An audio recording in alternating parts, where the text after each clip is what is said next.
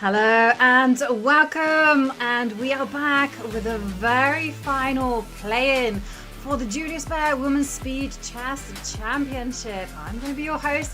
I'm International Master Ivanka Hausker, and I'm very lucky to have as a co-host for today FIDE Master James Canty III. James, it's going to be so much fun following the action, right? Absolutely. I'm glad to be here, Yovi. And the chat, we are going to see some extravagant chess today and lots of fun. And there's only a spot available. So I'm excited to see what happens. And the ladies are going to be very, very fierce today, coming out very hot and swinging, of course, with what's on the line for today. Yeah, absolutely. Everyone is motivated because there is a lot at stake. It's a place into the Julius Baer Women's Speed Chess Championship. And here you can see the format, 16-player field. 2 players have already qualified via Titled Tuesdays. 4 players are qualifying via the play-ins. And today it's the final spot, and 10 players are directly invited, including Ho Yifan, Ju Wenjun, Women's World Champion, and also Wei Charlie. So many big names in that field. James, it's gonna be so exciting. But for now, we gotta face what's directly ahead of us, and it is the play-ins. Now, let's have a look at the format for that. So first up, there will be a Swiss portion. It will be 11 rounds. Think of it like a Titled Tuesday at a time control of 3 minutes plus 1 second. And now here's the twist, because the top 4 players will be moving on to the knockout stage. And that's when things get extra fierce, because in the knockouts, you can't put a foot wrong.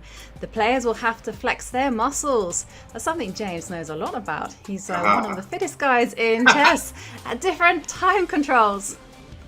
Yeah, different time controls too as hell, guys. Make sure you guys are flexing and playing chess at the same time. I highly recommend it. Don't try that at home. But secondly, of course, with the 3+1 here, of course, it's a Title Tuesday. These ladies are familiar with it, of course, with the 3+1. And now, of course, that 1 second increment is not as fast as you think it is, guys. And you can get in time trouble. And top 4 players go to that knockout stage. So you really want to be playing your best chess here, your best prep to make it to that knockout stage, because it's not even over even then.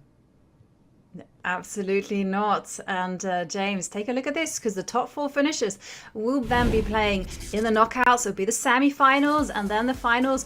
But look, they'll play 2 games of 5 minutes plus 1 second, and then time starts to decrease down to 3 minutes. And finally, it will be bullet that decides the match. And you know what? Armageddon, if the match is still tied. Which one of those time controls are your favorite, James? I'm not gonna lie, we play 30-second chess every single night. Usually, okay, maybe 6 nights a week. I love the bullet of chess. Of course, that's fun there. Anything can happen there. It's very fun, and that 1 second increment makes it not real bullet. So you do have to actually think. You can't be doing all the tricks you can do in bullet or 30-second, because that 1 second increment, you gain some time. You could actually lose on the board, not just on the time there. So that's my favorite part there. We'll see what happens when we get there. Yeah, the increment somehow gives you a sense of like a cushion, right? That you've got that extra 1 second, but we've seen so much drama in those closing seconds. At times, it's felt like a lottery. We've seen massive swings and turnarounds. But today, it is the final day of the play-ins. I cannot stress that enough. So much at stake. It's a chance to play amongst some of the best women in the world, if they get that golden ticket into the main event. Golden Oh, ticket. I like that. That's nice. Little yeah. golden ticket. The golden ticket, guys. The golden nugget, whatever it is. It's golden. Well, of course, that's gonna be nice. You're gonna be ready. You have to be ready too. That knockout stage is probably where the jitters start to kick in. Of course, yeah, you got to make it to the knockout stage. But even then, it's really not over. You're gonna have to bring your best game in the knockout stage, of course, because you have those 2 games, each 6 games. First to 3.5 wins the whole match, Yobi. So you got to be on your game. Yeah, you absolutely do. But before the knockouts comes the Swiss. 11 rounds of frenetic chess. It's going to be so much drama, roller coaster rides. We've got to buckle up, James, because we are going to be in for a treat. Waiting for the games to begin. They're Yeah, they keeping say us chat. on Are the Padawans in tenterhooks. chat ready? What's up, chat? What's going on? I see you guys. See the mods there. Shout out to you guys in chat. Are you excited? Do you guys have any fan favorites in chat? And of course, they're asking, are the Padawans in chat ready? Are you guys ready? Because games are going to be starting quite quickly here. I'm excited to see what happens. I'm a fan of seeing what openings are going to be played, etc. Right. And we have some big names as well playing. James, we've got Bella Kotanishvili, we've got Gunay Mamadzada. Everyone wants that spot. And there we can see the game. We're going to dive into the game between Bella Kotanishvili and she is playing Amina. I can't quite catch her surname, but we'll get there. I like how she just pushed this button. I'm a fan of this type of chess. Just do it. Just push it all the way down there. Like, who cares? You got to do something about it. And she has. Well, B6 probably. That's funny. Just push that pawn all the way down there. Engine says that black is better after E4. Wow. I'm not thinking. Wow. Well, wow, I guess you have to. E4. There we go. Fight D5 or D8. Yeah, Bella is pushing hard here, advancing the A pawn and now destabilizing the center with C4. The engine might say that black is better, but I kind of like white. I'm a fan of this too. A6 is already just, hey, I'm annoying you. I'm breaking up the center. Okay, we can actually take. That was a bad move. H6 is definitely bad. She finds it. White's already in the driver's seat here. Wow. Yes. And actually, how are you going to defend the pawn on E4? You don't. In fact, you probably should take on G5. maybe we could do Queen D5 though. It's possible, but Knight C3 is an automatic move. So yeah, this is gonna be ugly. Wait a second. There's some tricks. Man, this is getting spicy already. There's some spice on this one, guys. Yeah, and there we see black capturing on D4 as James predicted. Look at this bishop, Catalan bishop type style. This is something straight out of a book of Magnus here as 100%. Yeah, I would take white here just because of this Catalan type pressure that you have with the bishop being an absolute menace on the diagonal. Yeah, absolutely agree with you there, James. But she didn't take with a bishop. I was expecting that instead. Yeah, mainly because I loved what you were saying about this Catalan bishop. You want to maintain the pressure. But okay, doesn't matter. That is still there on the board. And questions for black. How are you going to deal with this rogue pawn sitting on A6? That's a good question. B6 is going to be annoying. But knight takes, so maybe I don't trade queens. Rook B8. Yeah. This is a natural move. Very nice. Getting out of the way. Now you don't really have this annoying pressure any longer. Yeah. Yeah, this queen on D4 is pretty annoying. And I'm just looking at some of the names that have entered into our competition. We have Anastasia Bodnarek. We also have Irina Bulmaga and Pham, who yesterday got to the semi-finals. She has a really attractive, dynamic style. So a lot of exciting chess.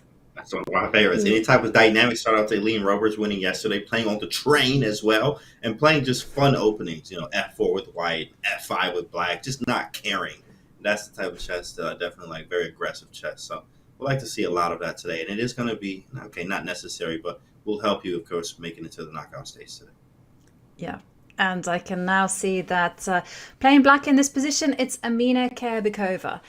And another big matchup on board too, James. Maybe we can take a look at that one because it's Gunay Mamadzada. And she's playing against Alexandra Meltsevskaya. And Gunay is around about 2,500, actually, or over the board chess, but a lower online rating. Curious, what was this opening? Some type of D4 opening. Maybe King's in. No, but then, yeah. How did you get to pawn? What was this? I'm just curious to know. Can I go back? Maybe a Caro-Kann? And, hold on, let's see. Oh, there. Yummy. Of course, man, she can smell it in the water. Oh my goodness. She has a Caro-Kann course on Chessable, guys, if you don't know. Yogi does have a Caro-Kann course, so go get that if you don't have it already. But yeah, like Caro-Kann, of course it is. She knows those Caro-Kann positions. Yeah, it was the structure that gave it away. But James, he's a resident expert on the Joe Bavard London, and he was giving me some tips for some potential openings to play at the Olympiad next month. Yeah, it's going to be fun. Yeah. We will be watching. Look at the Eva Margot up. Let's see what happens. Takes, and what is it, Queen H6 maybe? Why is this so good? Okay, takes. Let's see. Maybe Queen H6 is maybe really Queen nice. G5, maybe? These Queen are all C3. good moves. These are all great moves, I feel like. Oh, no, you're right, James. You can go d5, then queen c3, then it's rook a wrap. a1. Trap the queen. Ooh, and it's done. Yeah, that's a tough one. That's a tough one. That's GG if she's able to find it. But maybe she can go that's a queen tough c3 first, actually, now that I'm thinking about it. Queen c3 hits Threaten to obviously the trap the queen's queen, hanging. It's defending the then b3 pawn. d5. It's even knight g5. It's natural. I understand. It's a human-like move, but it does hang out this pawn though. Like this was a little bit too risky, I think. As the pawn's hanging, and then after takes, you can't even move anything. Like you can't move the rook, bishop hangs. So you have to you can't move the queen too far because the rook hangs. So sort of an oversight there. Oh, she has no time. That makes sense. 20 seconds. Yeah, that's tough. Yeah. That's tough. Well, c5. Tricky move, though. Threatening bishop c4, but all knight to d5. Yeah, bishop c4 anyway. I get a little bit of counterplay. Now I can move around. Rook e1, put maybe the rook on e5. Take on d5. Maybe swing the queen over to e3. Rook d3, though. Yeah, rook d3. Interesting. I wasn't expecting that, but 13 seconds for Gunay, and Alexandra's there with 45 seconds. Difficult to hold your nerve with so little time on the clock. Absolutely. Of course, 10 seconds, but you do have that 1 second increment, but that is not a lot of time at all. Okay, it's getting closer on time, though. She should feel a little bit better here. She meaning Gunay, is just getting closer on time.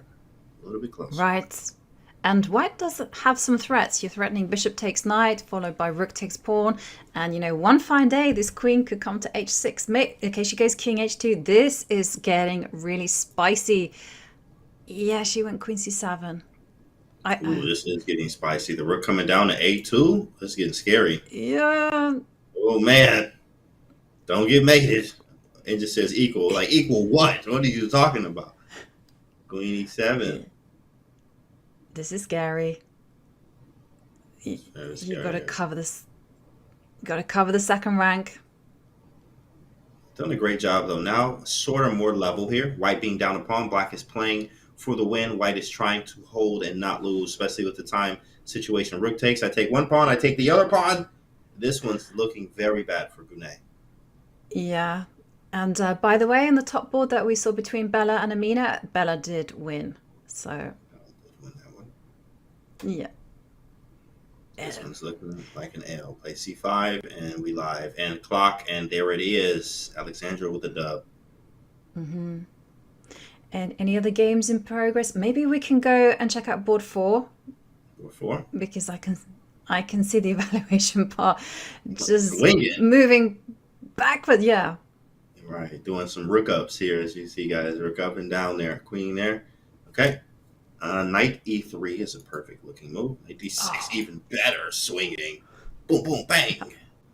Nice. That was a big win for Janela here. Big win. Yeah. Wow. That was huge. Strong. And Anastasia qualified for the semi-finals. She got into the final in the very first play-in. She's hoping to repeat that. This is her final chance. Any other games still in progress? Oh, look at Fam here. Fam is playing. Oh, she's just, this is just checkmate. Nice. Nice ending there. Check and mate. Any other games? Wow, looks like the rest of them are done. Is that it? Yeah. And there we go. Round 2. And off we go again. What game are we going to follow? Are we going to go for top game? Start with top and then move our way down. There we go. Okay. Got a modern defense. Very risky, but playable. Yeah. So this is the game between Alexandra Maltsevskaya against Bakhti Kulkarni and c3. Oh, that's fine. I don't know why it was given a question mark. The evaluation was a bit harsh. Yeah. In fact, guys, always remember the eval bar will always say that you're garbage, no matter what you do. Like even as you see it with the best players in the world, and they make a move and it's like question mark, and it's like hey, listen, it's a human. We're not playing humans here, is what they're saying. We are playing humans, but they're not. So that's how it is, guys. Yeah. That's how it is. Bar's like, you're trash. Like, come on, bro. Always. Yeah. And, we see Bella playing very provocatively c5. I like it. I actually do like it. Yeah, I like it too. if you don't get in trouble, I can just see stuff happening with knight e5, knight takes Mm, f7, mm. boom, boom. Whoa, look at Yobi with the Tactinos getting ready I'm here. as I'm inspired by you, James. Yeah, Oh, no, wow. knight g5. Yeah, I like it. Okay, Me too. Engine didn't like this, obviously, but maybe bishop g4. Bishop e6, this, queen c7. yeah. Well, maybe black is just going to go b6 and then bishop b7 and oi, oi, oi, knight Oh no, e5. it's coming, Watch Yobi. out. You can smell it in the water here. But actually, knight g5 will be a little bit stronger first, because there is some bishop e6 ideas after a knight f7. We need a very good follow up. Can't play here. You may see a b4 at some point. Knight can go to e6. White definitely has some chances, but black has to be super accurate. Yeah, I agree.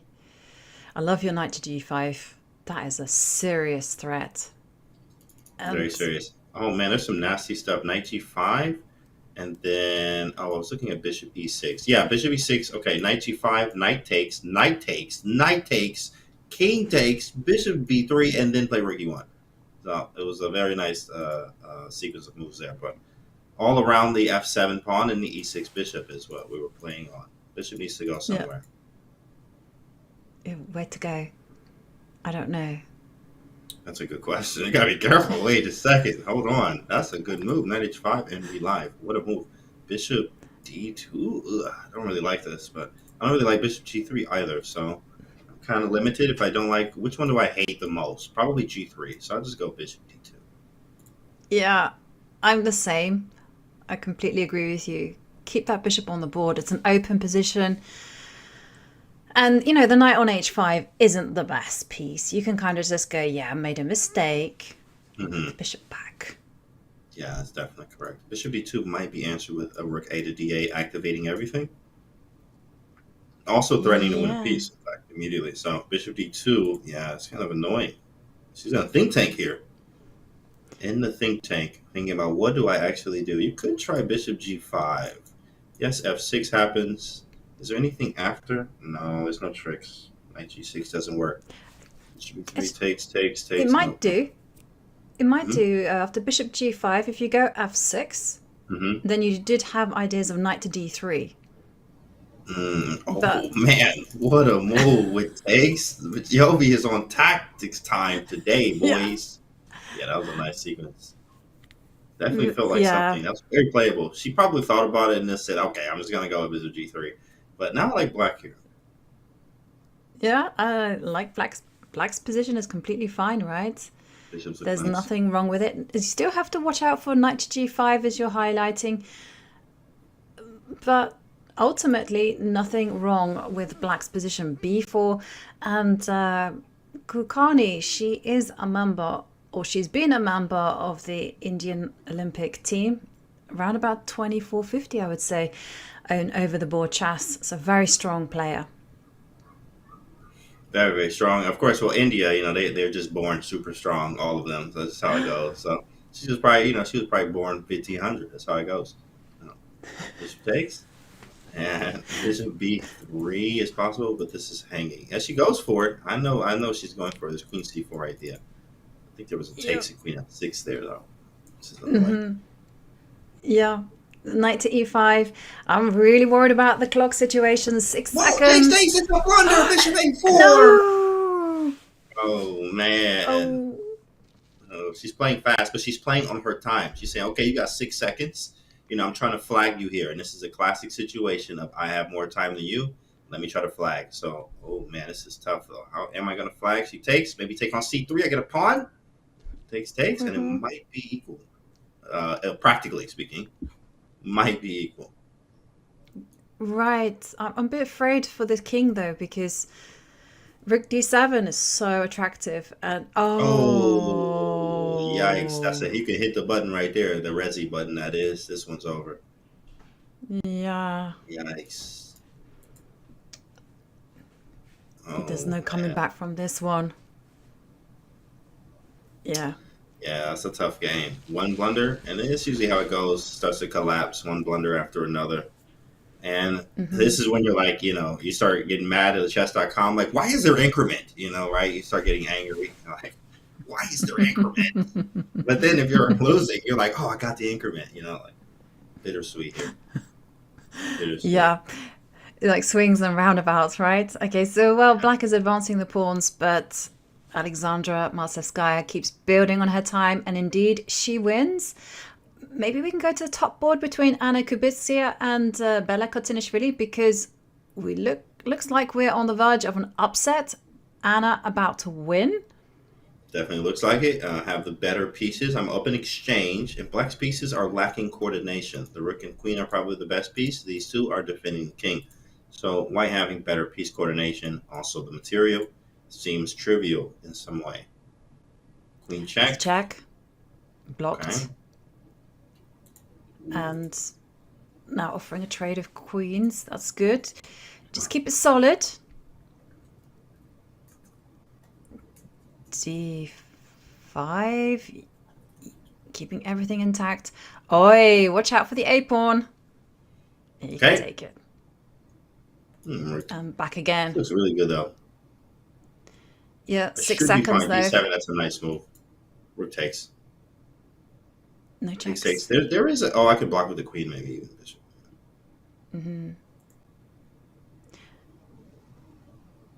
Yeah, there was a check. There was a check. King G1 played. Yeah. Rook takes. Oh, Tactino. Oh. Dang. GG. Beautiful. And there, Anna Kubitsa wins against Bella Kotinishvili, who's our top seed. Wow, nice tactic there to finish the game. Any other game in progress? Yes. This is interesting piece imbalance here. Yeah, this bishop's ugly, though. It's like not really a piece imbalance. Okay, and if I get this pawn, how am I going to do that is the question. Oh, well, wait 1 second. The bishop's moved to E8. Queen D7, target F7. Oh, that's how. Yikes. Oof. Heat. And there we see a win. And also, maybe we can check on Begim against Shirali. Begim coming so close yesterday, getting to the finals. There we go, guys. She should definitely win this one. Of course, let's see the technique. Cut the board off some more. Doesn't matter how you get it. It matters if you got it done. And she's going to get it done here. She's going to get it done. And there it is. Checkmate. Great job from Beckham. Yeah. Great job. Wow. Round 2 in the books. Absolutely You're is. so fast, Yogi. You're already at round 2. That's 3 now. I mean, I tell you, it is lightning speed when it comes to the Swiss. And there we can see a whole load of players on 100%. Marcevskaya, Arina Bulmaga. We have Priyanka, Nutika, and Osmak. So many big names. And, well, I see James has pulled out my favorite opening. Oh, wow. What chapter is this, Yovi, in your course? In fact, what do you recommend here, Yovi? Are they playing the correct line? And, yeah, well, I don't recommend bishop to g4 in my course, but I do play bishop g4. I think it's a great system. In my course, I go for just simply capturing and then knight to d7. Ah, okay. And going for like a Karpov variation. And here, oi! Black is getting greedy, grabbing that pawn on d4, inviting white to establish a tornado on the board. Big threat of queen to e5, simplifying, getting some trades. So white has to be careful here, because if you allow that, then black is home and dry. Yeah, no, I think white just definitely messed this up. I'm just down a pawn, and if I'm gonna be down a pawn, my logic to it is okay. Let me at least castle queenside to say I'm going for mate. At least I have the bishop, so right. So they say the bishop pair is compensation for at least one pawn. But, I mean, not in this position here. It's a very clean Caro-Kann. I mean, no weaknesses in the pawn structure. Yeah, okay, I don't have the bishop pair, but I'm up a pawn, and going to an endgame is going to be easy for me. Pawn kingside majority here. I can create a pass pawn. I'm good. Black, this is a dream Caro-Kann here, and I don't even play the Caro-Kann, Yogi. So this is nice for black. It is nice. You just reminded me of something that Mark Dvoretsky once told me. He said chess players can normally be categorized in 2 camps, the mathematicians and the scientists. Oh and the wow, Street Fighters. that's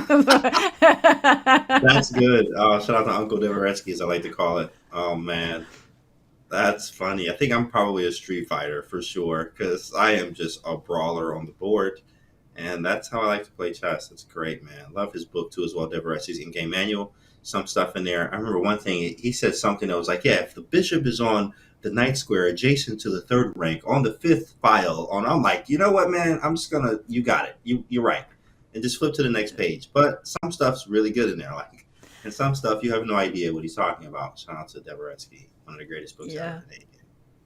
Absolutely. And well, you mentioned brawling. There's a brawl, there's a street fight on the board Mm. because look what White's done.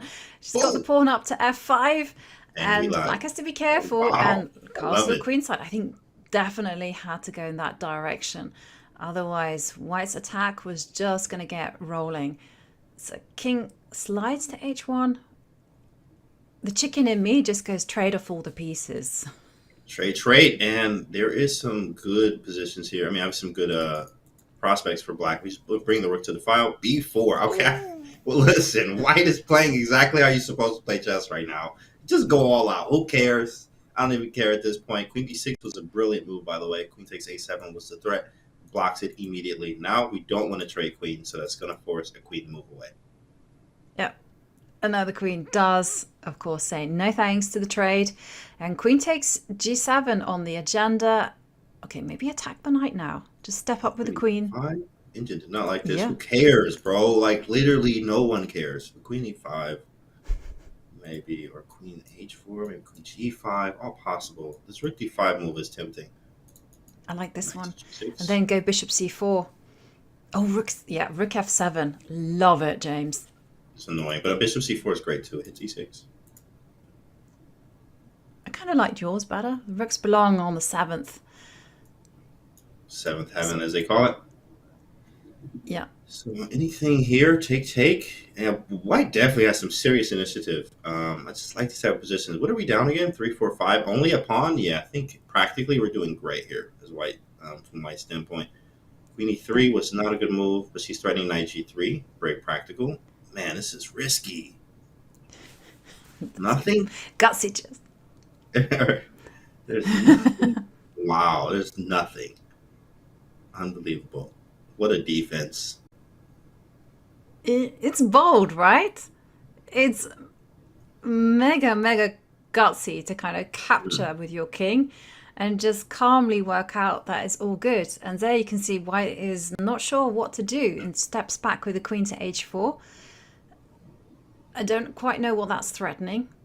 Maybe she I'm just trying to see wants why to the go rook engine gave up on her. f1. Oh, rook F1 for F7. Yeah, definitely. I'm wondering why the engine's like, yo, this is all out. Like, game over. Are we missing something? Knight G3, King H2. I don't know. I don't actually know what they're saying. It's -2 right now. Like, that means something. Let me just see what they say. What are they saying? Queen F4 is just GG. Oh, I guess because you're forcing the trade. Wow. Yeah, that's crazy. Dang. Yeah. It just seemed like it was And something more. Yeah. yeah, and I was just going to say it's not that clear, right? After queen f4. Because you're looking at queen takes queen and then rook Rook f1. F1. There's pawn E5 there, but in G3. Knight H3 though. Rook F7, King B6, A4 threatens mate. What is that? A6, so I'm out of there. Okay. King B6. Wow. I was not expecting that one, Yobi. King But B6. White was chill. White just went a4 without Right. hesitating. Running for the hills. I'm getting out of here as fast as humanly possible. That was the line I calculated with queen takes, rook F1, E5, G3, knight takes, rook F7, King B6, and A4. She has A6, which was played. Knight F5, played quickly. Okay, I just move the queen. What, where? Only, shoot. Do I have to go here? Oh, that's queen F4. Oh, this is over. I got to trade can take queens. All right, queen G4. Oh, I see Yeah. this one. This is kind of annoying, though. Knight Knight E3. to e3. Mhm. Knight e3, and there it comes. Resignation. No, queen Some beautiful defense there from Alexandra. I like Very the way how she just went king b6. E4. King E6 was an awesome move. I'm not gonna lie. Is this? It really throws you off too. Oh, that hangs everything. Game over. Yeah. Pawn takes pawn. No, she just throws in a check. Like, black is just simply a rook up. Oh, Oh, clinical. get him off the board. Get Very him off efficient. the board. Very nice. Carol Khan, look at that. Make sure you guys go get Jovanka Hauska's course on Chessable with the Carol Khan. This is a Carol Khan win here. Yeah. We've got to balance things out. We've got to find a job of our We got to London find some next. Jobava Londons in here. I know some ladies in here are playing Jobava London. He was played in the candidates, of course. Vishali lost to I forgot who. I think Tan in the Jobava London. So Oh, but White is fighting. definitely fighting. But there's just no way to touch the h7 pawn. And yeah, of course, the e pawn, that's a killer. So Okay. Alexandra wins, moves to 3 points out of 3. And I can see she's joined there with Yulia Ozmak and also Zhubenkova. Oh, knight f3. No, that didn't work. Rook c6. Oh, rook c6, knight f3 takes. It was winning. Wow, but you know you're gonna see that in 3 seconds. Possible, but very difficult. Chat says, can Yovi explain where her handle comes from? The little hat. I think we all want to know that. In fact, the little hat. Where is this from? In fact, what hat and what is the little hat are we talking about here? Yeah, it's basically comes from a time where I didn't know whether to use my real name on Twitter or whether I should be using a handle. And since I used to live in a place in Norway called Lillehatten, which means the little hat, Nice. yeah, The that's little where hat. it came from. Oh my goodness me! I thought that there was a blunder, but there wasn't. It was all good. Yeah, it's all good. It looks like it. But it'd be very nice to this was a back and forth game, of course. And you see how they're gaining time. That 1 second increment definitely helps a lot with the gaining of time. So that's what's going on here. Yeah. Gaining time should be a draw. And I say should be because weird things happen when the time gets low like this. And if you pre-move, we put the rook on the wrong square. Strange things tend to happen. But here seems to be very, very easy. Very easy draw. Players playing super quickly as well, getting more time on the clock. Mm-hmm. There we see Priyanka. She knows exactly what needs to be done. And there you go. It's actually one of the worst pawns to have as well, because the G pawn, you can even set up the back rank defense with the white king on G1, the rook on A1, and black doesn't have any room to maneuver there, and it's still going to be a draw. It's very nice that she's finding the third rank defense, as they call it. And of course, this is a classic Philidor position where we just kind of wait for that pawn to push, and we bring the rook to the last rank and check into oblivion. So just kind of waiting around, waiting for that. Or 50 move rule. Well, not anymore. Pawn has been pushed.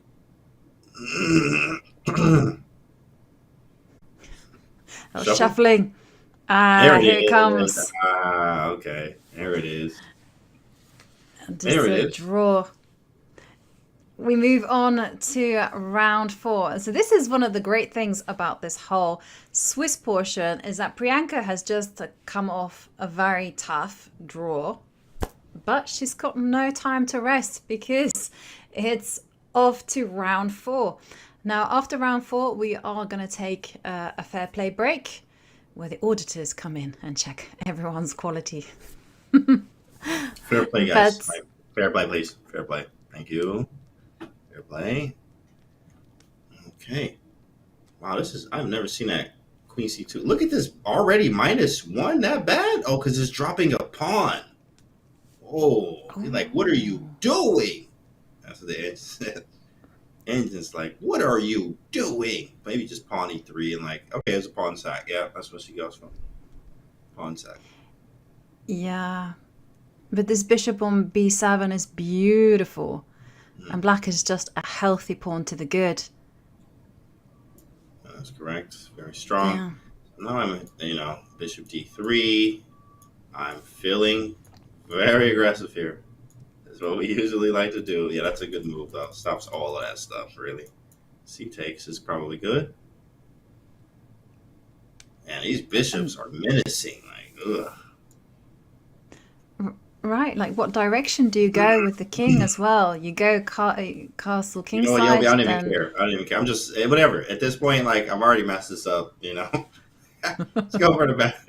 But I mean, this is gonna be ugly because you can't even stop A3. Like it's just rough.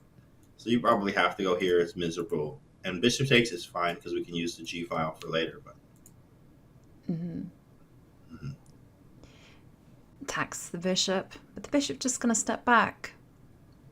You can put it on d6, not a problem. E7, also good enough. Bishop 3. There we go. Bishop's pointing. Wow, time flies when you're watching chess. Right, man. We on round 4 already. That's crazy. Like it really is kind of crazy. We're on round 4 already. Yeah, it just whizzes past. So, oi, oi, oi, rook to d1, setting up sneaky bishop to h7, but of course black sees that, queen to c8, setting up a pin. Maybe move out of the pin. Yeah, I Queen like on queen b7, b2. Oh, but wait, the knight on a4 doesn't have so much squares, so be a bit careful. Yeah, it could have been some annoying things there. Knight c6, you played that too quickly. I am definitely castles is fine. Everything's aiming this way, so you just need to really launch everything open with a G file. Push bishop back to B1. Get out of there. Tuck and roll with the bishop, as I like to say. There it is. Yeah, what to do next? It's very difficult to come up with a way for white to generate some play. I mean, because actually b5 is now a serious threat. Oh, it definitely is. Whoa. Oh, That hang on was a crazy. second, couldn't she have done it? Yeah, she could have played it, but I think the issue. Oh wait, I had take and rook c1 and then move the knight back. But that was just like a Mm-hmm. lot of moves to play just to get that knight back in the game. Like we had to play like 3 back to back. Almost feels like must play moves. In fact, Right, forced and rook c1, maybe well, queen bishop d. takes knight. Bishop take knight. Either knight is a threat. Yeah, Queen b8 move is the a bluff. queen Bishop b5. anywhere. I mean, queen Queen d7. d7. I mean, I could. I don't know if I should, but I could get the 2 for 1. And then she goes for it. Do I tuck and roll or do I take? Is the question. Let's see. Take it. I like it. Yeah, Take I it. like taking it too. Take that. It's like why not? It's not my pieces. I'm not doing it. So yeah, definitely take it. See what happens. Yeah, well, knight e5 came and the queen hides herself on e8. Don't be fooled. The queen actually has a lot of potential from this square. She's hiding away for the time being, but she can rejoin the game via b5. And in fact, that's something that white will have to be aware of. And black is just simply a pawn up. Yeah, I'm just a pawn up. My bishops do look nice, but I am a pawn up. This knight is out of the game. Did that just happen? I know I didn't do that. Okay, yeah. Oh, She did give it up. I was not trying to do that one, but she's going for the counter play. Now she has to worry about bishop a6, a counter threat here. Played. Wait, is there a knight? Hold on. Tactic oi, senses oi, tingling. oi. Tactic senses are tingling. Takes, but there's like king h8. She probably might go for it. I think It's it's a possible. great shot. She's losing Yeah. anyway. Just throw the whole kitchen sink at Throw your it out. opponent. Who cares? Yeah, takes and takes with the idea of queen f6 if gh. So, and if the king moves to h8, you could go back, take the rook, and then figure out what to do. But no, that might lose. Queen d8. This is hanging. There's too many pieces hanging. So there's a lot going on. Yeah, She but doesn't don't go talk for it. yourself out of it. Oh, she does. She goes rook c1. I think she had to do this because now she's going to Right. get beaten back. Rook Ooh, takes bishop f7. d6. Bishop takes Yeah, she probably should have knight. went for it. Dang.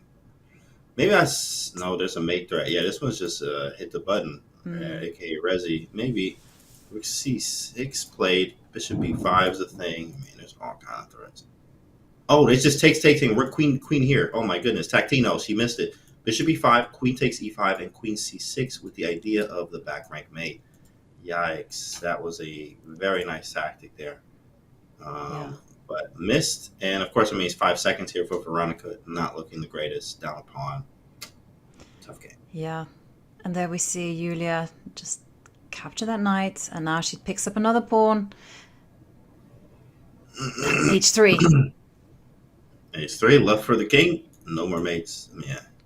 No more back rank mates. So this, yeah, I still have some chances. I got pieces on the board, and I mean, hey, you just gonna have to go for it, like Hail Mary, right? You do whatever we can. There's also like back rank ideas, like say for instance rook d5, rook Oh c8. yeah, This bishop on b1 is sleeping, but it sneaky. is in the game.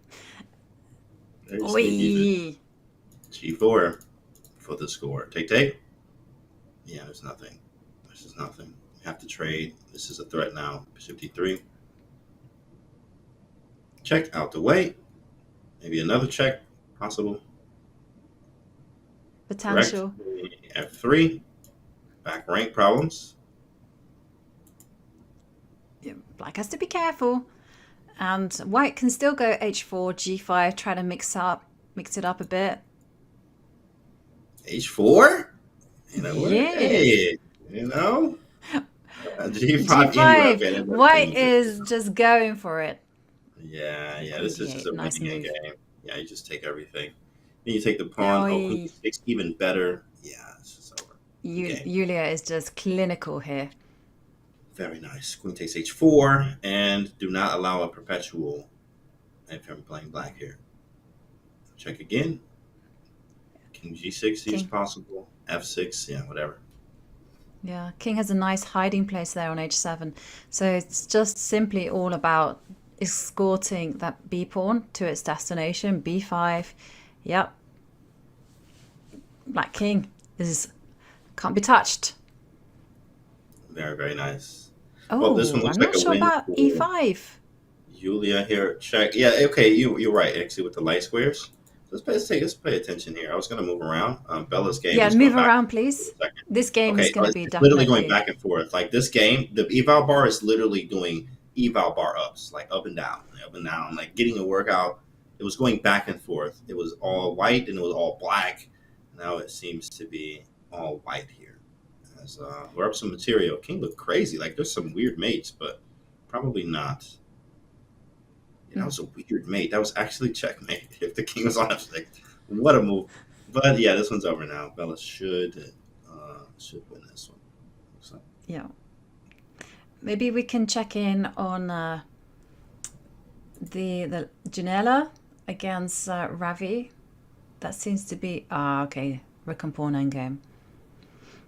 Don't go king g3. Careful, yeah, king g3 made it one. Oh man, that would be insane. Check. We've all been there. Check. We've all made that kind of mistake. Oh, the black king is gonna run for it, but no, it is a draw by repetition. Wow. And wow, crazy. 4 rounds of chess. So let's take a look at the standings. I mean, you kind of said it. The games are just whizzing past. There's so much excitement on the board.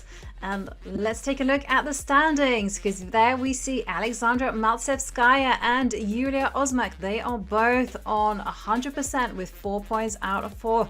Now, 1 point behind them, there's a whole load of players on 3 points.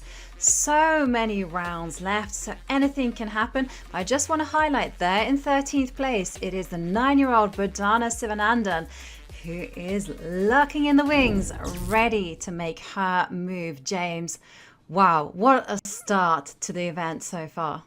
Absolutely. Of course, there's so many things going on. It's hard to even keep up. You look at one game, then you're like, oh, let's check this game. It's just so exciting. Adrenaline rush. Hopefully, you're feeling that at home as well, as we have so much more chess left to come. Yeah, and we are going to go on a very short break, but don't go anywhere, because when we come back, we'll be finding out who is leading the pack, who will maintain the pace, and who's going to get left behind. And you don't want to be missing that one.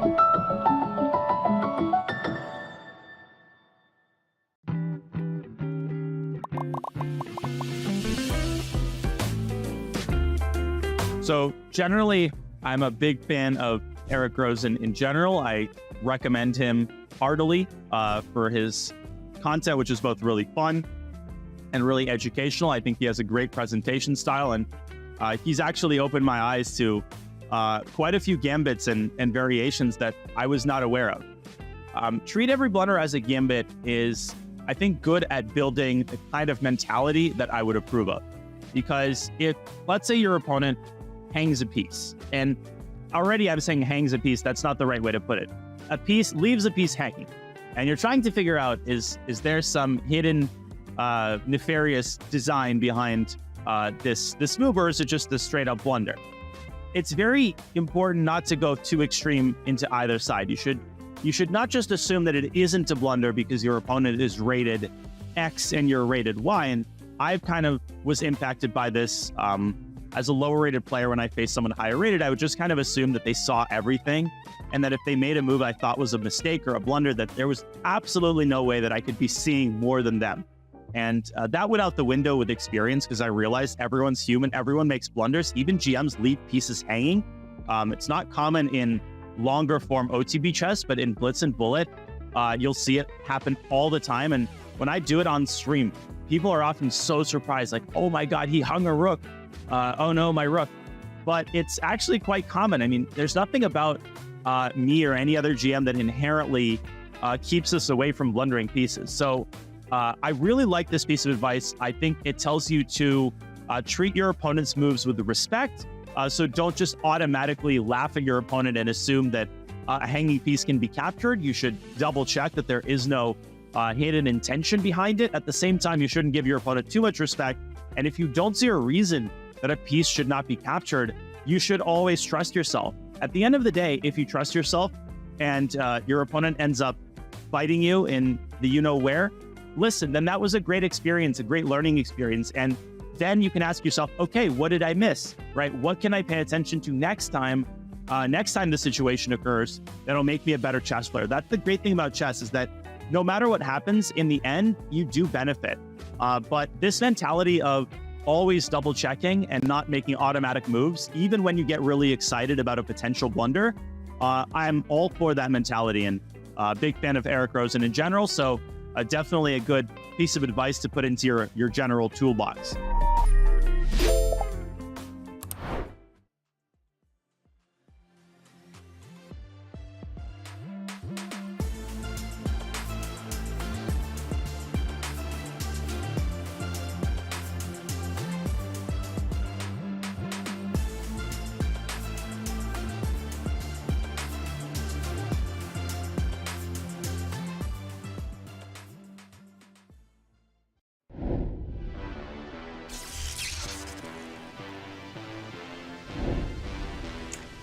We are back, and it's soon going to be round 5. 7 games remaining in the Swiss portion.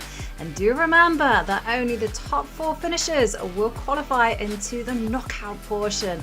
I'm here with FIDE Master James Canty III, and so far it's been entertainment all round. Right, Canty?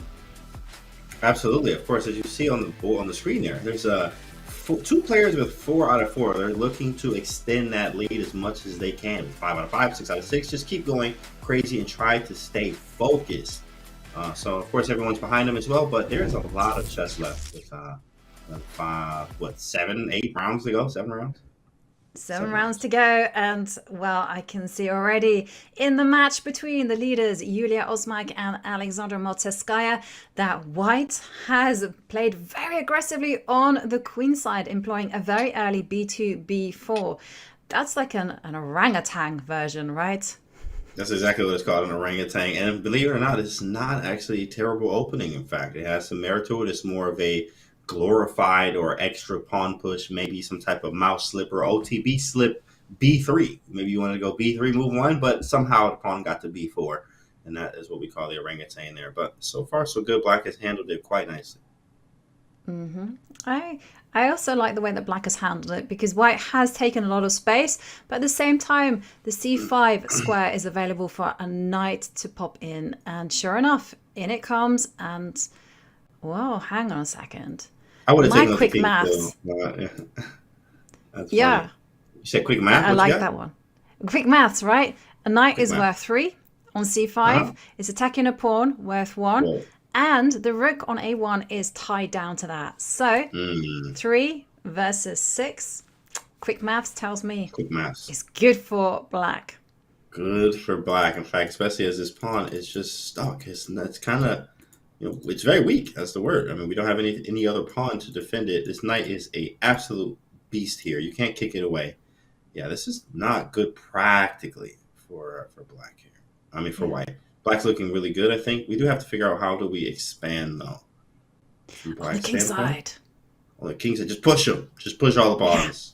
Who even cares? h5, Just put it in. h4, H5, h5. H4, H3. Yeah, yeah. G4. Yeah, this is very good. I like rook b8 stepping out of the diagonal. Mm-hmm. Maybe gonna lock down on the queen side with b6. Oh, I mean, maybe you don't even need to. Rook c1. Oh, here it comes. H5, H4, H. Oh, okay. Well, it's Oh. like psych. Try again. Yeah, I heard you, Yobi. Not today. H4. Okay. Yeah, this is a good play from both sides here. Black definitely is for favor or for choice, as this knight is dominated kind of by this knight here. Knight b3 is going to be super annoying. Yeah, knight b3, knight d3. Oi, oi, oi. And there we see Matsevskaya. She's not afraid. She pushes even more on the king side with g5. Bishop comes in, attack the pawn, but just step back. Chat says, Not what a is that big king deal. doing? Well, that's a great question, chat, from Sambuca. And chat says, what is that king doing? Well, the king, in the book, it says that you have to lead with your king. That's what the book says. So, the king can do it by himself. And don't try that at home. But the king is trying to work as much as he can. Obviously, here it's kind of funny. No, but the king was a little vulnerable. That's why she moved it back. House Chess, of course, taught me the carol. Nice, man. That is awesome. Look at that. That's made my day. Thank Look at you. that. Come on. And there was a Great big job. threat on the board of black playing c6, trapping the bishop, but that's why white played knight d4. All is well. But what about this pawn on h3? It's gone rogue and it's doing its own thing. There are some potentials of h2 here, but gotta be careful. Right. You can just see, you can just smell the tactics here somehow. But it's at risk of just getting corralled. Like, you can see a universe where white gets an f3 and g4, kicks back the bishop, and then... Yeah, bishop e4 might be f3 immediately. Yeah, well, we'll see. We will see whether it's an asset or a liability. For the time being, unclear. And 40 seconds for black. She really wants to get in c6, or threaten it at least. But king h2. None of that anymore. Pretty strong. Yeah, I mean, some shuffles. Like, I love this rook a3 move because it kind of just restricts this whole file. You might even see e4 yourself and rook to f3. And then who's winning now? Like, whoa. Oh, that's a massive threat. Pushes Bishop the f3. bishop back quickly. Understood the threat. Understood the assignment. Take with the a pawn. Maybe take. Well, that creates a pass pawn, so probably not. But then it's weak. You're lost here. Like, well, what do you do? Yeah, I get it. I get it. A pawn's here, but you got to do something. And e4. Your idea. Knight can come into c6. Oh, black is losing the thread of this one. Nice c6. You got your rook coming to f3. Oi, oi, oi. This is really, really dangerous now for black. She's lost control. I'm trying to get some play, but yeah, there's nothing like this. This whole configuration here, especially with the bishop, the c6 square being weak, really nice for white. Bishop c6. Ooh. Knight takes Question knight. mark. No, but then bishop takes bishop. There's something with this, but there's no mate though. Okay. Whoa, evolve Okay. our shift. What is it? F4 played. Knight F3, king takes H3. Gotta take him. I don't have to, but that's a risky move. King takes is a scary move to play. I'm just gonna be honest here. And look at my rooks; they feel terrible. Like G4 played. Rook G5 played it. King takes. Careful when you put the king. Knight to e7. Oh, 97! These Sorry, nights I here, shouted man. that one. No, definitely. Maybe she would have heard it before. Yikes. Yeah, it's all gone wrong for Alexandra, but for Julia, she just coordinated her pieces so beautifully when she was under pressure. Now she's just aligning the rooks, putting pressure against the knight. But the Black King's so active. Maybe Maltskaya can still keep the game alive. Well, it's going after the A pawn. T6 hangs. There's one. There's also a king f3 coming up. Check first. Maybe I take on b6. Maybe ring d4, right? Don't let you have anything. Now king f3. Step up a little bit. Okay. King f2 is threatening some type of mate. Okay, king is active, man. How about you know what? Just forget it. I don't even care. Like, this king is too active right now. This king is the strongest king I've ever seen, guys. All right. It is really scary. So I think I go king f3 first, and then your idea. There. And then snatch one and snatch the other. Look at this king. Like, oh my goodness. I understand. I completely understand. King was insanely strong. And there we see Julia wins. Wow. What a game there. It did look like Alexandra had the upper hand, but Julia was the one held her nerve. And, well, we do see that Gulene Aydin is beating Bella Kortesnashvili. Queen against rook. Queen always, well, not always, but 9 times out of 10 wins. Very nice. Check. Should be a clean one. We have to obviously get closer to the, there it is, king and rook. And this one is going to queen e5 wins on the spot. G and G. Good job. Yeah. Fam winning. We can check Fam Fam. crazy. She just been winning. Is she 4-0? Let me check. Where's she on the leaderboard? What point she got? Oh, she's 3. She lost 1. Well, she got 2 queens though. 2 queens here. What else you need? Oh, hang on a second. Rook takes bishop. Oh, no, it's check. Yeah, it was check. Oh, that's it. There it is. Great job. 1 game remaining between Rani Rekshita and Cecile Hosenort, but this one is all in White's favor. No more games left. 5 over. Man, so fast. On to round 6 now. On to round 6. Completely. And you can see Julia there is with 5 points out of 5. Alexandra Metsaskaya and amongst many players on 4 points, including our 9-year-old Bodana Sivanandan. I'm going to keep highlighting her because she's now my teammate of the English Olympia team. Okay, here we go. We got a French defense with the early queen b6. If I ever play against the French, I always like this bishop d3 line, which is sort of the Milner-Berry gambit. I have crazy games OTB with this. Castle, this is a more neural network way of playing it. It's castles first. You could also play pawn takes the old way. This can is pawn takes, knight f5, bishop takes, b4. Yes, it's all theory. Well, Anastasia, she's an incredibly aggressive player, and she just thrives in gambits, in lunging forward with her kingside pawns. And here she's just like, hey, I'm gonna give up material. There you go, pawn has been sacrificed. What's her plan though? There it is. The great question, in fact, takes... believe it or not. Knight takes d5. Oh, that is possible. No, e6 in here. Really, a lot of times it's about keeping this pawn on e5. I do understand bishop b2 here. It's more like saying you don't really feel the pawn, is what the books say. You don't really feel that you're down a pawn. Idea is she's going to go h4 next. This is like all Milner-Berry gambit stuff. h4, the knight could go a4. You go rook c1 as well. There's a knight b5 to d6 type ideas. There's h4, and usually the rook moves, so it can go to f8 in these cases. Right. It's kind of more positional. I didn't appreciate that. Somehow we've always associated gambits with just fireworks. But here, yeah, f5. Well, black has reacted. That's E takes f6, h5. tempted to go h5 just to push that knight to h8, but then H8, I yeah. guess it doesn't do that much. Ah, no. You're a streamer, James. We need to play a streamer move. E takes f6 en He takes passant. F6. Yeah, this is forced, by the way. In fact, the book says en passant is forced. So as the chat says, no, en passant would be nice. She doesn't go for it though. En passant was very possible.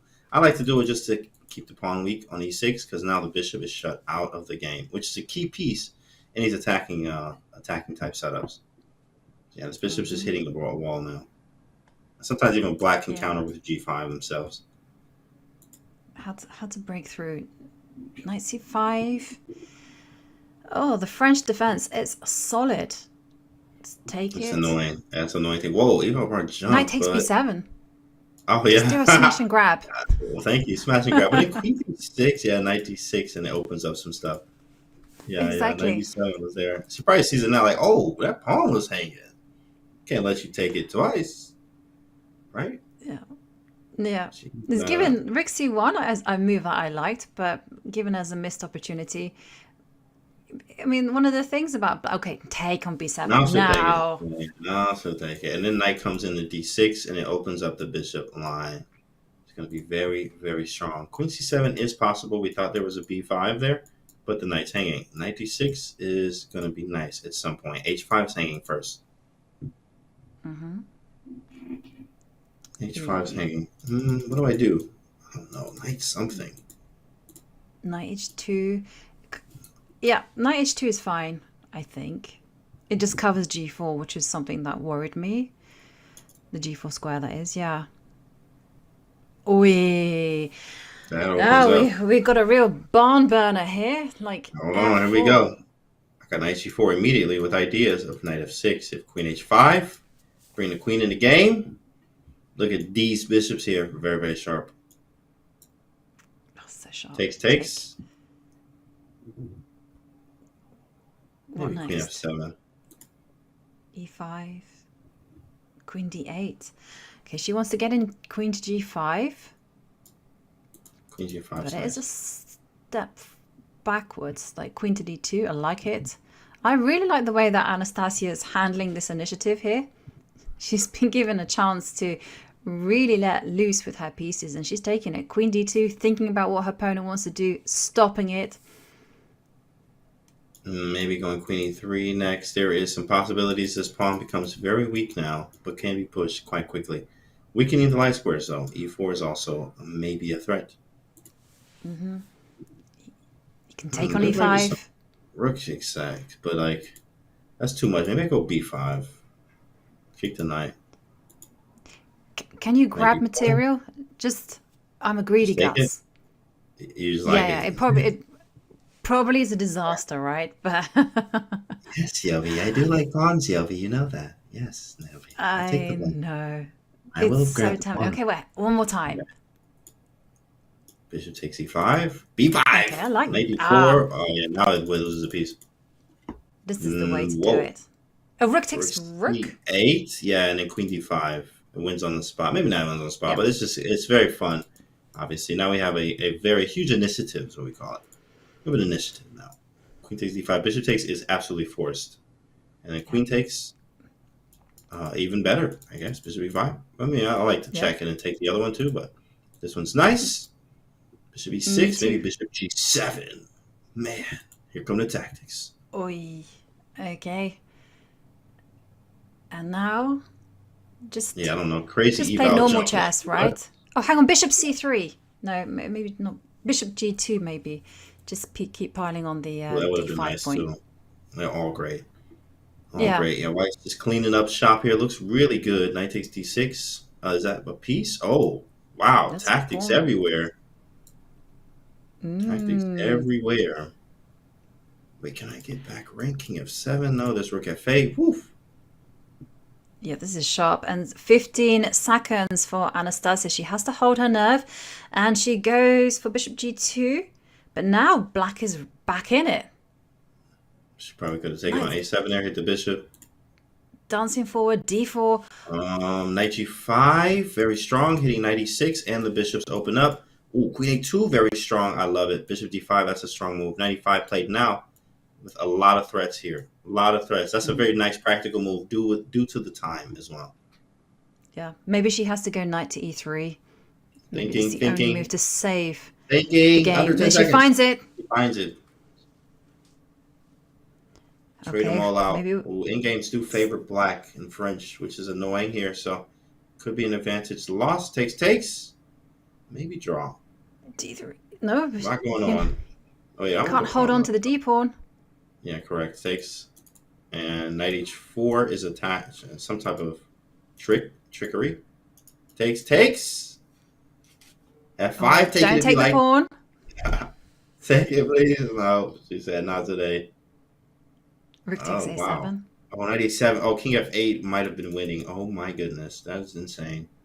Push. We got to pass her. That might be a wrap, boys and girls. That might be a wrap there. And flag. Woo. What a game. Woo. A lot of that emotions means there. Yeah, totally. And also means that Julia has lost her lead. She's now on 5 points out of 6 alongside Anastasia Bodnaruk. And there we see that Marta Fierro-Baquero is also in the pack for 5 points, as well as Veronika Shubenkova. Oh, this one is over. Yeah. The full one. Whole rook. Should be over soon. Mm-hmm.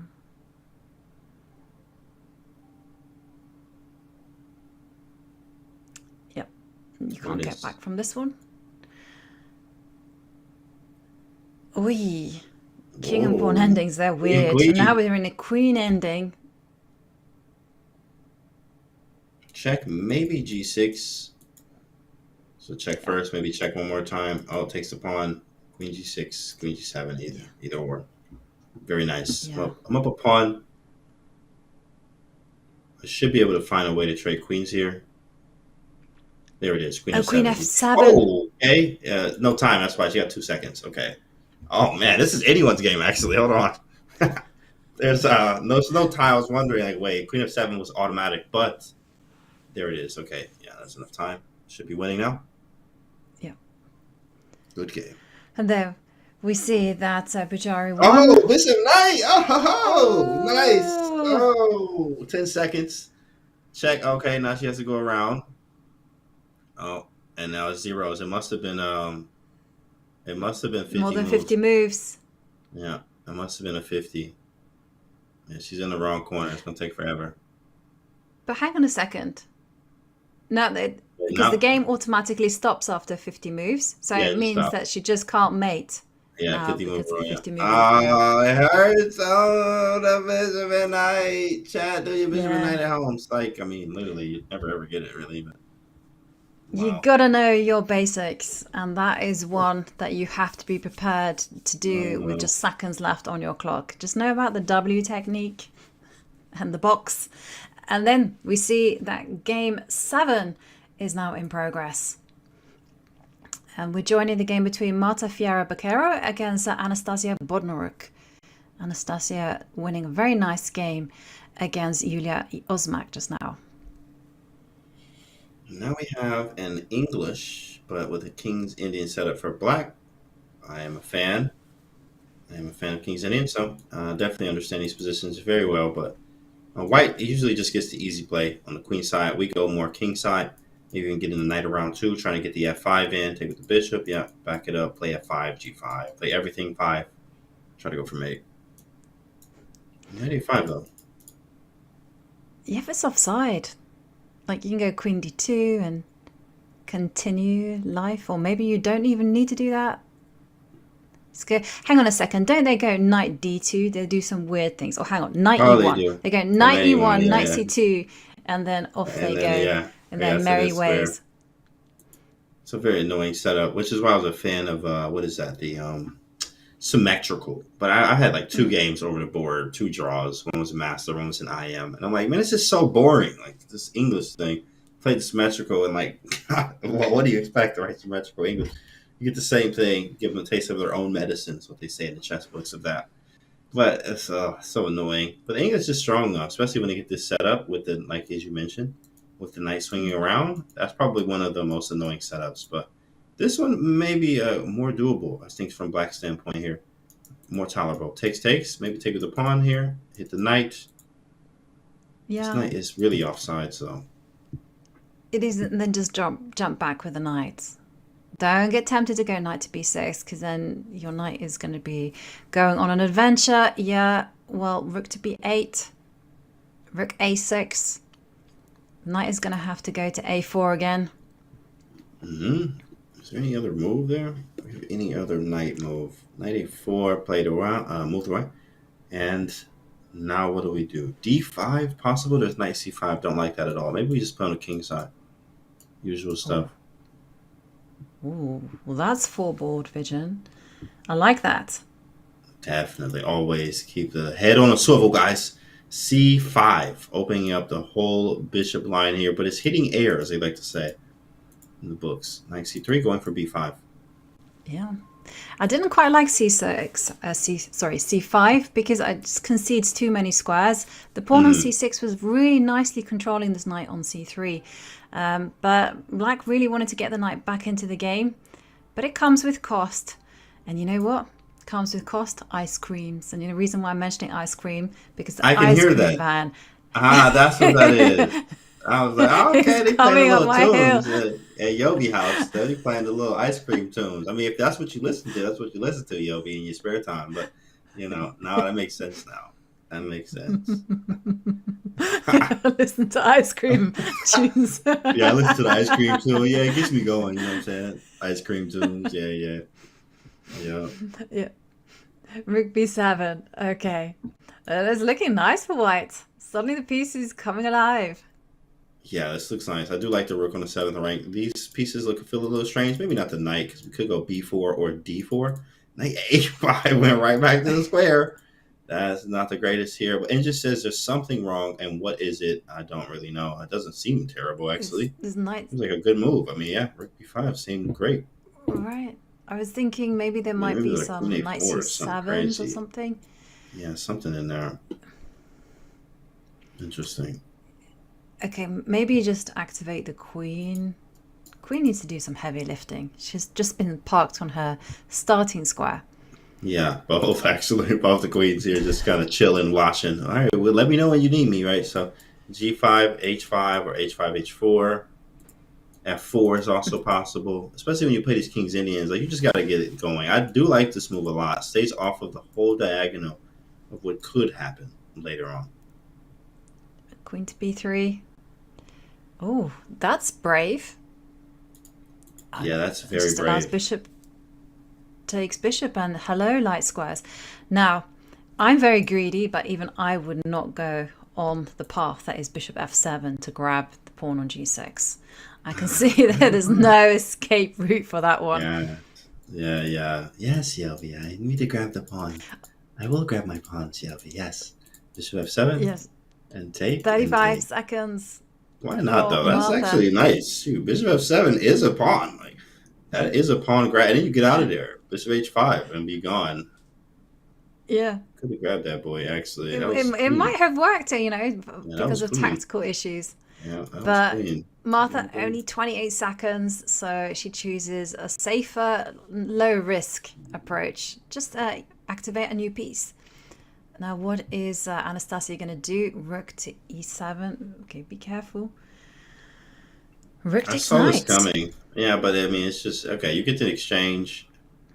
How do you create more pressure is the question. Like, where's this knight going? And if it's on c3, maybe you go b5. Here we go. Knight f3. Okay, well, black is also lining up.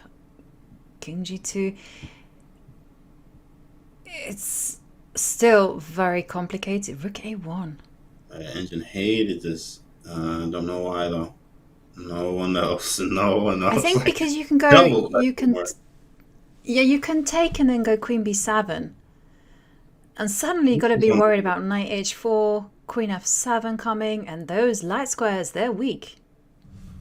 Maybe go queen f6 and just kind of deal with that. I mean, my bishop is quite bad, I'm not going to lie. What an exchange sack. Looks like it's working out, but also time is getting lower. Time is getting lower. That knight h4 idea is nice. A queen f7 allows queen f, or a queen f6, same idea. Yeah. Trying to trade. Maybe now Might be Or for okay. another trade. Oh no, you can't. You can't go Yeah. queen f6. Queen to g8. Whoops. Ooh, guys. Sheesh. Yeah, that's a scary one. That's a scary one. There's also this idea of h4, h5. Played h4, trying to play h5, break this all up.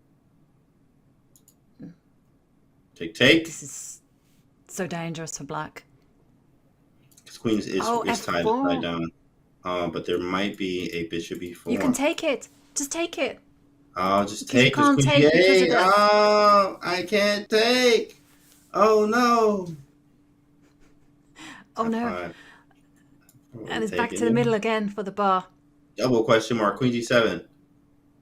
Yeah. Just push. Queen check.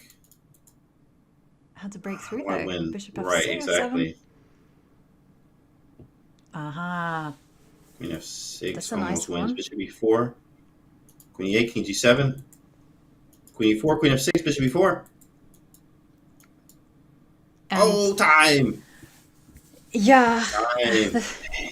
Woo. Well, These nice game there from Marta. Yeah. And this is the game between Julia Osmak and Priyanka Nutaki. Looks even Stevens to me. But no Definitely time. even. With these knights here, oh man, anything can happen with the knights on the board. As crazy as this gets. Knight g4 check. Got to move the rook out the way. Played. I feel like something's going to happen. I can just feel it. Time's getting low. You can feel it, guys. Something's going to happen. This is a dead draw. Should be. But someone's going to get flagged. Completely agree Something's with you gonna there. happen. You can just feel it, like moving quickly. No time. Here. Oh, that flag! It hurts. The pain. Oh my goodness, that hurts. Wow. Yeah, and that was the 7th round. So we now move on to round 8. We're getting close to the end, and do remember that only the top 4 finishers move on to the knockout portions, where the players will have to flex their muscles in different time controls. And okay, now this is between Veronika Shabenkova against Marta Fierro-Becerra, a strong international master from Ecuador. Is this a Grunfeld? No, it kind of is though. But there's pawns already gone off c5. I don't know what. Now it's like a Caro-Kann. It's like a Caro-Kann now. Yeah, now it's a Panov Caro-Kann. Botvinnik. Panov Botvinnik, 100%. I was a big fan of that, but somehow Black already went a pawn here. Yeah, White just kind of bossed this one. Got to move away, and I'm taking on d4. Takes, and we're gonna have to play down lay pawn. Yep. How's that? Yeah, because normally you get like some rookie ones and something. So it's all kind of gone wrong for White.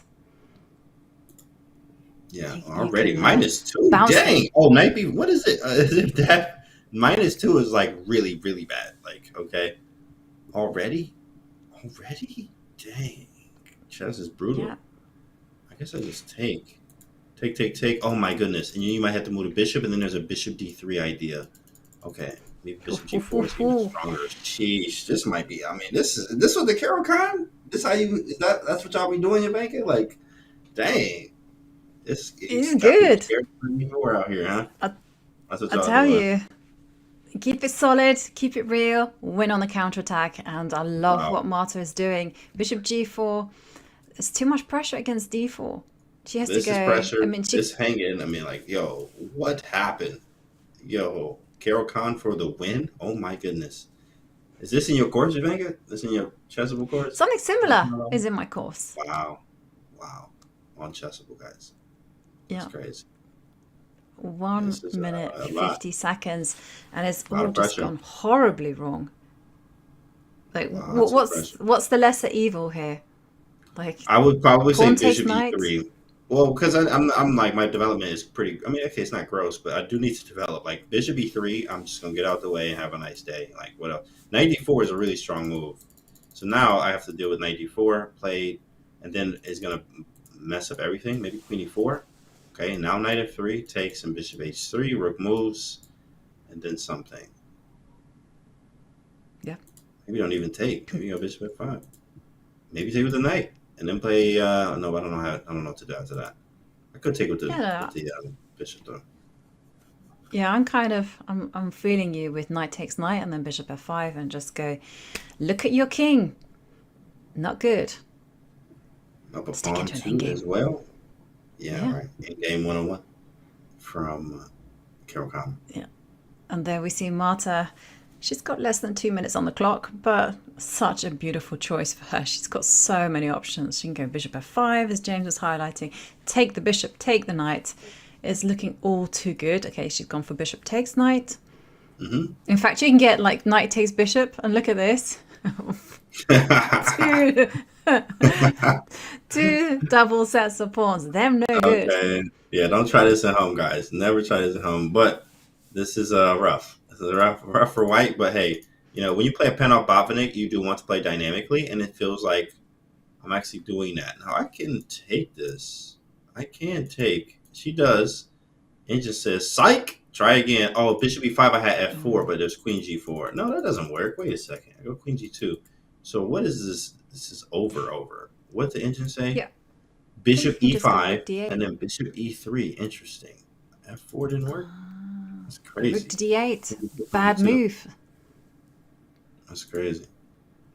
Bishop e3 is a miss. That's fine. Who cares? Now, this is sort of pen on Botvinnik for sure. Like with the, I've seen these type of positions where white was like fighting. It's okay. Black still in the driver's seat. Feels a little better for black. Takes. Bishop e5, f4. Oh, it didn't work. Bishop e5, f4, bishop c3, and then you go queen g4. Oh my goodness, that's crazy. That's some nuts stuff, bro. Whoa. Here. Sorry, here. If it gets there, it will be the hero. Yeah.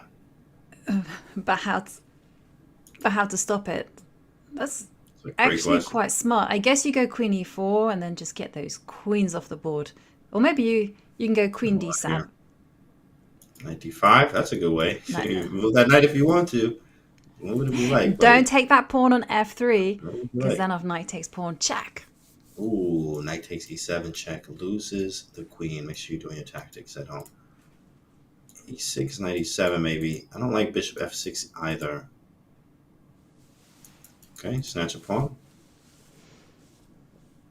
I guess you snatch one back? No? Good. Possible. Then f3 hangs at some point. That's the idea, it seems like. And rook d8, bishop g7, bishop c5 maybe. Or there might be some sacrifices. Rook e1 though. Oi. Rook e1. But now, isn't your plan available? Bishop e5? Like, what, this one? Or knight d6? E6. Yeah, I wanted to go e6 first, but that, okay, it's been given an X. And yeah, of course, English is like, yeah, blah, blah, blah. You're supposed to, like, find mate in 11. Like, whatever, okay. Knight f4, queen h4, out of the way. Knight g2, that's a nice defensive move. White played this brilliantly. I mean, even to be where you are from where it was, this was very nice. Yeah. Now there is still a lot of chances. All credit to her for keeping the game alive like this. 10 seconds there for Veronica. h4 played. Maybe knight d6 is I like tempo. this one as well. Bishop takes pawn, big threat. We're playing on seconds. Another counterattack. There it is, knight d6, knight f5. Here it goes. You get what you want. And I came from b6 too as well. And knight h4, something. h4, there it is. And that knight made a journey from c8 all the way to h4, guys. Always believe in yourself, right? And now you can throw in more of the story. Knight g1 and check, and now the rook will come and give a check. Here come the tactics, bishop d4. And now knight to f3. Yeah, she went that route. F5. She didn't see it, and she could have taken on a7.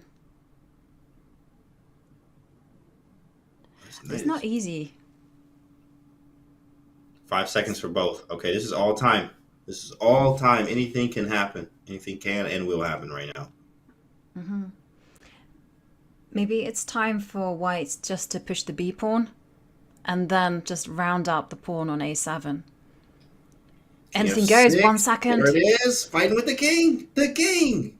You want to draw? You want to draw? It's like, psych. And it And was. It was did it. repetition. A draw. Wow. Amazing Wow. defense there from Veronica. She's been in trouble since the beginning, but she survived. Yeah. And we have more games in play. Julia Osmak against Güllenay Aydin, and Güllenay, she is looking like she's cruising, but it's a race.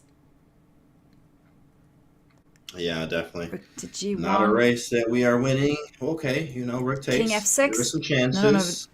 No. Ace A2. Oh, that's it. And the king gets back in time And the king too as goes well. to F7. Rook check. Yeah, you can hit the button. Queen first, just to see if you're playing. Very nice. And Very strong. Güllenay. What, bro? What is this? 3 queens. 3 queens. If 2 is not enough, you got to get a third.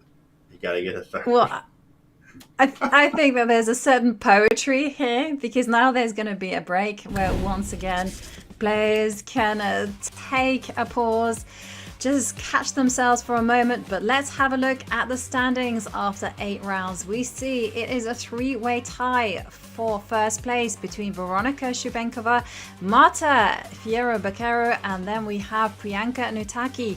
But they cannot rest easy, because we have Letao Nguyen Pham and Anastasia Bodnarik on 6 points. And do remember that it is the final 4 finishers that will move on to the knockout stage.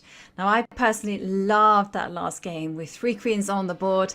I think it just shows us what Blitz chess is all about. It's about the eccentricity of chess. That's it. You know, 3 queens, and you should win. 2 maybe not enough, but that's nice. Yes, what is better than 1 round? Well, 3 rounds left. So we're going to take a short pause, but don't go anywhere, because when we come back, we will be finding out who makes it through to the knockout section and who do we sadly say goodbye to. Don't go anywhere.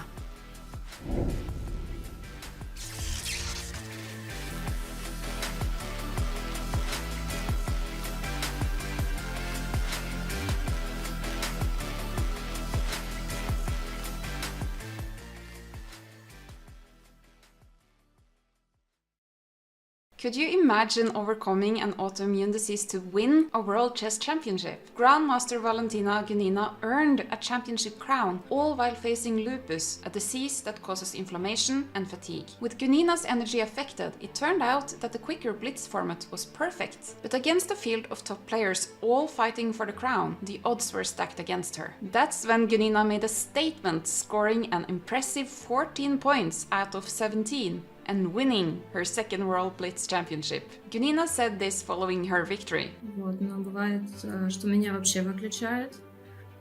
Я все боялась, что, то есть, может выключить на день, и я все боялась, что это как бы может случиться на шахматном турнире. Но на самом деле на шахматном турнире или на сборах такого не бывает, потому что как бы тоже отвлечение, оно как бы действует. With no signs of slowing down, Gunina has shown the world her strength.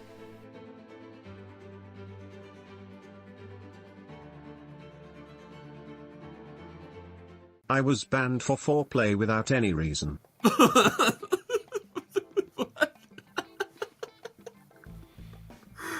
I don't think foreplay means what you think it means. I was trying to think of a chess word that was even closely related to that, and the best I could come up with was prophylaxis. Chess.com appeal, not cheated, default, GPT 3.5, user, write to appeal message that I have not cheated on Chess.com, chat GPT, subject, appeal for fair play on Chess.com. Oh my gosh. Templated responses, you know, are similar to me as templated chess games, right? Using engines, like, you know, own up to the, you know, the decisions you made or the mistakes you made. Give us a candid response. And, you know, our team does read these messages and are pretty receptive to folks that are forthcoming. So, you know, you basically told on yourself. That's what you did with that, the GPT response. Or at least get better at copying and pasting and remove that it came from ChatGPT in the future. Yeah, I mean, you said the quiet part out loud, basically, in the way you delivered that message. What are we doing? So, you know, you gotta, again, do better. Eat your with ketchup. Happy New Year, stupid Chess.com.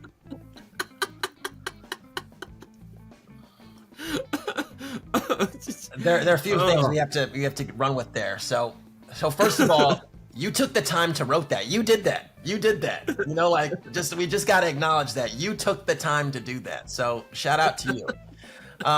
Secondly, I love the holiday spirit embedded in that. Like it did remind me of Home Alone and Merry Christmas, you filthy animal. You know, like that was the vibe it was on, but like chess wise. And then yeah, I mean you did that. So you know, hopefully you're ringing in the new year, or you rang in the new year well. And you know, 2024 has gone a little bit better than evidently 23 did on our site.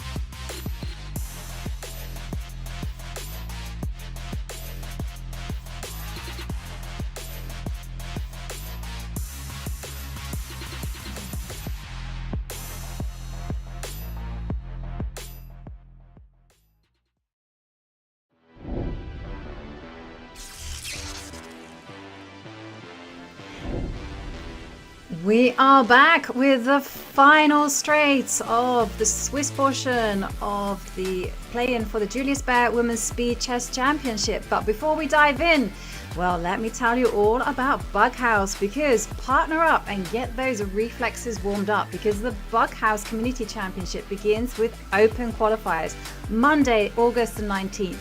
With a partner by your side and pieces flying between boards, can you fight through the masses to take home a piece of the $7,500 prize pot? Enter with a buddy or on your own. Use !Bughouse or visit go.chess.com/bughouse_champs to join the fray. And talking about fray, well, it's all about those nerves that are frayed as the players. They now have a lot on the line. It's 9 rounds in, and you know what? Everyone wants to get that spot into the knockout portions, but only top 4 finishers will get there. So let's dive into the action alongside Kanti, and let's have a look at this game between Veronika Shibenkova and Priyanka Nutaki. These are the last 3 games, so everything counts, every win, every loss, every draw. You got to play your heart out here if you aren't doing that already. But these are the ones that really, really count, especially if you're at the top of the leaderboard, because you want those 4, you want one of those 4 spots to make it to the knockout here. So very important. And I like this opening choice. This looks like a Nimzovich E4 Knight C6, because I'm a fan of that. It's kind of like a reverse Jobava in a way, but just doesn't hit the same. And casting queenside gives you more opportunities to have fun. But I do like how Nataki was able to play this one. Yeah, me too. And it's a very close position. So knight A3. So my instinct is to take that knight. Okay. But you sometimes have to be a bit careful, because these double A pawns, they do open up the B line, and they're not that bad. There you go. There we do see the trade for bishop and knight, and more trades happening. And this is definitely going to be favoring black. Knight A5, beautiful move. Light square strategy. And probably knight to B3 needs to be played, because otherwise white's doing not that much. Yeah, I like how she played B5 so quick too. Like, I'm going to put something here, whether you like it or not. Guess what? My move is probably pre-moved. Knight C4 is going to be played. No, okay. No, don't pre-move. Pawn takes here, but of course Knight C4 is coming. So Knight B3 to C5 too as well. I do like this idea. Move the knight. Let me actually move this. Use this mouse. Knight B3 over to C5. That'd be nice. Right. And if black really wants to initiate some fireworks, I guess you could go for moves like C5. But it's white to play, and white just moved a rook over to E1. Well, And now what to do? Knight F5 is natural. Knight C4, also good. Somehow or other, I'm drawn to I don't know why, not F5, C5. Okay, F5. The F5, move I C5, accidentally something said. 5. One of them should work. Knight C5, here we go. Now all the knights are tangoing, dancing. Knight A3 is going to be a thing. Queen F7, though, step out the way. Queen C6 was chosen. Instead, Bishop A3, it defends. And now, maybe Knight F7. This knight is gross on H6. Knight F7 with the idea of G5 at some point. I do like playing on this side of the board, though, this type of play. Me too. And it's kind of funny, right? If black manages to get a pawn on A4, the knight on C5 looks great, but it actually doesn't have any squares at the minute. No. Yeah, right. For now, nothing really there. H3. These knights here, look at the knights just going crazy. Like, it's a knight's game today. This bishop is very bad. Very bad. There we go. We got a breakthrough. Here we go. Now some things are going to happen. Yeah, but maybe there wasn't any need to rush this. That was something that black had at their disposal for a long time. You could just done what you said. Knight F7, build. There we see A4 being played. But now this bishop on C1, it's got a diagonal at least. Something I could go to if I'm ready. And of course, I would love to get rid of this knight. Maybe even sacrificing, as we've seen before, like Queen D3, somehow sacrificing, getting a pawn for at least the exchange, and having some pressure on the E6 pawn. Very possible. Yeah. Man, this is crazy. I don't know. I might even try this route, but like, what am I doing over here? Like, nothing at all. Maybe what you can do is you can just... I like this idea of parking the bishop on A3, just to kind of cover the squares, stop a rook getting to B4. And then, once the bishop is on A3, just kind of start working your magic on the king side. Yeah, rook to B1 was something that did concern me, but bishop A3. Bishop A3. There was a miss, apparently. Maybe it was knight B3. Trapping the rook in there and going queen C2 or D3. Hard to spot in that time, obviously, but takes. She might get a second chance because it's so tempting for black to go rook B1 if it were their move. Yeah, king F2, rook B1, knight B3. And the rook could weirdly enough swing to H1. Like, why would the rook be all the way over here on H1? What is he doing over there? 17 seconds for Veronica. King F2. There it is, played. Rook B1 could still be played, by the way. Rook H1, we may see this line of knight B3. Knight B3 kind of traps it, but not really, because it has one square. And rook H1. Rook E1, though. Oh, hang on a second. Rook takes rook, she'll be forced to take with the king. Because this bishop on A3 is loose. And, yeah. You want to draw? Rook E2? Nope, not today. Well, Priyanka, she does have a massive time advantage, so she can just try to play in an ambitious way. She goes G6, G4. Ooh, that's bold when you don't have any time. It. But it's good. King G3. I feel it coming. There it is. Yep. Oh, yeah, the fighting kings today, guys. Rook's something. Rook H2. Rook H2 question.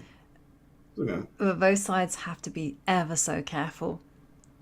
Bishop C1. Oh, look at that. Found something to do with that bishop at some point. And now, here it comes. Watch out for the rook. The rook on B1 is trapped. The rook. A3 and the rook. The rook. It is. Takes. Here we go. Oh, 94. It's getting spicy, boy. Wow. Oh, my goodness. Scary nights. And queen takes C7 in the air. But the king is safe on G3. There's not even a single check for black. You may even see at some point the Nigel Shore king walk. Very possible. Whoa. Eval bar shift. That's okay. Eval bar getting a workout. 7 seconds for Veronica. Oh, queen takes pawn. That's it. That was there. And queen F7. That one's going to hurt. Queen F6. Queen D8. Queen. You can take on C7. Do a nice like windmill there. Ooh, knight takes. E6 might be. Yeah, E6, and you can actually sack the queen and play E7. Oh, you can't knight D6. Ooh, don't do that. Be careful. No need to do that. Don't be flashy. Just go E7. Just push. Oh, she's threatening queen to D4. Queen D4. Queen G7. King H7 actually. E7. 2 seconds to 3. Anything can Queen happen. goes to This is E6. anyone's game. Anyone can. Oh, the queen fork! Oh my goodness! It's over. It hurts. The pain. Oh my goodness! Anything happens when you have this type of time. That's over. Oh Yeah. my goodness! These knights, the stupid knights, win the game. That And hurts, the rook has bro. fallen. That hurts. That's a Oh. knock over everything in front of you. Punch the computer. Break a mouse or two. Oh my goodness. That one hurts, boys and girls. That one hurts. Yeah, that was Veronica crucial. was so close. And just one terrible move there in time trouble. And that's it. Yikes. She's checkmated. She was so close to getting a dub there and got forked by the knights, man. Those knights are so tricky. Man, especially when there's no time. The worst place to be is in a knight fork. Jeez. Tough game. Yeah, and there we do see Bristi Mukherjee. She's trying to win against Ginela Rodriguez. King goes to f4. Start creeping. And now all you need to do is go king to g5. Okay, king to g5. That's it. And 2 pawns Two up. friends connected together, they That's are it. going to be winning. That's it. And push them. Throw in a check on e7. Wait, I'm about to say, she lose connection or something? I don't know. She was moving slow there. Okay, she just wants to make sure, which is totally understandable. And now king to g6. And Yikes. checkmate Beautiful. on b8. Check and pre-move. Rook takes e8. Very nice. Whew. Man, heartbreaker Gosh. there in that one game, guys. Woo-wee. Heart is racing, and it's the worst, man. Your stomach just literally drops. Literally, I'm sure we've all been there before. Literally, your stomach drops, and like adult language may be involved as well. A lot of things happen. That But hurts. James, there's been a massive shake-up in the standings because we see Priyanka Nutika, she is in the sole lead with 7.5 points out of 9, but there's a whole group of people there on 6.5 points. Anything can happen in these final 2 rounds. And there we see Priyanka Nutaki against Anastasia Bodnaruk. Anything can and will happen here, boys and girls. Woo-wee. Everybody calm down and breathe as we got 2 rounds left. 10 and 11. Here we go. Here we go. And just to remind everyone that the top 4 finishes in this Swiss, they will move on to the knockout portions where the players will, again, they will have to show their skills in 5 minutes, 3 minutes, and then finally bullet. So I have h6. And here comes a beautiful knight maneuver.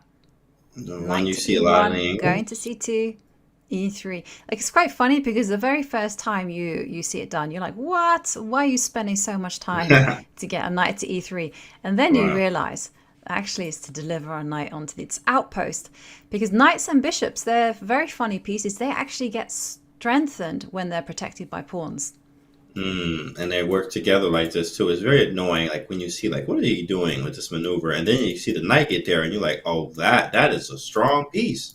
Right here is the d5 square. It's totally white's, and it's in black's territory too as well. Black, on the other hand, is trying to just push through and maybe try to create their own thing on this side of the board, which could lead to some tactics. And then we see it's sharpening up, right? But what do we do? Take? Ooh, Do we F4? just put a knight onto e4 and go, hey, That's we a good? great question. Yeah, we good. 94 is a move as well. That's a good question. Do we take? Maybe not, though. Take is going to allow some stuff. So, yeah, 94, there it is. Knight e4. I do like black, though. Black is setting up nicely. We should try targeting these squares. It's too much for me. I have to take on f4. I don't care. I got to do something. Take first thing later. I got to do something. Take it all guys. off. Give me Just that pawn. get I'll rid of all tuck the this. white king on h1. And I will say, come at me. and then I will perhaps regret my words. Yeah, it does allow the knight d4 idea too Yeah. at some point, but because we got a trade of bishops, there's a lot of stuff being traded here. But of course, if I'm playing black here, I'm very comfortable. I'm making white think a3 play. So needing a nice Yeah. waiting move to see what black's going to do next. You can't really. It's a lot of tension here, and g4 does lose the pawn. So bishop h3, getting rid of the very strong piece. There was a miss there apparently. And now they're like, Right. all right, you know what, Yobi, let's just get rid of this stuff. I'm tired of this. Yeah, but Pawn takes maybe it's too little, too late.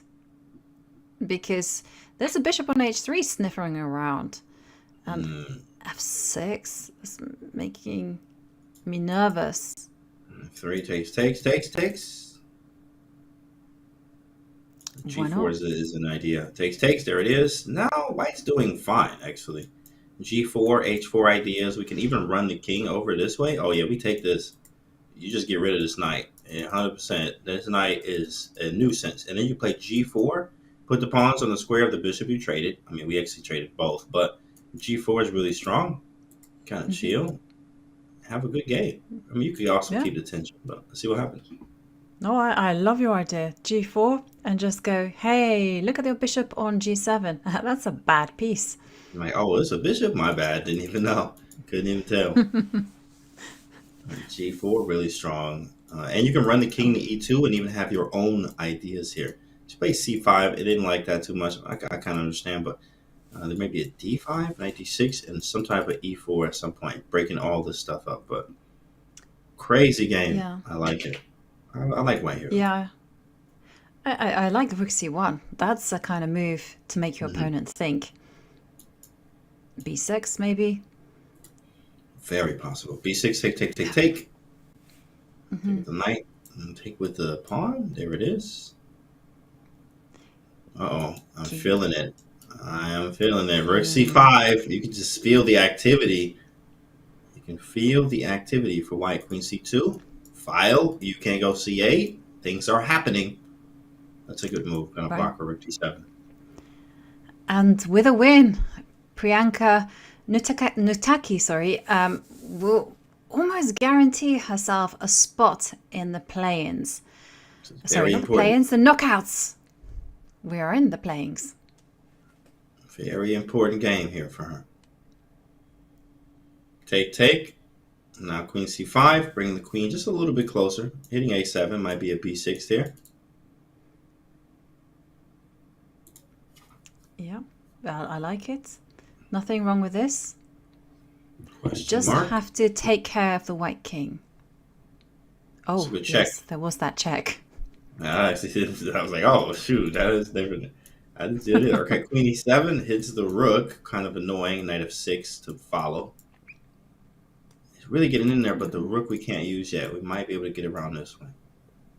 Maybe you can go knight d6 and use the knight that way.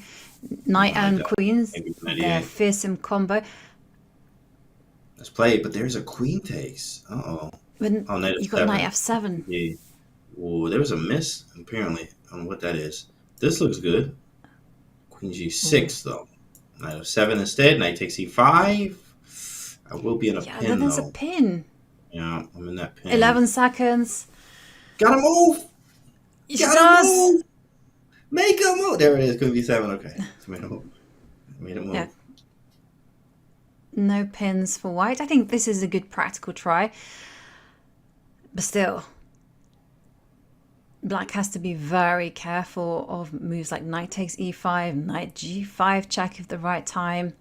Because I'm seeing if the rook has managed to get over to the h line. Okay, queen to e3. Maybe she can go rook f1 and try to be... Yeah, queen f5. Ooh. Push a Knight nose. She wants knight f5. Knight f5 is good. Knight f5 is forces queen to g5. So yeah, that's why queen d4. 1 second. Oh, eval bar shift. What? Maybe it's just d2. And it's like, yo, what's your next move? And that's exactly what happened. Knight f5, but there's no mate. There's nothing. You can just queen the pawn. Even queen takes first, queen again, and you can hit the button. That hurts. Resign is coming here. Oh my goodness. You can even probably take the knight. Played. There is no perpetual. Queen takes e5, king up 1. There's a check. Careful. Be careful, right? So Queen G8 idea. Queen G8 Well, hang is on a like second. crazy. Wait, hold on. Bianca's saving the draw. There's no Perpet- way to escape the checks. Oh! And there you see. Perpetual. Oi. Oof. And Way to escape. Priyanka holds on to her lead by the narrowest of margins. She is there on 8 points out of 10. That should put her in good position for qualifying into the knockouts. And here in this position, White's just simply a knight up. No problems here. Just don't trade off all the pawns. Then it's a draw. And a 5, yeah. Just don't. This trade is those nice. pawns, Knight though. to e3. Oh yeah, that's it. That'll do it. Okay, I mean, throw it in there, right? Throwing a little check. Mm-hmm. That hangs the rook now. That's GG. Yeah, that's tough. Whole rook. It was losing anyway. Yeah. And maybe we can check on Fam against Amina Kerbikova.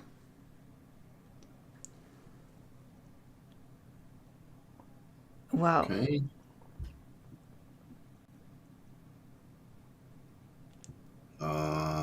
Draw maybe? Wow. Yeah. This is a rare draw. Very rare.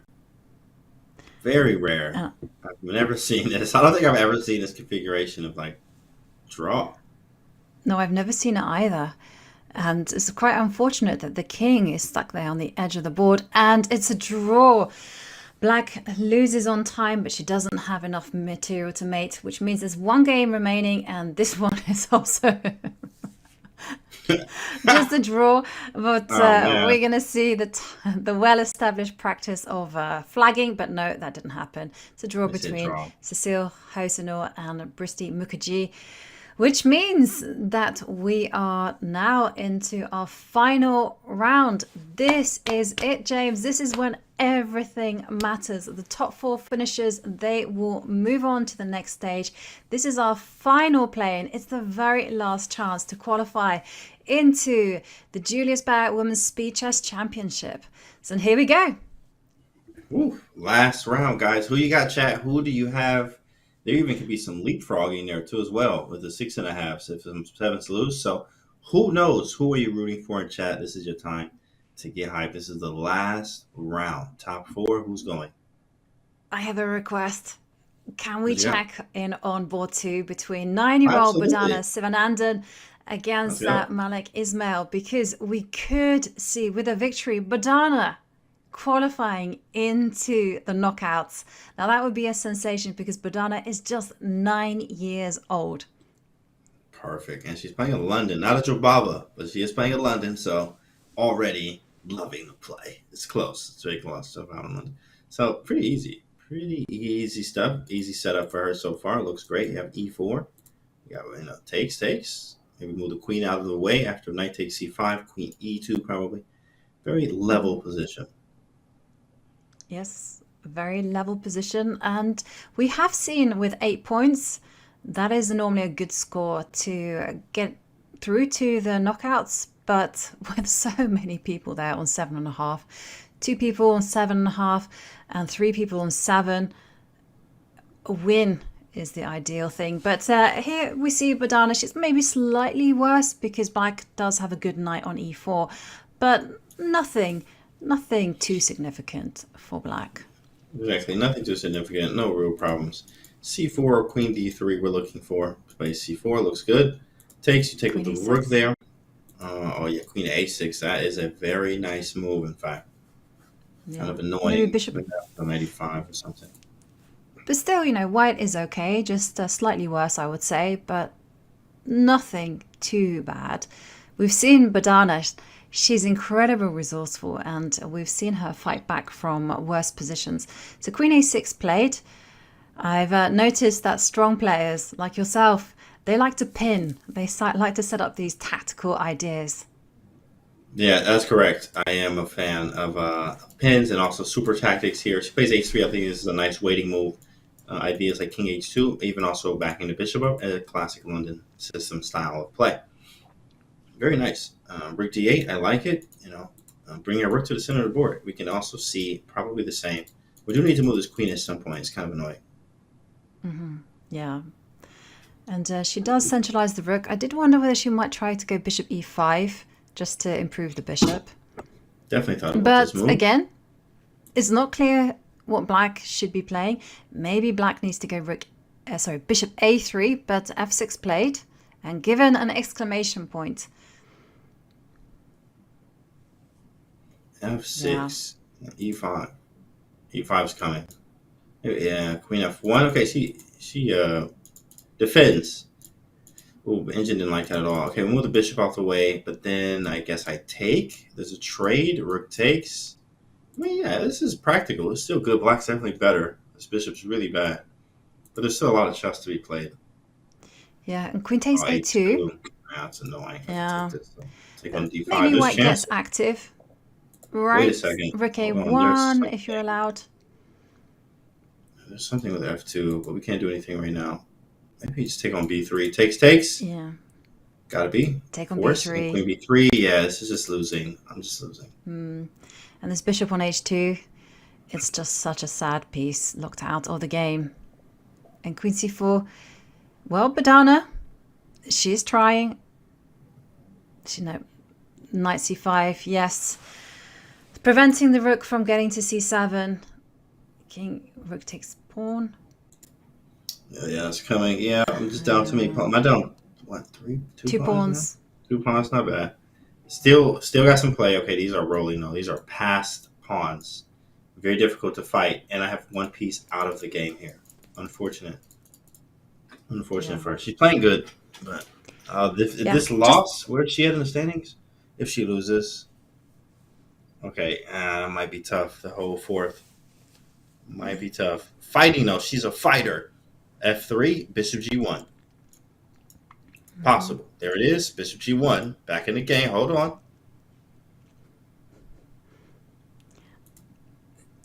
Yeah. No, I've learned never write her off. If you make a move like a3, bishop g1, like you say, well, it's here. It's coming. Yeah. Knight to f4. Throwing a check. And Good move.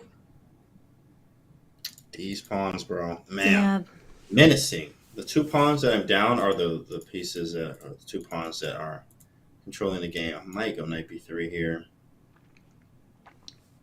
Yeah. Okay, holding. Okay. Make it difficult. Make it difficult. Knight b2. I do like this move. Knight c4 intention. me too. Do you think we should check in on another game? So I'm thinking of the game between Anastasia Bodnaruk against Alexandra Matsevskaya, because I can see that Alexandra, she's worse on the board, but also in terms of the clock, just 17.5 seconds. First rook d1 defend. Rook g2. I definitely love the file action. h4, h5, h6. h4 question mark. Who cares? Double question mark. Queen b3. Oh, that's why. Okay, that is a good move. Rook e1 is probably not forced. Okay, bishop c1. I like rook e1. I didn't want to really trade, but c3. Okay, here we go. Takes. Maybe you gotta take with the queen. Now I don't have to trade queens. Didn't take. Well, helps me out. Rook g2 now. First rook f1. But Maltsevskaya, she really does need to win if she wants to qualify for the knockouts.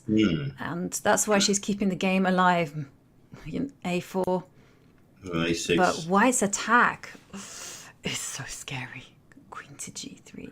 Yeah, h6 is coming. She plays bishop a3. I don't need to take anything. Queen f3. Oh, that's why they move it so fast. There's no times. Like, they just insta move it.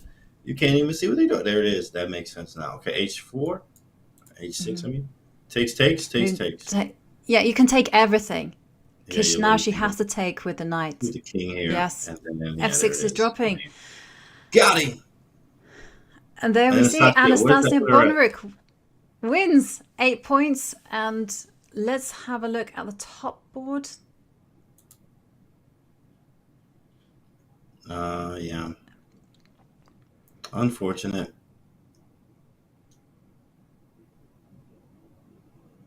Yeah. Dang. She is a force to be reckoned with, though. Very strong, as we all know. It's just not her day. Dang, man. Yeah. Well, she came very close, and She did. I'm sure She came very she's close, like gone. a point away, like 1 point. Absolutely. Yeah, I knocked her out. And she's just Dang. 9 years old, James. 9 years old. That's scary. Yeah, And absolutely. let's take a look. Huang against Karina Ambatsamova. The queen takes. Oh, winning? Oh, I don't see it yet. Okay, right here. Oh, yeah, that's GG. Dang, Rook C2 is nasty. Woo-wee. That's not mate, though, because of the pin. Unbelievable. Unbelievable. Yeah. But now the king just comes in. And it's all about the e-pawn. Start pushing them. Yeah. The h-pawn will fall. I like how Black is playing this. Black is like not letting up. It's like you wanted the f6 pawn. Nope, not happening on my watch. And instead, that's, yeah, there it is. There it is. It's moving a little fast. There happens. A little frustration too as well. And easy one. Easy one here, guys. Here we go. And mate. Okay. That is it.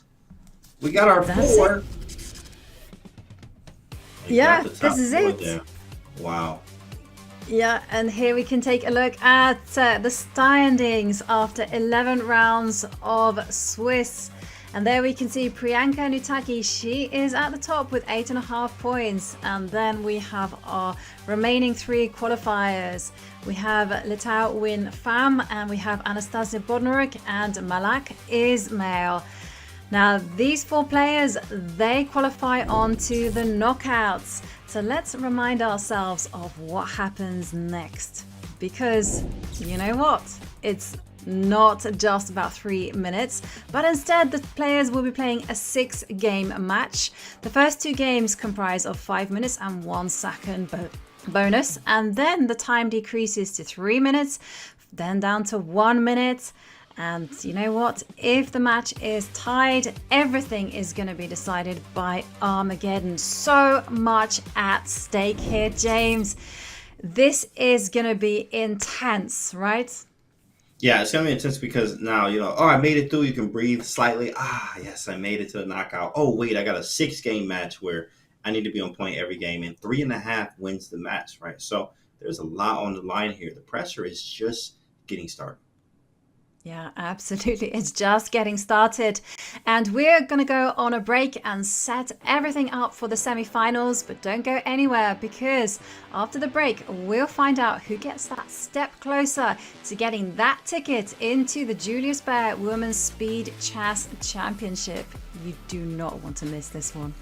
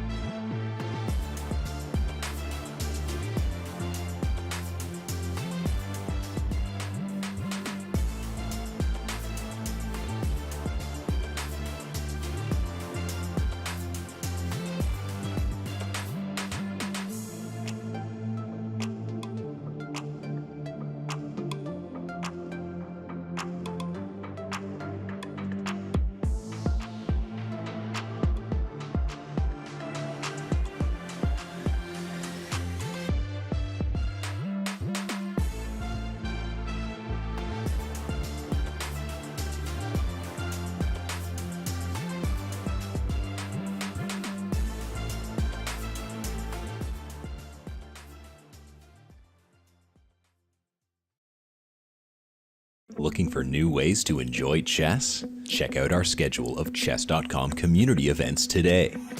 Mondays, play Rapid Opening Roulette and expand your opening repertoire with a new opening each month. Tuesdays, compete against other Untitled players in Untitled Tuesday. Battle your way to the top in Arena Kings on Wednesdays. And finish the week off each Saturday with the blistering Community Bullet Brawl. All happening in the Community Club on Chess.com. Have you ever considered quitting chess and pursuing a completely different career? Yes. Yes, she did. I feel like I sort of did it. I'm back now at Norway Chess as a commentator. I said I unretired to be at this event because even though chess has been my main career my whole life, I started as a chess player, then an Olympic player, then a commentator and content creator and streamer. During the pandemic, I also started going in the gaming direction, influenced by my boyfriend. And later, these last few years, I actually haven't been in front of the camera as much as I used to. I'm more behind the scenes working with him on his channel and on his content. So I think content creation will always be, or almost always will be, the main path, but I don't think chess is the only path. I love chess, but I think there's a lot more outside chess too. What made you want to take that move from chess to gaming content creation? Was it just your boyfriend, or was that something that you wanted to do as well? I think before meeting him, it probably would have been not gaming, but maybe art, IRL, traveling. I think I have a lot of interests, and then gaming became one of my interests because of him. But I always thought that I love chess, but I also like so many things outside chess, and I don't like to be put in a box where I can only do chess content. I feel like I love content creation in general, and I want to have the freedom to do what I'd like to do. And you're really good at it as well. I feel like your personality is so sweet that doesn't matter what you do, you're like, yeah, really good at it no matter what. So thank you, Anna. Likewise, you do so much variety content yourself.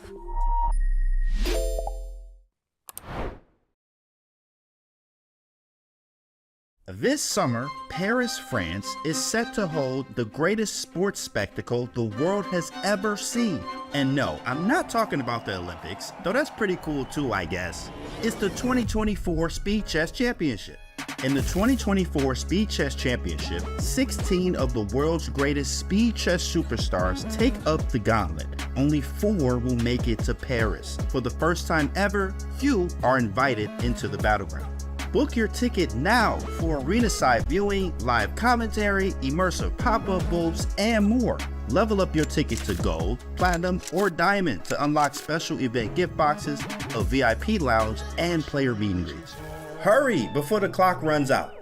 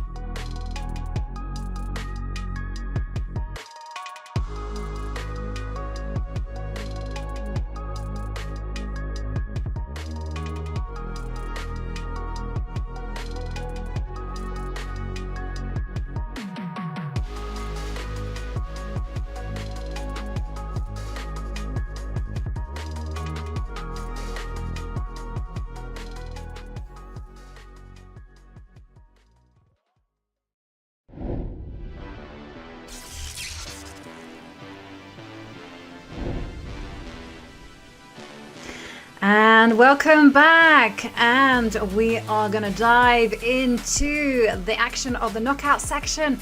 But first, there is another exciting event on the horizon, and it is the SCC, because tickets for this year's SCC finals in Paris are officially on sale. For the first time ever, you are invited to join the Speed Chess Championships for finalists Magnus, Hikaru, Alireza and Hans as they compete in person for the crown. Tickets are selling fast, including the exclusive Watch Party Silver Weekend Pass, which gets you into the venue for all 3 days of action, plus streamer booths, merch access and live commentary with our expert team.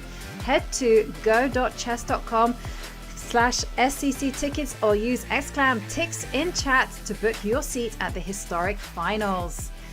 Now, someone else who will be present and in Paris, that's my man Canty. Canty, you're going to be there in Paris. Yeah, I've been there before. Looking forward to it live, guys. It's going to be fun. So hopefully you guys are there too. Would love to see all of you. Yobi, you're going to be there too, right? No, you said you couldn't make it up. I'll be in Budapest, so okay. I can't make it that, but I will be following all the action. And for today, I am going to be enjoying the excitement that these 4 women are going to be bringing to the table. And there we see Priyanka Nutaki, and we also see Letao Nguyen Pham and Malak Ismail from Azerbaijan against Anastasia Bodnaruk. Now, funnily enough, 3 of those players have been in this situation before. So Nutaki, we saw, and Pham, we both saw them in action yesterday. But sadly, they got eliminated in the semi-finals. We also saw Anastasia Bodnaruk in the first day of action. She was eliminated by Alua Nerman. She got to the finals. So close, so far. What will happen now? And there we can see the splitboard screen. Splitboard, James live. I can't contain my excitement. We are off, James. It's happening. And we can see there on the left, it is a London system from Priyanka, whereas Pham has opted for bishop to g5 against the King's Indian. What is interesting? They both have fun. What you got? Yeah, they certainly do. Now, Priyanka is going for the c4 setup that she used yesterday, but c4 in that game was met by c5. Now, Black has just allowed her to get in c5 herself. That's something that I would be thinking of as doing as white pieces, expanding as much as possible. Now it's a serious threat. Yeah, they call this the accelerated London is what it is when you put the pawn on c4. So then you have ideas of like, queen b3, which can be played. So like this is very possible. So something that we can do and very possible, but I like it. I like it for both sides. I definitely like the King's Indian position we have over there, Anastasia, because I'm just a King's Indian player.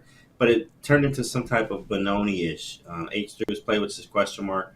Maybe they wanted H4 because that's if I was like push it twice, and see if we have something nice, right? So H4 would be good.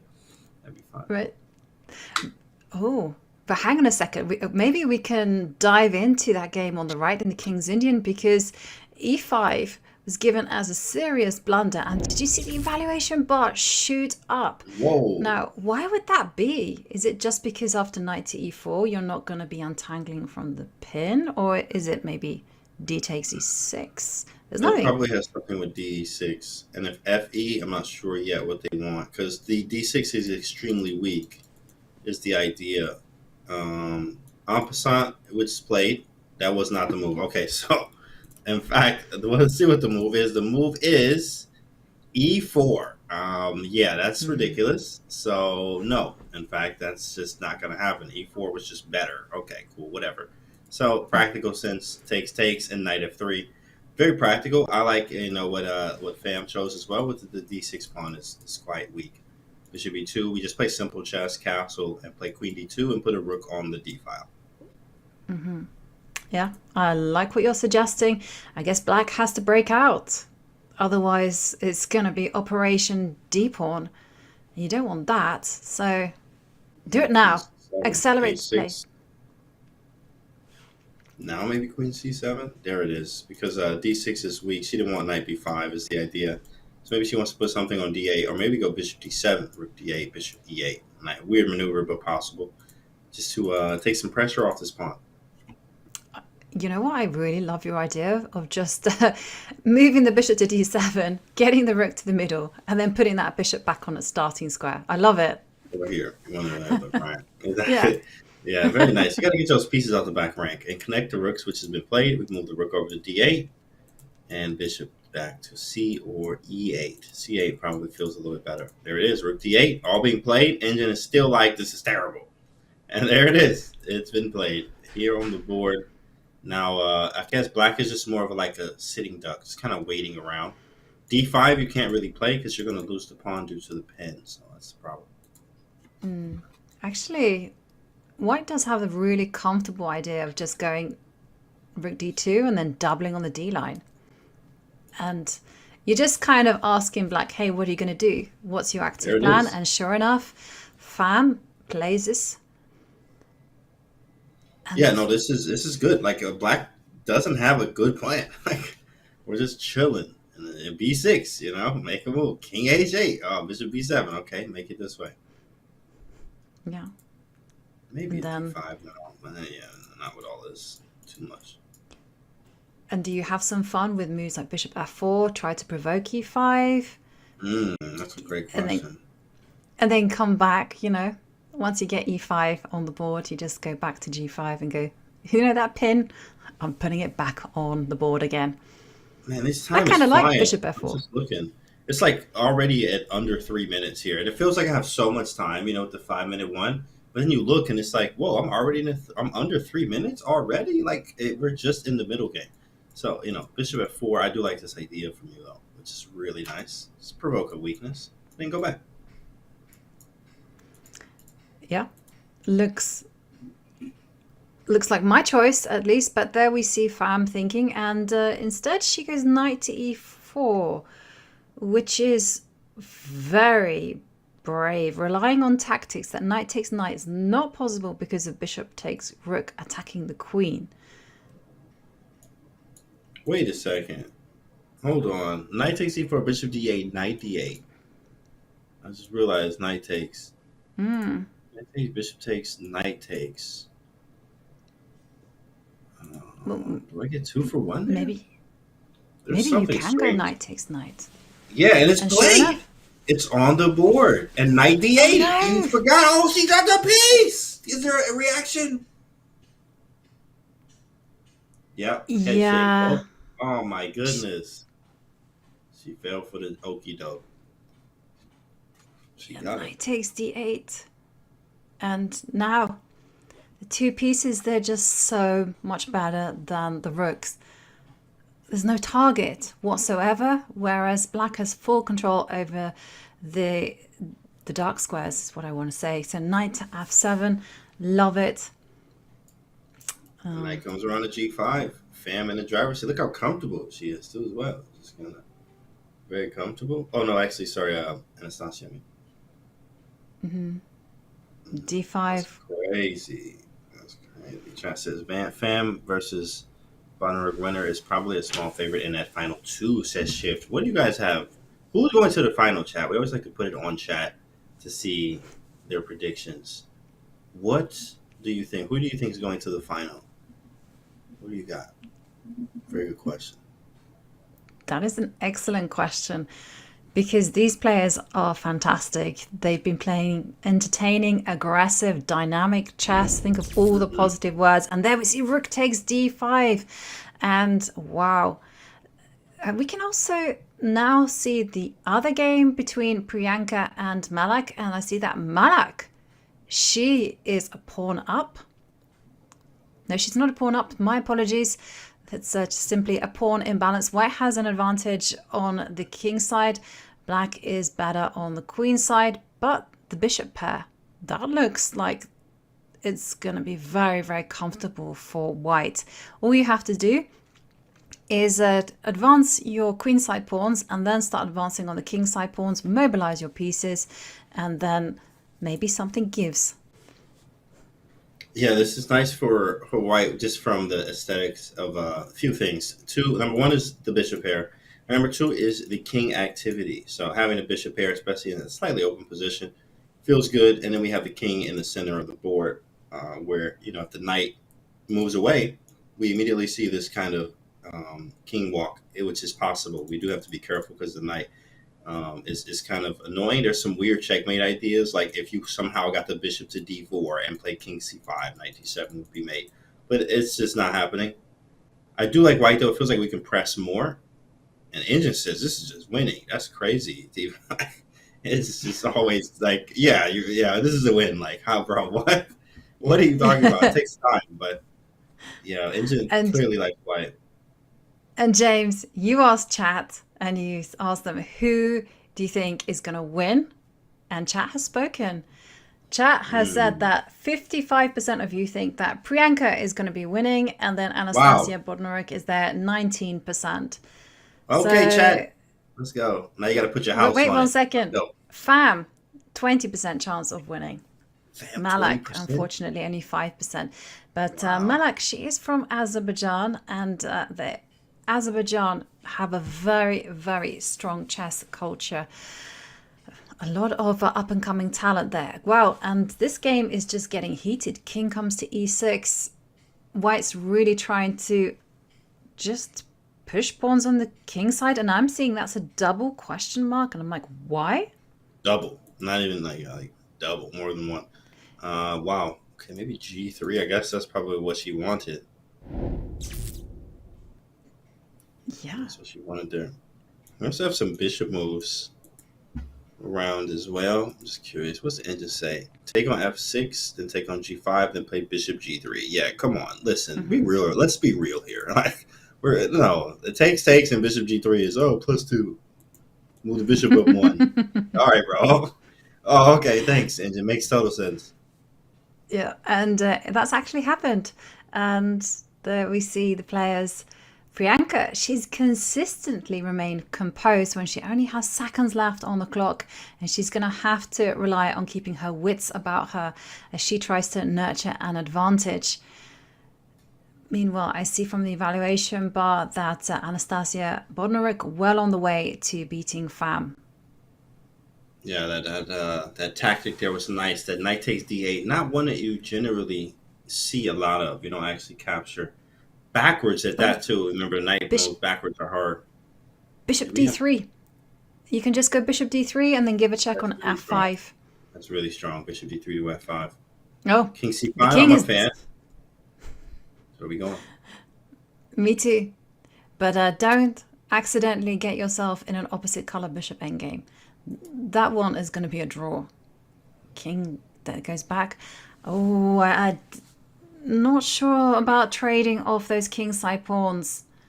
Knights are such good defenders, but Priyanka, she's finding all the resources. Ooh, what a move. King b6, resigned. Maybe not. Okay, you don't have to resign. It's going to be a while. Bishop e1 maybe. Hit the knight, correct? I'm going to take one of these pawns. Yeah, she has to go c5, I think. c5 is good. I was actually thinking only knight d3, which is played though. Bishop d2.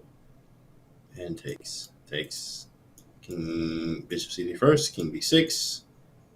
Bishop c8. That's good too. Great move. Now bishop c8. Wow. Look at the menacing Priyanka bishop. really playing fantastic chess. Now going after the a pawn. And look at the knight on e2 is just stranded. Bishop b7, and you can escort the pawn to its destination. And you have to be careful. Place a check first. Oh, nah. Still good. Look at the bishops. Oh my goodness. Where's this knight going? Look at the knight. It has no squares. I'm just going to come pick up the knight. This is beautiful. Knight here. King c2. Oh, no, it doesn't work. Bishop a2 would have worked. Bishop but you know what's funny? Is that she's not hunting down. She's not pushing the G pawn. I thought she was going to go for that. Leave the knight alone. But no, now it comes. There we see Priyanka being clinical in her execution. She's got 13 seconds, plenty of time. And Wow. well, What a game. Priyanka takes the lead as she plays Malak Ismail. And wow, there you can see the players on the camera. They will not have long to rest because game 2 starts immediately. And James, well, it was as predicted. Anastasia Bodnarik did win against Litau Win Pham, as we saw that Pham did blunder very early on in the opening.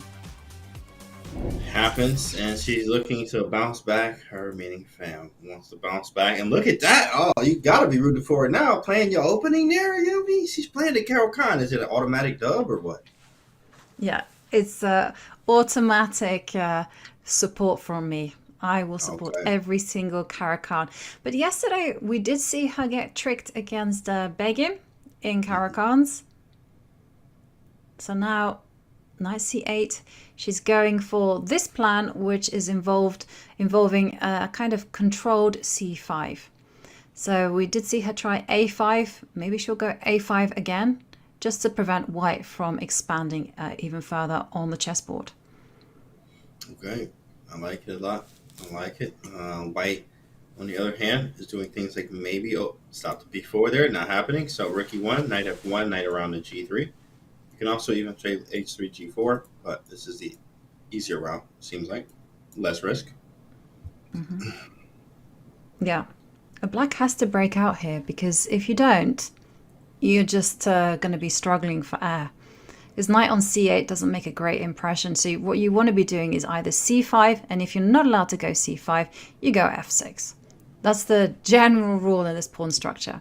Is that what you put in your course on Jessable? You make it c5 or f6? Ah, nice. Okay, cool. Well, perfect. Actually, interesting enough, we tried to make it so that in the course, c5 was the pawn break to go for. Okay. And in rare occasions, very rare occasions, would you go f6. Because it becomes confusing. Nice. That could be confusing. I can see that. Knight around the g3 looks sort of an Italian game-ish, but obviously you would see a pawn on e5 here. So we have sort of the Italian game type setup without the pawn, obviously, on the square that you usually go. So knight e2, I like the maneuvering. Knight f4 is the idea. Knight f4 anyway. Knight h5. Yeah, loads of maneuvering going on. Like, we have two positions that are just simply closed. And here, I hate to say this, but I do feel white has a slight pull. Just got more comfortable space. But c5 finally has been achieved. And, if black can get as some kind of compensation for white's activity on the king side, like play down the c line, then maybe she'll be okay. But knight takes d4. That's a kind of a risky move because, that's a good move. Well, yeah, but e5 is the main prize in these type of situations. So you wanted to be winning that one. And now the queen swings over. Oh, it's getting scary now. You can visualize. Me. It's coming. I wanted to actually go queen g3 a move ago, and just to see what knight e4 does. Knight e4, then rook takes, and then knight h5. My tactics senses started tingling immediately, so I was like, oh yeah, this feels great. But bishop g5, I don't really have a lot to do with the queen here on h3. Yeah, h3 maybe. That is true.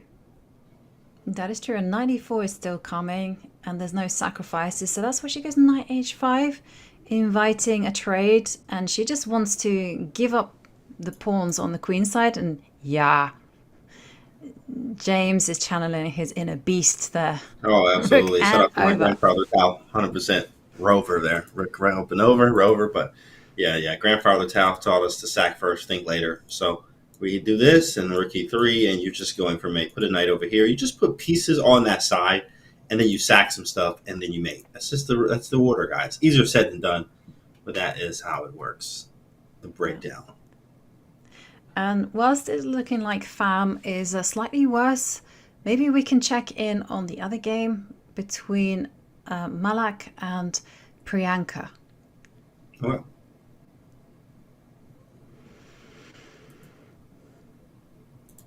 There we go. What was this opening? Was this at? No, this was something different. I'm just curious. What's the beginning? Let's take a look. See what this is. E4, Knight C6. Wow, she went with the Nimzovich again. Yeah, she likes this opening. And here we go. Live position is here. Okay. Okay, black has just broken out with d5. And, well, either white is better or the vacuum cleaner is about to come on the board. And all the pieces are going to get hoovered off. And that's it. Going to be a draw. Yeah, this was a very nice game from black here. It was just, trade the pieces off, have no problems. And then my king will also be closer to the center if queen takes f6. Right. This one looks completely dry. I can see also in the evaluation it's 0.00, otherwise known as queenside castling.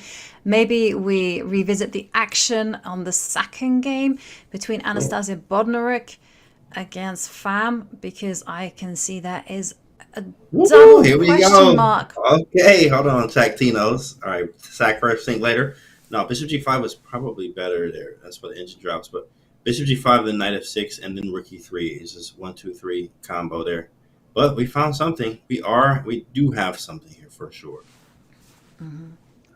Well, white has all the dark squares. Black has the better pawn structure. You go back, I go forward. Yeah, knight c4. e5 is also good. Although given an X, it missed something. But I like it. Everything. You like this move with e5 before? Yeah. Oh, I didn't see that one. But okay, no harm done. Yeah, you probably could just... wait, can I? No, there's a b3 in there. Wow. Oh, no, but you go b4. You're crazy. Go b4. Oh, and the knight on d7 is loose. Okay, knight to e6. Dang. Yeah. Maybe she could have been smarter. Maybe gone knight to g5 first or thread and checkmate. But d7, then b4, then knight e6, take. Possible. Always think before playing b4. Rook d1. Like it. But see his pawn? It's tasty.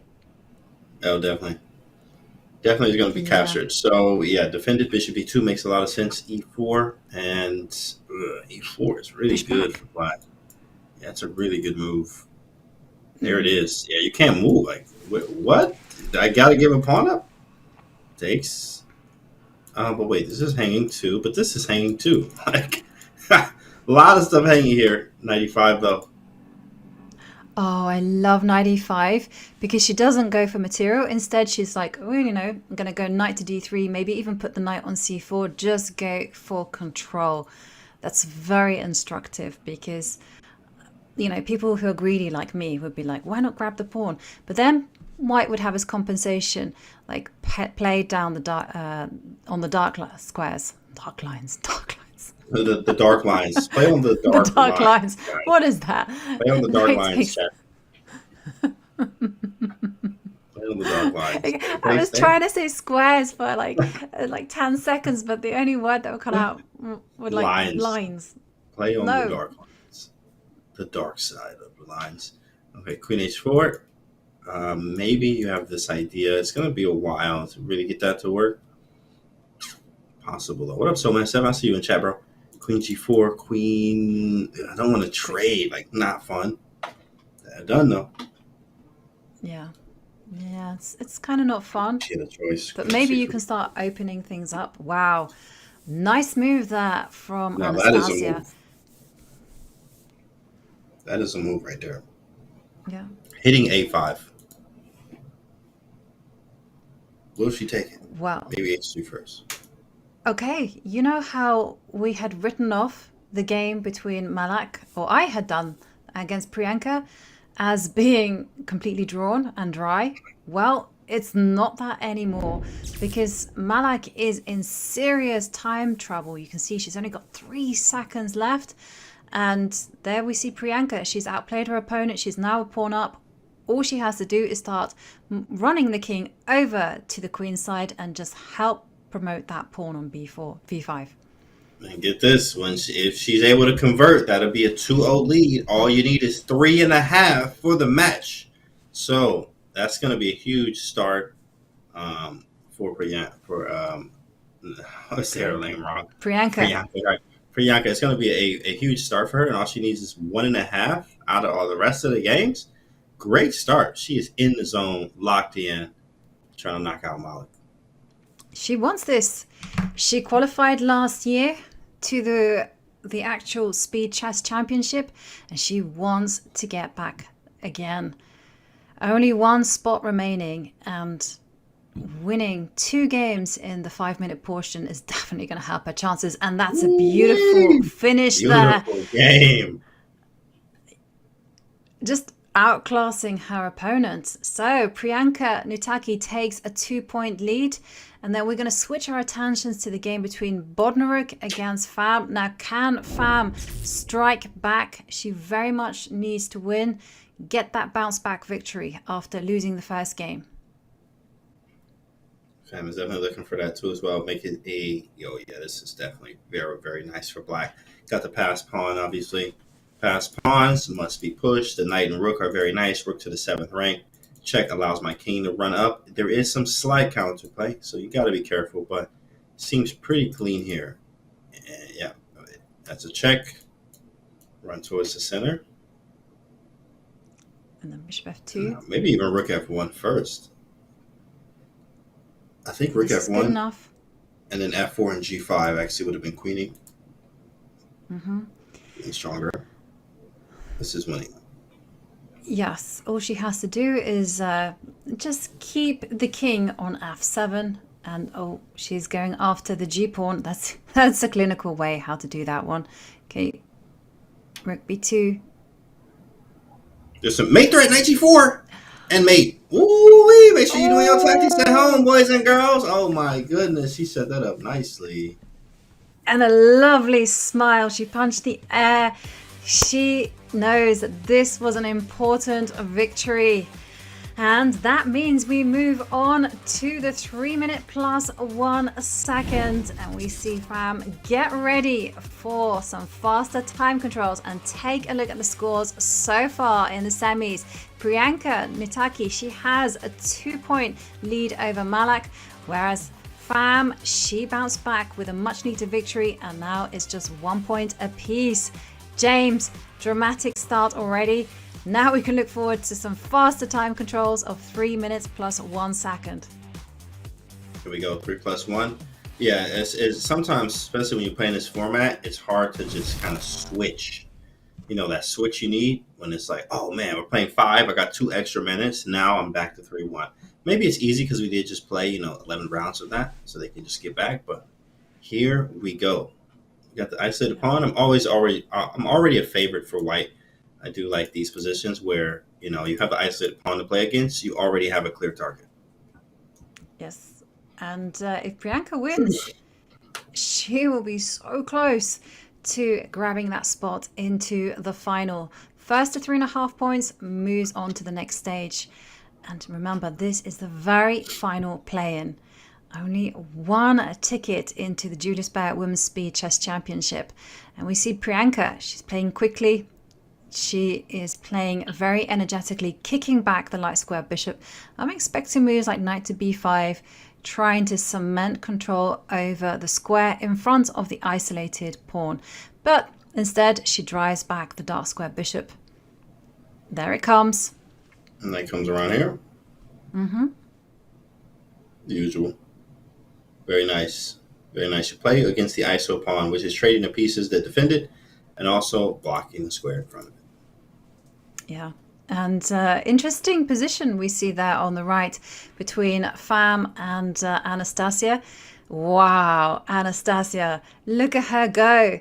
She has such an aggressive style. And she just played g5. Oh, let me see. Yes. I've seen this before. I've played this in an OTP game, I think. I won an OTP game like this with knight f to d7, I think. Yeah, London, and then you go knight f. Oh, she went c4, but knight f to d. Yeah, there's an old video. Shout out to Christoph Selecki on I also did a video myself on YouTube, but you can go to YouTube, and I think it's London against King's Indian. I actually give this line in the video. I played in an OTB game, and Krzysztof Sielecki, I think, was the first one on YouTube period with this setup for black. So it's very fun, it's very aggressive, and it's underrated. So you just put the knight back to d7, as you see here, and you just go and you launch these pawns, all out attack on the London. It's pretty nice. Yeah, and we see Farm going a3. One thing that black must remember, and I've said it once and I'll say it again, there is a bishop on h2. It's like a sleeping assassin, because often black will go e4 without too much thought. But if you do that, you release the bishop from its cage and it starts targeting c7. Correct. So be careful, boys and girls. Always. Pretty strong. Pretty fun stuff here. I like it. I like it. In fact, the e4 engine says white should play e4. That's crazy. To lock the bishop in like that, you have lost your mind.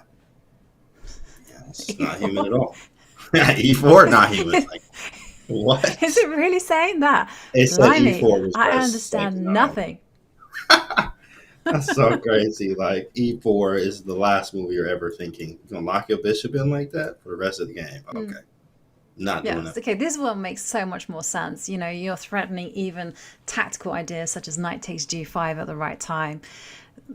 Put the bishop on c4, maximize the pieces, and let them roll. Yeah, that looks good. Bishop c4, knight g5. I'm sorry, I still can't get over that the computer was suggesting e4 voluntarily locking in the bishop. Bro. Like, if any one of my students ever did that, I would be like, give me a written explanation, please. Okay, knight to d2. Hang on a second. No, that's fine. Maybe f4 is in the air. From white? From black. Oh, I must see. Well, from yeah, black. Definitely. Yeah, definitely from black. Knight. Yes. Queen e7 defends. Rook d8 ideas. Yeah, it's not easy for white to kind of continue the momentum, because, you know, black is preparing bishop to e6, rook to d8 first, and maybe go not bishop to e6 because the pawn on e5 is hanging, but bishop to d7, and then just get the game in up, but e4. And I think Pham can breathe a huge sigh of relief. The bishop has a target on c7, but that's probably the only advantage. Now 18 seconds for Pham. Rook to d1. I think this is a great choice from Anastasia, though. Like, this was an excellent choice because it's unorthodox. This type of setup against the London is so underrated. It's not played as much. So when you do this knight f to d7 idea and you just launch the pawns, they're just not used to this idea, which is very cool to play and very cool. Look at come on, you know, like, you can't get more aggressive than this. This is great. This is awesome. Yeah. And talking about aggressive, cast your eyes to the left because you can see Priyanka. She's playing with black having a king on f7, and Malak only has 6 seconds left on the clock. It's just been a dream for Priyanka here. Priyanka is crushing, by the way. I mean, she won this game. This is a 3-0, and all she needs is a half a point. You know, I find a perpetual. I'm going to the ship, aka championship. You know, to the final. You know, for not championship technically, but going to the next round here. So trying to close up shop here. 3 seconds left for Malik. Bishop d7, and what do we play? All right, we're back to c1. Okay, knight How did the returns to king e7. get here? What happened there? I don't know, but it's never a good idea to play with your king like that. And Yeah, now definitely not. take the pawn, and well, Malak is having to rely on instincts here, and Priyanka just has to hold her nerve. She's got 24 seconds. She just has to be careful. She's a pawn up. Maybe she can go bishop c4. Okay, d6 is a nice move. Give some checks. Man, vicious. Here come the pieces. Something's got to give. Maybe an f4. This is hanging right now. How do you win? It's not that clear. 96 was nice, but take. Yeah. Oh, no time. Oh, that's it. 3-0. 3-0, and Priyanka is now half a point away from securing her place in the final. And all eyes are going to move over to the game between Fam and Anastasia, and that has just finished in a draw. Oh, well, there we see Anastasia taking a sip of what looks to be tea, and Fam looks disappointed. And here we can see the scores after 3 rounds in the semis. Priyanka, she is crushing it with 3 points. And meanwhile, nothing can separate Fam and Bodnarik. James, Priyanka, it's all about Priyanka at the minute. She could close it right now. She is playing out of her mind, and if she takes this same type of play to the final, if she's projected to win, she is going to be, a force to be reckoned with, the one to stop here. As she's locked in 3-0 against a strong opponent here is very impressive. So let's see if she's able to close out and make a draw here. Sticking to her guns with that Nimzovich opening, e4, knight c6, proved very well for her in her last game with black. So let's see what happens. Yeah, and for Malak, this is simply a must-win situation.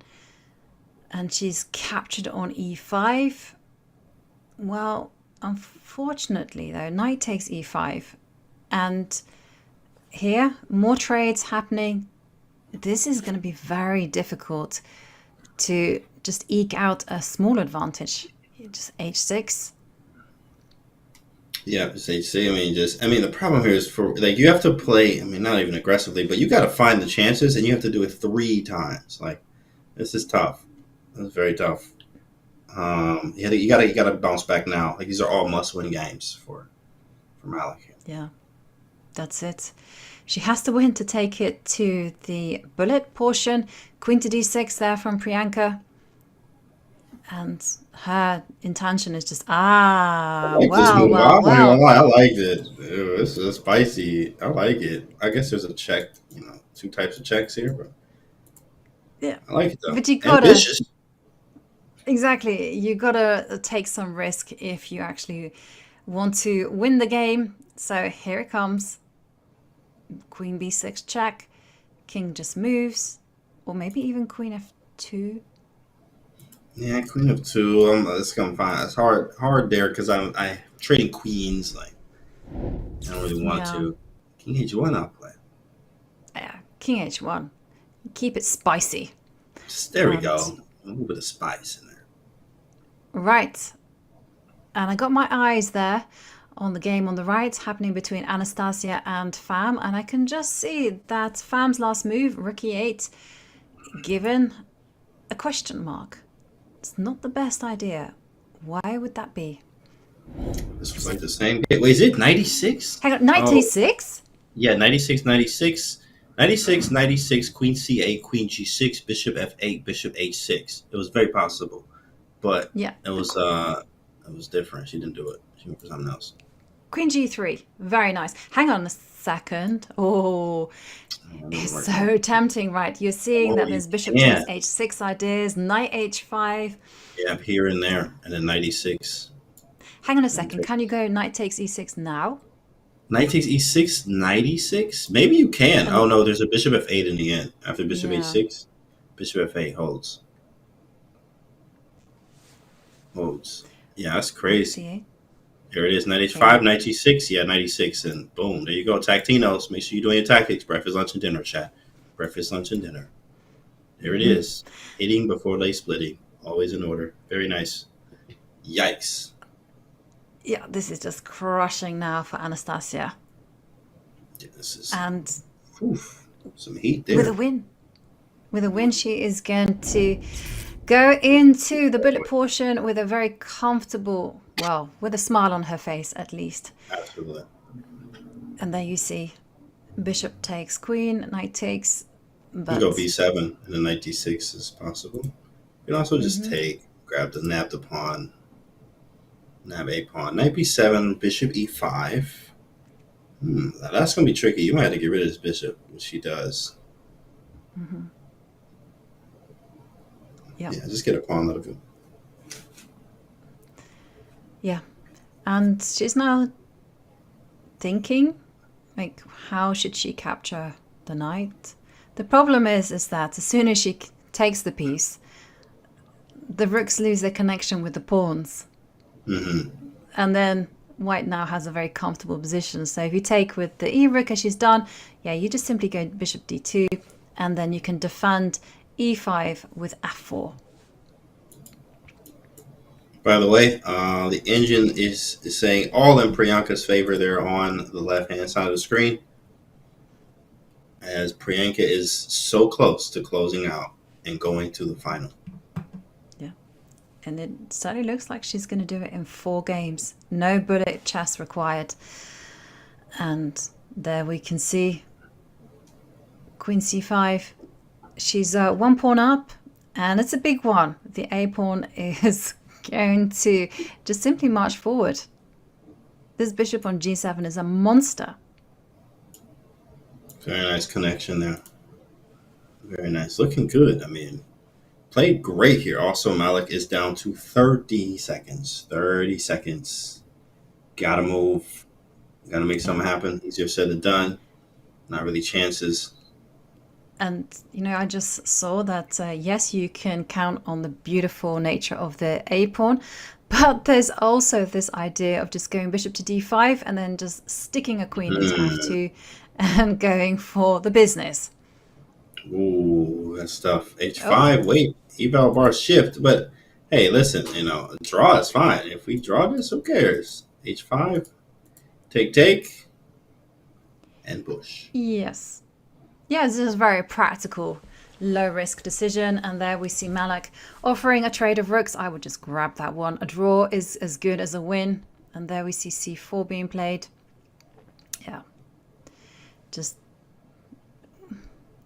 to make sure that the pawn on c3 can't be corralled, because it has advanced quite far up the board. It's a good move, bishop here. And the king really can't approach. King f3, f5. Walk the king up, king g7 or g5. Yeah. Yeah.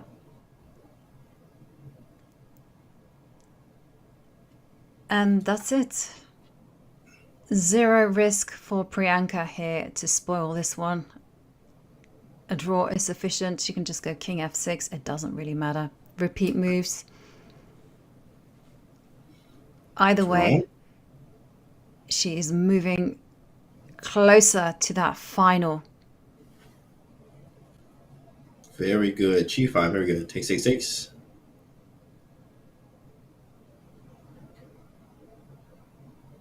Yeah. But don't get flagged, Priyanka. Just do the sufficient. It's good enough. Okay, the king checked. And there we see check. Okay, she can just step back. Yeah, there should be nothing, no tricks. There we can see on the right side that Anastasia Bornaruk, she did win against Pham, so she takes the lead, as that match will head to the bullet, where everything gets a little bit more randomized. I always say anything can and will happen in bullet chess, and that is going to happen there. With that 1 second increment, obviously it changes things slightly, but it is very, very fast chess. Yep. And there we see. Oh no. What? Oh my goodness! This is crazy! Oh no. Nah, bro, How this did is crazy. this happen? Oh man. Whoa, this is what happens when you push, but I don't know if she's gonna win it. No, she definitely is close to winning this. Oh my Played in 1 second there, Malak. What a turnaround. Oh my goodness me. We got a game. We're going to the bullet. Yeah. Maybe she needs to play a few dirty moves, because you can see that Malak only 1 second. Maybe she just has to go bishop takes pawn. The head shake there from Priyanka as well. She's winning. She's winning. Clean winning. Wrong pawn and everything.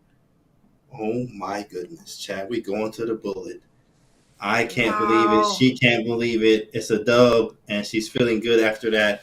You fight on. Wow. Wow. So let's take a look at the scores. because Priyanka Nutaki, she was on the verge of clinching her spot into the final, but she blew it in the end. And Malak Ismail, she remains alive. She takes it to bullet, whereas there we see Letao Nguyen Pham. She loses her game, and Anastasia Bodnaruk has the lead, but it's the bullet now. And if Anastasia wins, she will make it to the final. James, this is just nail-biting. Yeah, like from going from like literally seconds away, literally from going to the final to now being like, what did I just do? That, I mean, this could be a whole swing. We are familiar with momentum. Things happen, but wow. I mean, never count yourself out, basically. Malik's like, what, you thought this was a game? We'll try again. Nope, we got more games. Right, pack it up. Everybody was leaving it like, no, sit back down. We got a match here. We got a match here, indeed. Yeah, Priyanka, she mustn't get tilted after being so close to winning her spot into the final. But yeah, here we go. What game catches your eye? I am, let me see. Yeah, they both look kind of similar. So I'm looking at Priyanka game, because that game, especially for Malik coming off of a win, you have sort of initiative, and Bullet's sort of a streaky game too as well. So getting right into winning, having that one win right before the Bullet. Oh yeah, I'm gonna have a little bit of confidence. Like, okay, I can do it again. Like if you're getting 4 or 5-0, that's different. But I got 3-0, then I'm able to bounce back. It's only 2 points. All right, let's make it happen with Bullet chess now. Yep. And there we see queen to b2, attacking the queen, attacking the b3 pawn. And black is about to go on the offensive. They're defending. Okay, you can't capture on b3 because of rook to b1, so be careful. And the question for black is, do you bother defending on a7? You only have 23 seconds to decide what to do. She just steps back with the knight. Hello, Lily. Thanks for the raid. What's up? And yeah, knight f6. Yeah, queen takes a7 is a move. Played. Bishop maybe d5 centralized. Played. Rook b1. Queen something. Oh, takes a pawn instead. I take 1-2. Yeah. And do you remember that Malak is in a must-win situation, because it's the first person to 3.5 points that makes it to the final, and Priyanka's on 3. Malak has to win. Rook e2. Oh, queen b1. Oh, how do you stop rook c1? Did we get a reaction? Let me see if we got a reaction from her. Oh my goodness, rook c1, and she might be done. Knight h2 and knight d2, maybe? No, bishop c4. She is back in the game, guys. What? This is crazy. Oh my goodness me, 4 seconds. Don't call it a comeback, chat. Yeah. She is saving this match step by step. Knight to d2. That's it. That's the clincher. And there we see that Malak. Wow. It is a miracle comeback from her.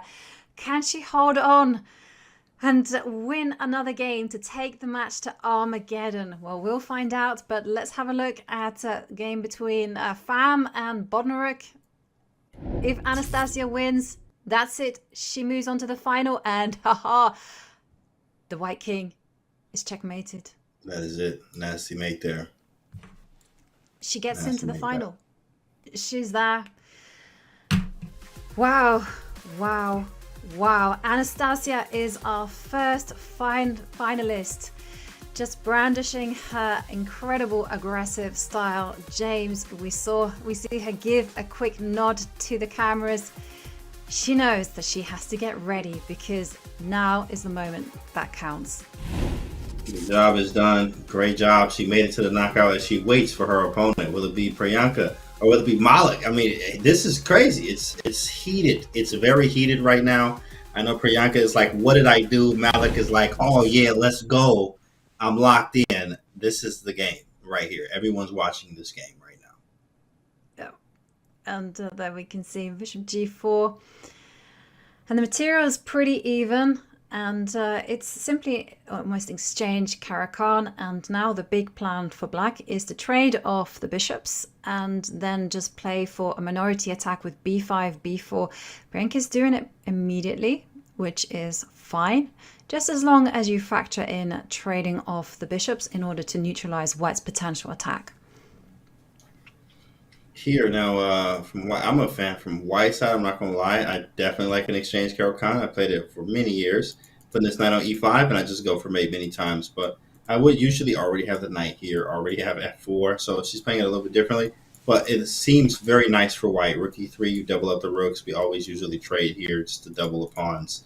And then there's ideas with h4, h5 for yourself. Rook e3, double the rooks. Black, of course, has their own attack with the minority attack. So it's a matter of who gets the attack off first. I mean, knight g5 comes into play. Like, I love these positions for white, but black, if they're able to get the minority attack, I mean, black's in good shape. Yeah. In fact, white had the chance to get a bit spicy with knight takes f7, but instead she goes for maneuvering the knight round. And, well, the plan that you talked about has to happen. And there we see Malak just controlling the b4 square. This is a nice idea. Slow black down and then begin with h4 at the right time. And maybe too soon because queen to g3. Correct, queen g3, which is played, by the way. Very annoying move. Queen f2, trade him off. And now, I mean, black's good. I'll take a draw. You want to draw? You want to draw, Malak, huh? Offer a draw right now. See if you take it. You want to draw? Yep. 30 seconds for both of the players. Yeah, it does look likely to be a draw. And all black has to do is just bring the king in. G4 coming.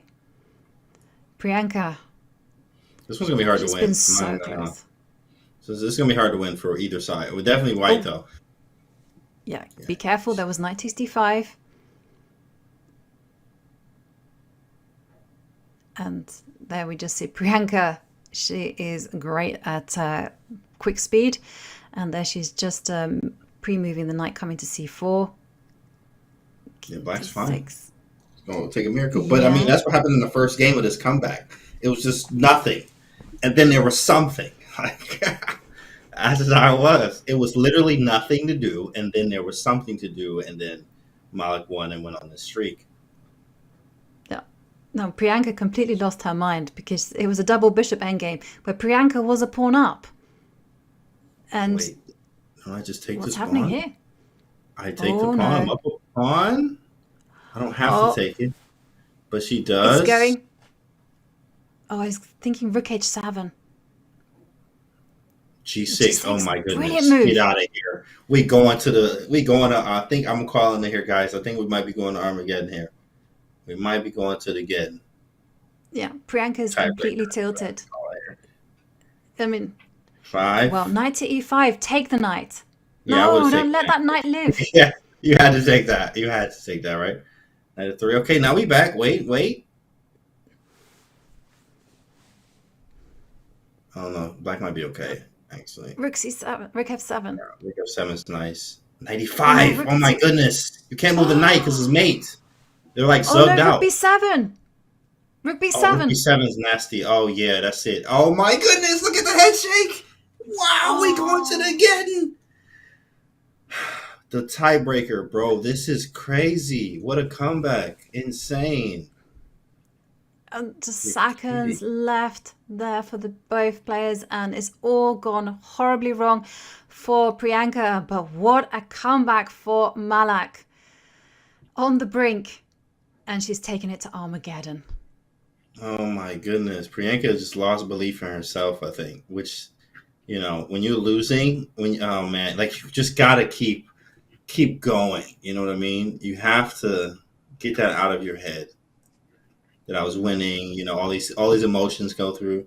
Yeah, I was winning and blah blah blah, but like you have to get over that quickly. D7.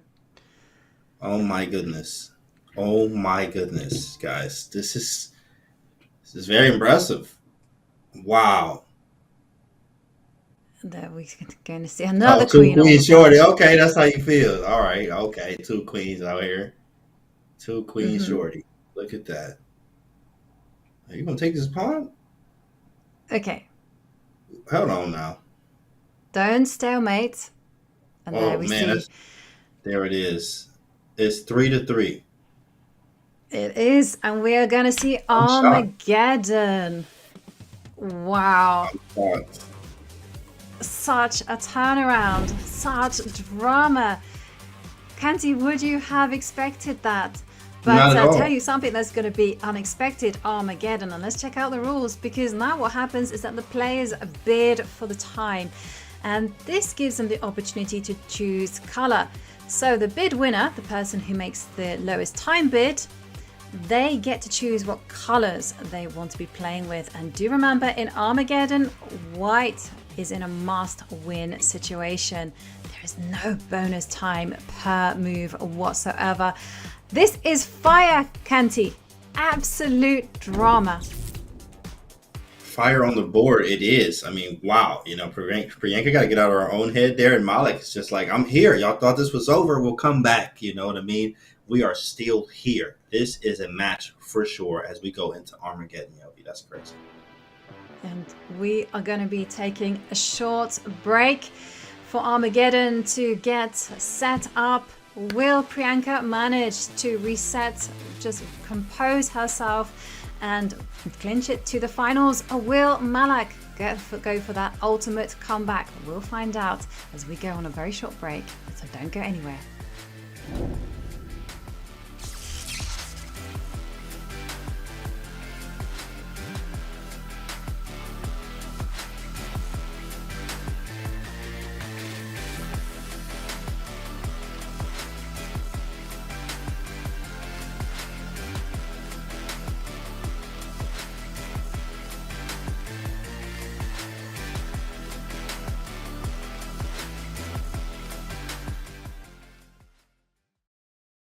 Looking for some cool merch or a gift for that person who loves chess? We've got you covered in our all-new merch store, literally from head to toe. Whether it's a hot date or just hanging out, it's always chess time somewhere. Just ask Mittens. Okay, well, Mittens is just a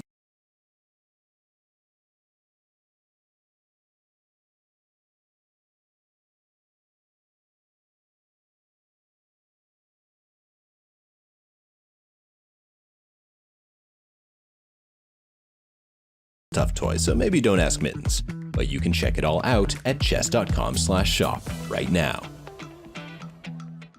Do you think cheating is being taken seriously in over-the-board chess? Seriously enough?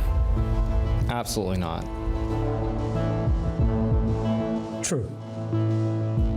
Do you think the online cheating paranoia is overblown or appropriate? Tough question. The answer is somewhere in the middle. It's not being taken seriously enough, but there's also too much paranoia. He's telling the truth. So let's talk a little bit about that, even though we're moving the pieces. When you say that more could be done, do you have a specific list for Chess.com? A specific list. I mean, I think there should be a way to look at the performances of players who are not, say, up-and-coming kids specifically. And when you see certain players being defeated consistently, like Nepo or myself or Fabiano, I just think over our careers of having played chess, it seems that sometimes it's happening more frequently than it should, is what I would say. And I don't know how you deal with that, but I do believe it's happening more than it should. Let's switch it up a little bit. Do you ever sing in the shower? Not anymore, no. True. Are you really worth $50 million? No. I don't know. He's made a lot of money on stocks. He might be lying. Lying. He's lying. Okay. No, all right. Well, are you the best streamer in the world? Yes. No, that's a lie. Okay. I guess I didn't clarify chess streamer. Exactly. I should have clarified chess streamer. Okay. Are you the best chess streamer? Yes. Yes, with some ambiguity. Okay. Yeah, well, there's a lot of context to that. All right. I'll let you make a few more moves. Sure. I kind of need you to get a good position against me, or it's going to go forever. Okay. I have this feeling this is not going well. It's making me wonder if I should become a career criminal now. Okay.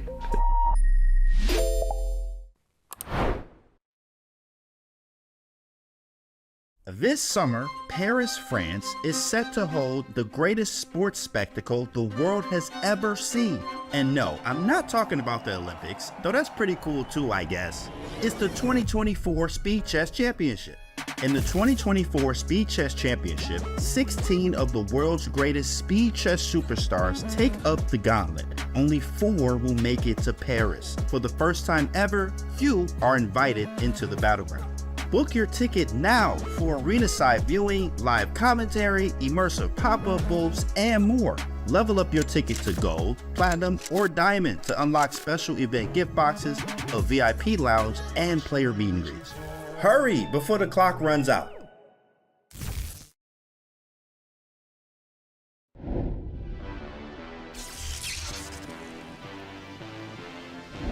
Looking for some cool merch or a gift for that person? And we are back. Time for the Armageddon of the semi-finals between Malak Ismail and Priyanka Nutaki. Oh my god. This match has been absolutely insane. We are just waiting for the time bids, but Kanti, wow. How would you summarize this match? Are you ready for the excitement that's about to happen? Elated. I mean, it was really wild. It's almost like, it reminds you of a basketball game or some type of, when you watch basketball at the end, if you guys have been to a game, right? And then at the game, you see people getting blown out, and then everybody start leaving towards the end. But then you see everybody come back. It's somehow your team is like within 2 points, and then they tie it, and you go to overtime, and the whole stadium is going crazy right now. That's what's happening right now. As we thought it was over. I just thought she was really going to take it to her. Like, I really thought Priyanka was going to just win, or have a draw here, and she didn't. So now we're going into Armageddon. This is crazy. It is. And for Priyanka to start the match with 3 victories, and then for Malak just to strike back. And here are the Armageddon rules once more. So the 2 players will be bidding for the opportunity to choose color. Now the bid winner plays with the time bid, which is the lowest time bid, and they decide whether they're black or white. And their opponent does start the game with 5 minutes. There's no increment whatsoever per move. So if Priyanka bids 3 minutes 56 and her opponent Malak bids 4 minutes, Priyanka is the one that chooses the colors. But do remember, black has draw odds, which means that white has to win. Now, Kanti, I have to ask you, what color would you choose? That's a great question. I always have to take black there because I have the 2 for 1. I mean, I draw, I win, I win, I win. So, like, yeah, I have less time, but literally, I draw, I win. I win, I win. So, like, I just can't not have black there. I have to have black every time. Yeah. Even though you have an aggressive opening style. I do. If I know with white, they know I'm going to play very aggressive, and I'm literally going to try to mate you in 17 moves exactly. So be very close. I'll be very, very, aware of what's going on. Is that the bids? Do they have them up yet? I haven't seen them, and I'm just going to have a look on my computer. One of these days, I'll have a massive screen. Priyanka is a little mad about that. You can tell, just like frustrated. How did we get here? Malak looking very good, high spirits. Yeah, and Priyanka on the screen there. Yeah, Malak's locked in. She's like, all right, we here. We've made it. Like, we was out. You could tell earlier she looked drained because she was down 3-0, and she's like, this is it. But now, look at her now. Yeah. One game away. Yeah, and Priyanka, yeah, she looks like she's still thinking about that critical 4th game, right? She was so easily winning, and now she finds herself in this position. Well, that's not what you want at all. Yeah, you definitely want this. I mean, she's just super annoyed. You can tell, like, come on, bro. How did I let this slip? And this is, as a chess player, this is what we do. But literally, I think I learned this from Hikaru. One year, a long time ago, he just said, you got to have short-term memory loss when it comes to this.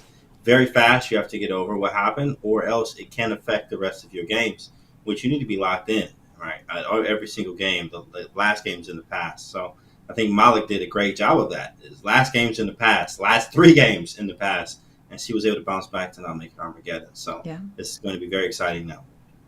Yeah, this is the moment where you need that coach in the corner just to kind of shake you and say, come on, you can do it. Wow. And for both players, in fact, Malak so close to getting the ultimate comeback. But for For Priyanka, so near and so potentially far away. Both of their futures lie on this Armageddon game. And let's have a look. No, still waiting on the bids. So, did any other games catch your eye? Maybe we can have a look at at how Anastasia got her place in the final without victory over Pham. Because we just it was the last one. No, it's not this one. See if I can find it. Let me see if I can find that quickly. It was a beautiful with the king, the white king going all the way up to G5. I'm not able to find that. I'm looking around for that one. Oh no, have I chosen the one game which is impossible to see? I don't know where that game is actually. That's crazy. It's right here, but I don't know where that game is. Is it here? No. This one. Ah, found it. Okay. Okay, wait. Okay, well, we just received words that the game is about to start. Oh, we got the bids? Yes, don't have an update what the time bids is like, but I guess we'll see that in just a few moments. And there we have it. What's happening here? This is the game that Anastasia won against Pham. What was this? A King's Indian? Let me see. Okay. Okay.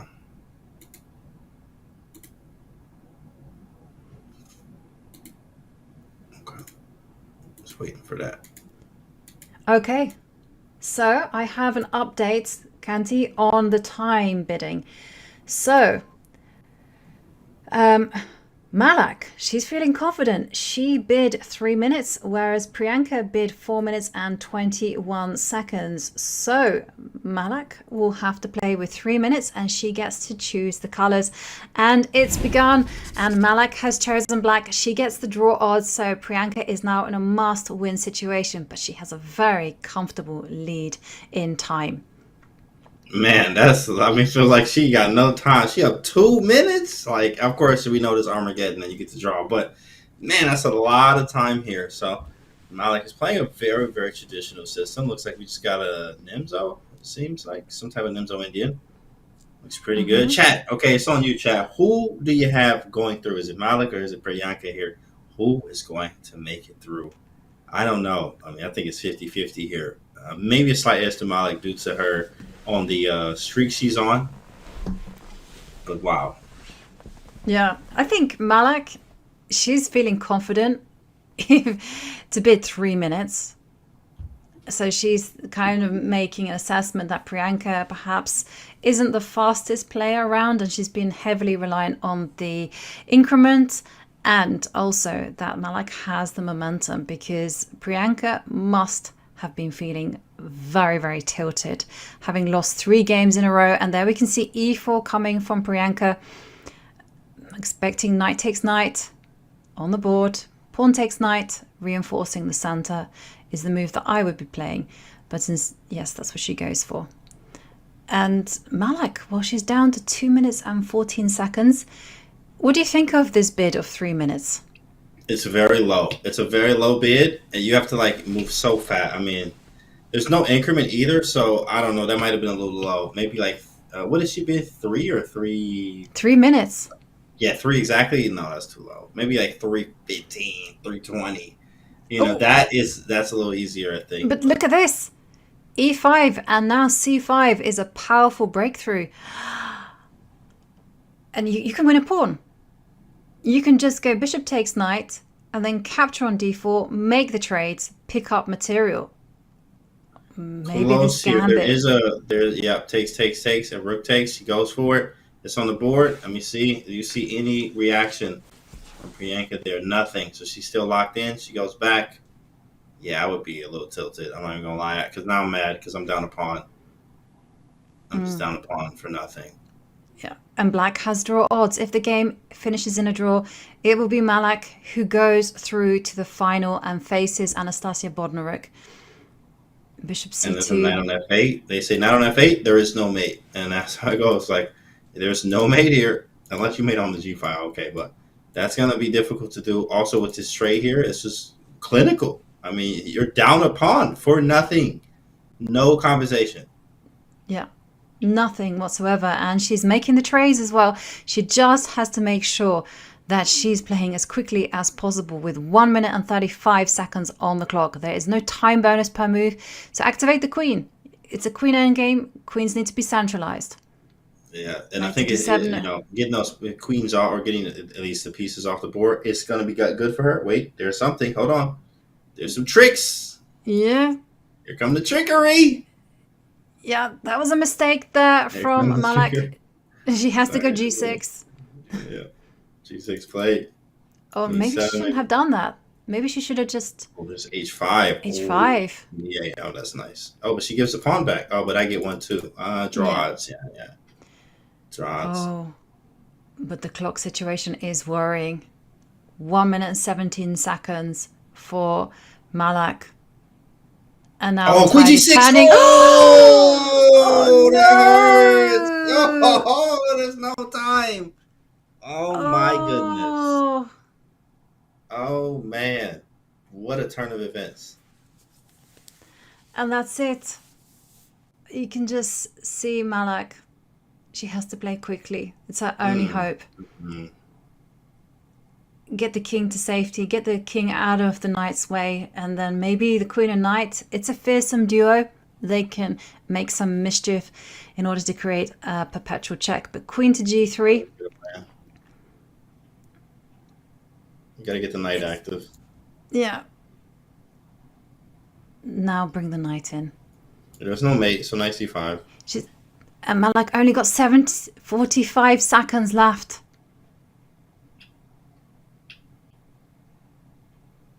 And Priyanka 2 minutes and 26 seconds, so plenty of time. She can literally just make any move. She can go queen A8, force Malak to repeat time and lose time. Yeah, queen C5. Active move.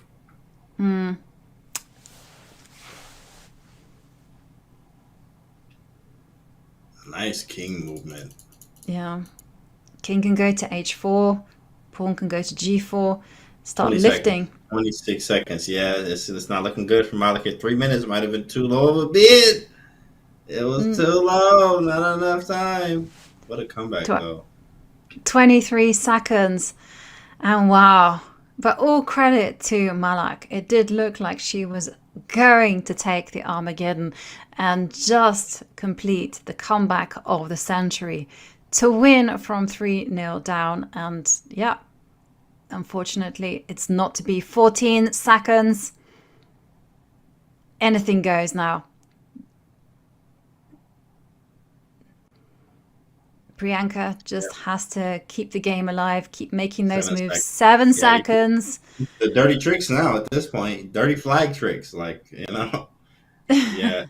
Oh my goodness, but she's only got 4 seconds. Oh. Breathe. You gotta breathe. Oh man. No. I don't know what's about to happen. Oh my goodness. Oh no, don't repeat the position. Keep the game alive 1 second. And she's got no time. Oh my goodness, she drew the game! Oh my God. She drew the game! Insane. That is just unbelievable. It is a draw by repetition where Malak only had 0.0.1. 0.1 on the clock. Oh my goodness. Send me the clip. Send me the. That is insane. Wow. I don't know what just happened. Never seen the like. Someone must have been smiling on Malak because once again, it looked like Priyanka had it done and dusted. Looked like it was in the bag. But Malak Ismail, she snatches away. She gets the draw and she is now in the final, courtesy of this repetition, having just 0.1 second on the clock. Wait, wow. This was crazy. That was crazy. Like, I'm speechless there as Malik is going to the final. Unbelievable 0.1 draw there. What a comeback. That was crazy. Wow. That is crazy. That was wow. Unbelievable. Wow. 0.1. Chat, y'all got to breathe through it. Everybody breathe. Everybody just... That was insane. Wow. Well, we got ourselves a final now, guys. This was paid actors here in Unreal. Yeah. I mean, my God, have you ever seen the like, Canty? Have you ever seen such a thing happen? Okay, yes, actually, in 30-second chess every night, we do have this. In fact, so weird things like this happen, but it's just us playing in arenas every night. So this is much bigger because she's going to the final here. That's gonna, qualify her. Basically, who the winner goes to the Julius Baer SCC. So, woof, man, that's crazy. Now we got a big final here. And there we can see the final between Malak Ismail, who got into the final by a whisker, and her opponent is Anastasia Bodnaruk.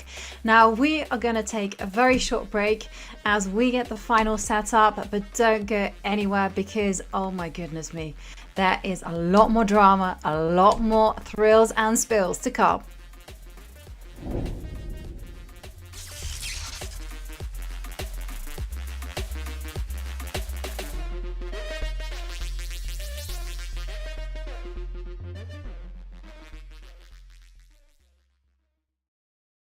I strongly suggest you stop banning me when my account didn't even have an entire game played yet. This seems very unfair. I'm better than 100% of your GM level players and you stupid banned me. WTF is your SU? I hope Bobby knows it and is auto-resigning in his grave. You. Wow. Dan, you want to run with that one? I thought maybe you would take it. I mean, he apparently, if we're banning him before he's even completed a game, I don't know. I mean, kudos to you and the crew, Casa. I don't even know what else to say to that. A lot of times people that, have played games, they might finish them and they react and they're so hot, and step away from your laptop or your phone, decompress a little bit, give yourself the opportunity to turn that temperature down before you respond. Like that's the first bit of advice, because if you're dealing with support like that, you're gonna have a hard time dealing with people in your own life. So take a moment, think before you make that move, and then maybe then the response will be a little bit different. Rest in peace, Bobby Fischer, one of the goats of the game. At the end of the day, I don't think he's auto-resigning in his grave. I don't believe that. I think he might have a lot of perspectives on the way the game has gone. I don't think he's thinking like that. Why should I open a new account if you guys keep on closing them? Well, look, I mean, at the end of the day, we're closing your account for a reason, and so the behavior has to change for you to, keep an account open for an extended period of time. So clearly the behavior isn't changing, and that's, why you're in the situation you're in. There's such a great opportunity to enjoy your time on the site. We have so many things you can do. You can play, you can talk to people, you can learn, you can watch top games. Your experience is going to be soured if you're, making these decisions. So do better. Do better. I like that. Maybe we'll get lucky and that user will watch this video, and just maybe that'll be all they needed to hear. Oh, do better. Okay.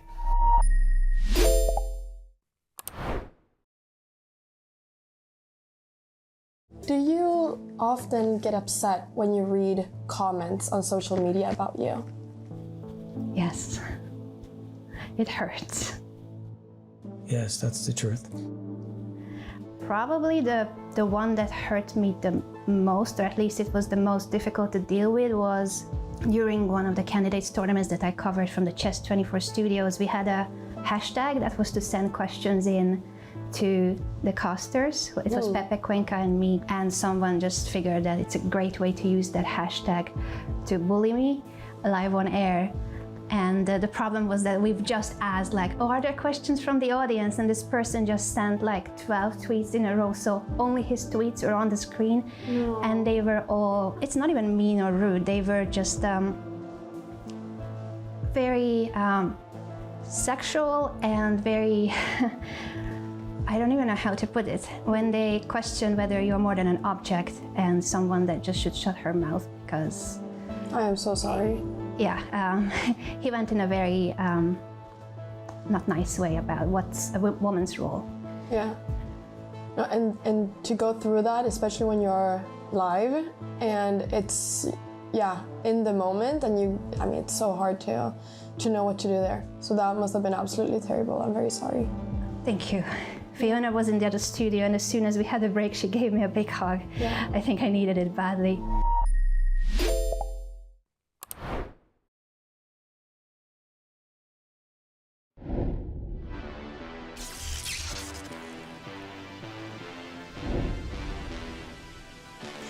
We are back, we are restocked, refueled, and the big question after that absolutely thrilling Armageddon is, will Malak Ismail make the ultimate comeback and win the final? She plays against Anastasia Bodnaruk. That's a tough competitor. But Kanti, oh wow, are you ready? Are you ready for this? Do you think we can expect more? That was crazy. In fact, there's a whole new reset here. I think we are going to see some much tighter chess, meaning more accurate. I think here it is the final, and on top of it being the final, it's just like, everyone can breathe a little bit here. I actually want Malak's nerves too as well. Like when that happened, she just like didn't move. It was just more like, oh, cool, I made it to the final. All right, cool. It was more like she was so calm. So whatever type of nerves she has is if she can keep those, yeah, she's definitely a force to be reckoned with. And Anastasia here is she's been playing great chess, so we just want to see more of that. So very, very exhilarating final. Yeah, Anastasia is a very entertaining player, but she's been here before. In the very first day of the play-ins, she was in the final against Alua Nerman, and sadly she lost. But this is her moment. She wants to be in the Julius Baer Women's Speed Chess Champion. Remember, this is a tournament where the winner will walk away with everything, and that is that golden ticket. I'm thinking Willy Wonka style into the main event. There's a lot on the line. I think this was a Roy Lopez, but the Shigorin variation, which had a bad rep for a while after some years because of the engines, but again, as the engines got stronger, it even got better, and now it's back into play. I think Juan Werle, however you spell his last name, or I say it, Werle, has a nice chess, of course, that recommends the Shigorin variation of the Roy Lopez. I used to play it for a long time, but lots of rich positions here. And the Roy obviously resembles some type of what they call Italian game too as well. So there's so much play here for sure. Yeah, and then you see White's challenging for control over the d5 square. I imagine that knight to f1 is probably going to be met by bishop to g5, because you cannot allow, as Kanti demonstrated, a knight into the beautiful d5 square. Definitely do not want that to happen. So far, so good, though. I think Black has handled this quite well. White's usually trying to, grow and expand on both sides of the board in the Roy here, and it seems like we didn't really get much out of the opening. In fact, it's all zeros here from engine standpoint, 100%. I believe it. But F1 playing it anyway. This is a very tense position, though, because you do have to be especially on guard to what your opponent is playing. And I predicted that she would play bishop g5, stop the knight getting to e3. But Malak is confident that a knight on d5 is not going to be too troublesome, because she will just simply swap it off. And now the bishop comes to g5. So big decision. Opposite color bishops. And Anastasia says yes, because when you look at the comparative value of the bishops, this bishop on d5 has an amazing target there on f7. And that's something that Anastasia could potentially work on. But look at this. Maybe I spoke too soon, because the rook is coming on to the second row. Black's very active.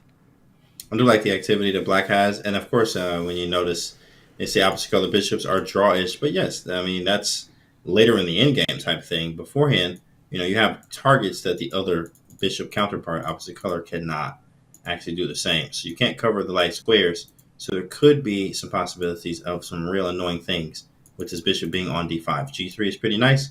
Maybe at some point trade and try to bring the queen over to f3 or h5. Some pressure here as well. But nevertheless, probably still, super equal. Yeah. I think it is equal. Although I just see the evaluation bar go up, and I'm just thinking, why is that? There's That doesn't make no very much sense. tactical Yeah. possibilities. What on earth is the engine thinking? I gotta go check. Rook takes, and then queen something. It's a queen. I don't know what it. But rook takes, and king g2. Yeah, you've lost your mind. Yeah. The engine just another case of losing its mind. The winning idea is take the rook, put the king on g2, and then play rook a2, and it's just winning. And also it says let black take this pawn on c3, and then you go rook a2. Perfect. Great job, engine. Awesome. Yeah, I'm not listening to you at all. At all, bro. That's insane. It said rook takes, then takes. It's winning, bro. Rook a2 and then play, bro. Yeah. This is ridiculous. No. That's why the machines are going to take over the world at some point, because they see things we just don't see. Whoa. Hang on a second. I did not anticipate this. A trade of queens. I thought the queen would come out to h5 and start targeting f7. But instead, Anastasia fancies her chances in this endgame. Or are we just going to see a draw after maybe rook a2 from white? No, rook a3. Maybe the trade will happen on b3. Rook b3. Definitely, because this rook is so active. Like, you got to get rid of it. And yeah, okay. Shuffle. Take and shuffle. Mm-hmm. If you don't take, then I'm just clearly better. Yeah. And now the players either going to agree a draw or just going to use 50 moves to make some random, to reach a draw. Okay, h5. But the thing is, as you kind of mentioned on opposite color bishops, is that black is going to be better on the dark squares, white has complete control of the light squares, and you just have this beautiful balance like this. There's no way in for the white queen, because you can try and attack a5, you can get your king as far as b5, but the black bishop can just be defending everything from d8, and you can just keep passing. Yeah, this is a draw. He plays f4 and and nothing's happening. There's no targets besides this pawn. There's nothing. Maybe I can try this. This is a long way from home. Long way. But it's possible. Yeah. It is very possible. Maybe even f5. First, to lock down the king to the protection of this pawn, and then run around. I do wonder that maybe black should also try to get some counterplay. Because after f5, okay, maybe now go g6. Make those trades. Because, as you mentioned, might be starting the journey. If the white king gets to c6, this bishop on a7 is not a pretty piece. In fact, if you put a king on b7, it's trapped. We have a plan. But do you know what you can do? I think you can even give up the pawn on c4. c5. You just go c4. Oh, wow. That's a clever idea. I might, if I win a5, I'm good. Yeah. Might be to win a5. Just activate the bishop, right? You want the bishop not on a7. You'd rather have it. That's true. On a beautiful diagonal somewhere. Gives up a pawn. Snatches it. Oh. Goes for this pawn. Beautiful. Oh, look at that idea. Woo-wee, nice. That was sick. Here, now you go c4. Mm-hmm. And now it's just an easy draw, because yes, the black king is active, but the bishops can just keep waiting forever and ever. If I run the king around now. Did she play king f2? She did, and allowing c4. So I'm assuming she's going to go back. Now, after a trade, she wants to use that tempo to be able to run this way. Yeah. Because the king's now on d3. Probably force. Maybe you don't. You probably could take here that idea you looked at before. But you know what you can do? You can sit quite happily. You can take on d3. It's a very clever move, by the way, from Anastasia. And then go bishop f2. The pawn on g3 is not running away. That's true. King here takes. Yeah, you just put your bishop on e1. Oh, yeah. And then I can't do anything. Yeah, this should be a clean one. Nice ideas. Should be clean. But let's see what happens. Takes. Then she takes on g3. Takes with the bishop.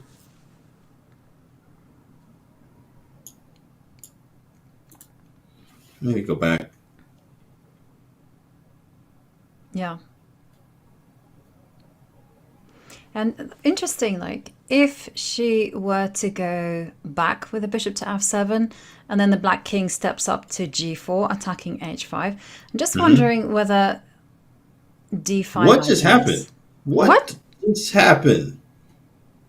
That was so fast. There was apparently some moves. It just kind of updated on our end. Okay, this is the live position. That was crazy. Yeah. And the king is so active. I guess you start going king e3. There you go. And now you just wait with the bishop. b6 maybe. Oh, you may be able to run this way. Like, White still has... Oh, I'm about to say, White got some second. chances. White has some serious chances. Like, look at this. Look at this. Oh, my goodness Look at me. the path to victory. You know what I mean? Like, there's some squares. I also could break at d4 at the right moment. That's crazy. In-game one-on-one, Devereski page. Hold on, let me check the win. It's to the north. Yeah, that's Devereski page 247. Oh, my goodness. This is insane. Wow. And that's crazy. You can see the evaluation bar shooting up for White. Yeah, because king c4. King c4. It's the idea we talked about before, though, is getting this king being super active. Just running up. Yeah, king d5. Bishop defends. There may be a king d2, but do we care about this pawn? Yeah, maybe you have to go king to d2. Because there's one... No, yeah, you need to defend. You have to go... Yeah, I don't think you can even... Yeah, king here. How can you It's all hold calculation on to... now. All calculation. Yeah. And ultimately, the c3 pawn is actually irrelevant. Because once the white king starts making its bid for the g7 pawn, you can let go of the c3 pawn. It doesn't mean a thing. It's the g7 pawn that counts. Yeah, this should win. There's just going to be too many things, especially with this being passed. Wow. Superb endgame play from Anastasia Podnarik. Playing on. Even though it looked like it was completely drawn. I'll be honest with you, I think I would have agreed a draw. Like, as soon as we got to an opposite color bishop endgame. Oh, yeah. And now here, the f-pawn is just going to do the business. There it is. There it is. Exactly. Yeah, Devereski. What's up, Engine X? Devereski, page 247. Absolutely. It's in the bishops. It's in the opposite color bishop chapter. And look at that. I got two white people, as Hikaru says. Maybe check first. Just throwing a check, just for fun. And unfortunately, now you have to cover the queening square. And the e-pawn falls. And that 1 second increment. Boom! Whoa, what a game. What an in-game. Little emotion there from Malik there. Wow. Absolutely. Yeah, you can see the irritation on her face. That is not a game she should have lost. But for Anastasia Bodnaruk, she moves one step closer to winning the match and getting that golden ticket into the Julius Baer Women's Speed Chess Championship. But second game of 5 minutes plus 1 second. And here we go. Malak with the white pieces. It is a Moscow. With bishop takes d7. And the way that I used to play it was just to go c4 and rook e1 and then go Maroczy all the way and argue that white no longer had a troublesome light squared bishop. Which is still actually, I was about to say, it's still like a main line in this play too. Bishop e3. Yeah, looks good. Knight c3. Knight c3. Or f3. F3 playing. Knight c3. And it's developed. And now it's exactly right. I mean, you just got a Maroczy. Right. And the big thing is, if you're allowed, you just go queen e2. You gotta watch out for black breaking out on d5 and b5. But if you keep full control over that, then you're good to go. You just go queen e2, double on the d line, and wait. It's just pure enjoyment, watching black squirm with no space. In fact, e6 here does allow this d6 pawn to be extremely weak. Maybe she's looking for a d5 break. Mm-hmm. Yep. b6. Looking good. Very easy setup. Malik going for the simple and easy setup. You know, simple is as simple does. And sometimes it's just the best thing. To not complicate things, just put it in the bank. And Be done. Knight b5 is really strong. 2 ideas. Yeah. Here, king h1, stepping out of the way. The problem is that as soon as black goes d5, you just take once with the c pawn and then go e5, and then black is saddled with a bad central pawn. So that's never so attractive. Yeah, it's not fun. Rook to d7, and there you can see like black literally is just living their life with not that much space. Oh, there's some 95s approaching too. All kind of tricks. I like it. In fact, I was looking at knight d5 now, but it doesn't quite tactically work. Yeah, I don't want to. But yeah, you said I follow Arthur Blunder. I mean the raid. Sorry. Okay, take 6. Doubling. Yeah. Oh, the pressure is being turned here. Anastasia feeling the heat. And for Malak, it would be such an important comeback victory if she manages to eke out a win from this better position. 3 minutes, 23 seconds for Bodnaruk. 1 second increment, a5, stops b4. Yeah, but concedes b5 square. So that's something that white can start working on. Yeah, goes right to the square. And like what you can do is you can kind of go a4 and then go knight b5 and go, hey, what you going to do about that soft spot? And this knight on h5 it is just going to play a defensive role. Maybe if it's going to find a home on e8 and black is just holding the fort. Yeah, because you can even see, I mean, you can smell like some type of attack here already with the rook lift. White is definitely for choice, looking good in this Maraxi bind. Mm-hmm. And the stage of thinking, 2 minutes, 40 seconds. Malik up a lot of time here. Not even, not even a minute thing. Also, you get a 1 second increment. Yeah. Knight to g7. And this is the last game in the 5 minutes plus 1 second portion. After this, time gets slashed down to 3 minutes. And then finally, Bullet decides the day. Or maybe we're going to see our second Armageddon. It's only fitting because this is, of course, the very last play-in for the Julius Baer Women's Speed Chess Championship. Yeah, it was crazy. That game was, I mean, that whole match with Malik was insane, that last one. Okay, Queen H5 is there. And what do you say? You can press for ages. White position is a dream. Oh, yes. White has just all the play, it feels like. Canty in here. What's up, Chris Demir? I was just wondering whether there's d5 in the air now. Okay. Tried everything out. Nothing happened. 98. Very miserable. Mm-hmm. Yeah. Now you can start pushing, right? You just start C5, E5, something playing. 5. Yeah. I like kind of creeping up the board. There you see, that's the kind of move that I'm talking about. You go Queen E3, Queen C5, and then you do like weird stuff like H3, G3. Like that, yeah. Queen E2. Nah, that's weird. That was weird too. Yeah. Yeah, you know what I mean? It's like before you know it, White's just like slowly moves forwards, and you're like, well, how did that happen? Well, H3 happening, Queen C5, Black is in a complete bind, but White can start just slowly going King H2, G3, H4. you connect the rooks. Yeah, it's like somehow you threaten H5, you connect the rooks so that they can switch to the H line if needed. And all the while you just keep control. There's the Queen C5. No, yeah, the Queen, she wants to trade, so probably not. Maybe Queen F4. try to trade on my own terms. What kind of Roxy was the opening? It was a Moscow. Bishop takes d7. Moscow Sicilian. Mm-hmm. This is queen. They're just maneuvering. Like, gotta do whatever I want, you know? Queen h5, you want to draw? Yeah.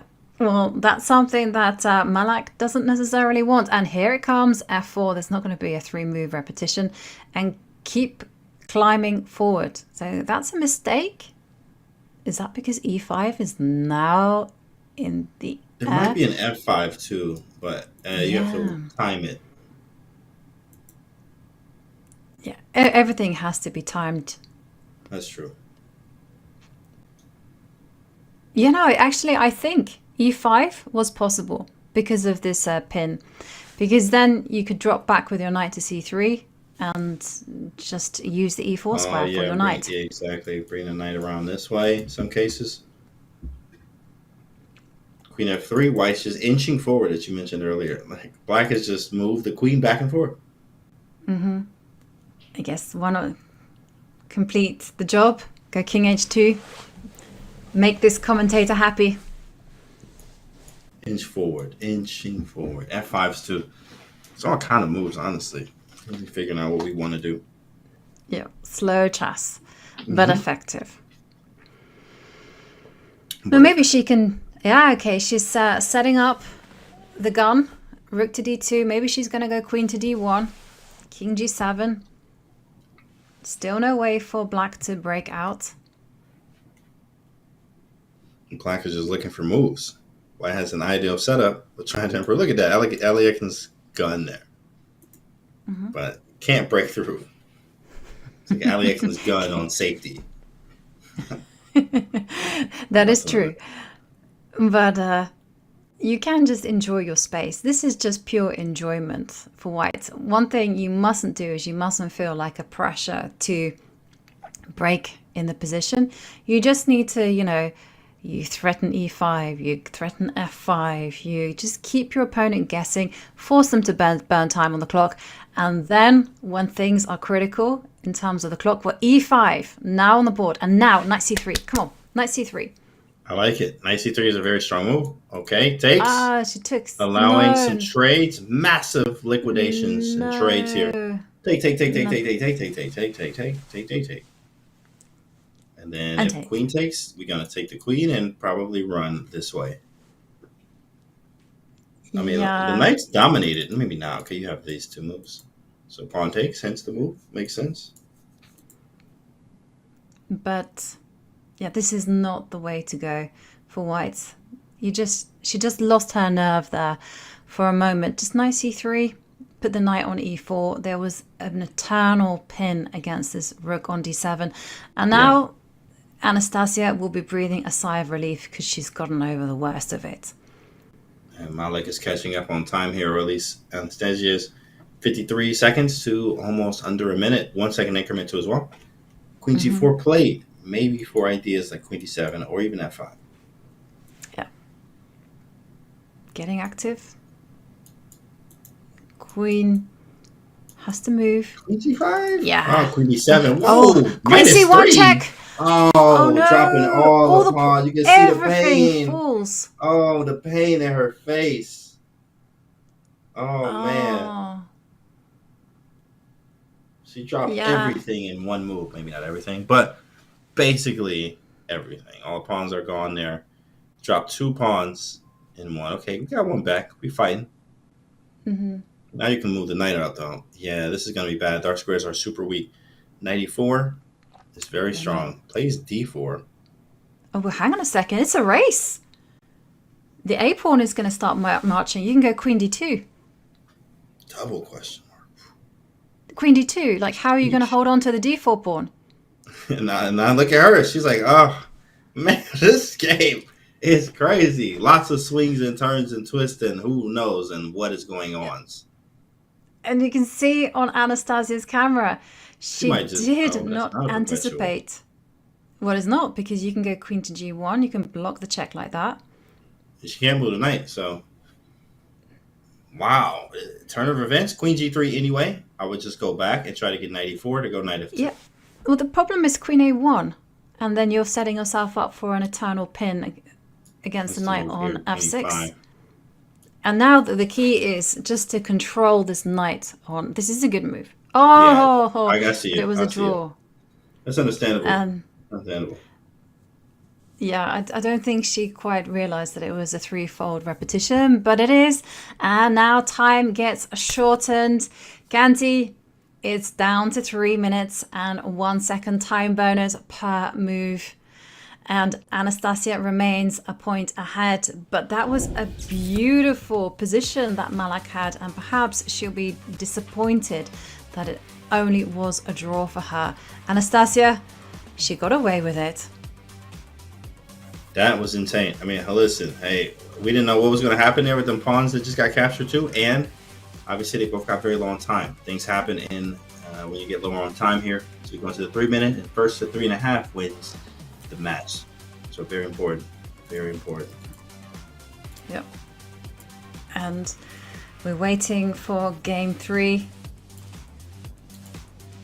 We're gonna get it up and Waiting see for the game to pop up. Yeah, there we can see on the cameras that Anastasia, she had to go for a quick break. So we're just pausing before game 3 resumes. So Anastasia, 2 points away, like you mentioned. She gets to 3.5 points. That's it. She's in the Women's Speed Chess Championship. She gets to compete alongside the likes of Hao Yifan, Zhu Wenjun, Tan Zhongyi, Vaishali, Gunina, Alice Lee, 14-year-old Alice Lee. We also have Alua Nurman, we have Mai Nama, and yesterday the Dutch sensation Alina Rebus punched her ticket into the finals. So many big names. Yeah, and Roberts won yesterday with that ironic or iconic story on the train and playing very aggressive chess. So good to see. Yeah. I must admit, I was totally shocked when she said, yeah, you know, the Swiss hadn't gone so well for her. She hadn't been playing so well, but she'd been on the train. And so she was relieved to come home in time for the semis and play on a desktop. Then she knew she could win. That's cool. That is very good. Like playing on the desktop, guys. I mean, any phone users here? Do you play on the phone there? You over here now? Yeah, I do. And that's why my rating's so low, because I get flagged monstrously. Flagged, right? Trying to pre-move with the finger. Your friends are like, bro, what are you doing? Why are you looking all crazy? Like, oh, I'm playing chess. Oh. Yeah. And yeah, just to update you, there's a pause because but Anastasia needs a charger for her phone, which is the second camera. And let's have a look at the last game. Let's look at it in more detail, because how did this game just, first it looked like Malak was just cruising with a better position, and then everything simplified, and then suddenly a massive mistake and some backwards and forwards, and in the end, just a draw. Yeah, this was all normal. She had a great position here.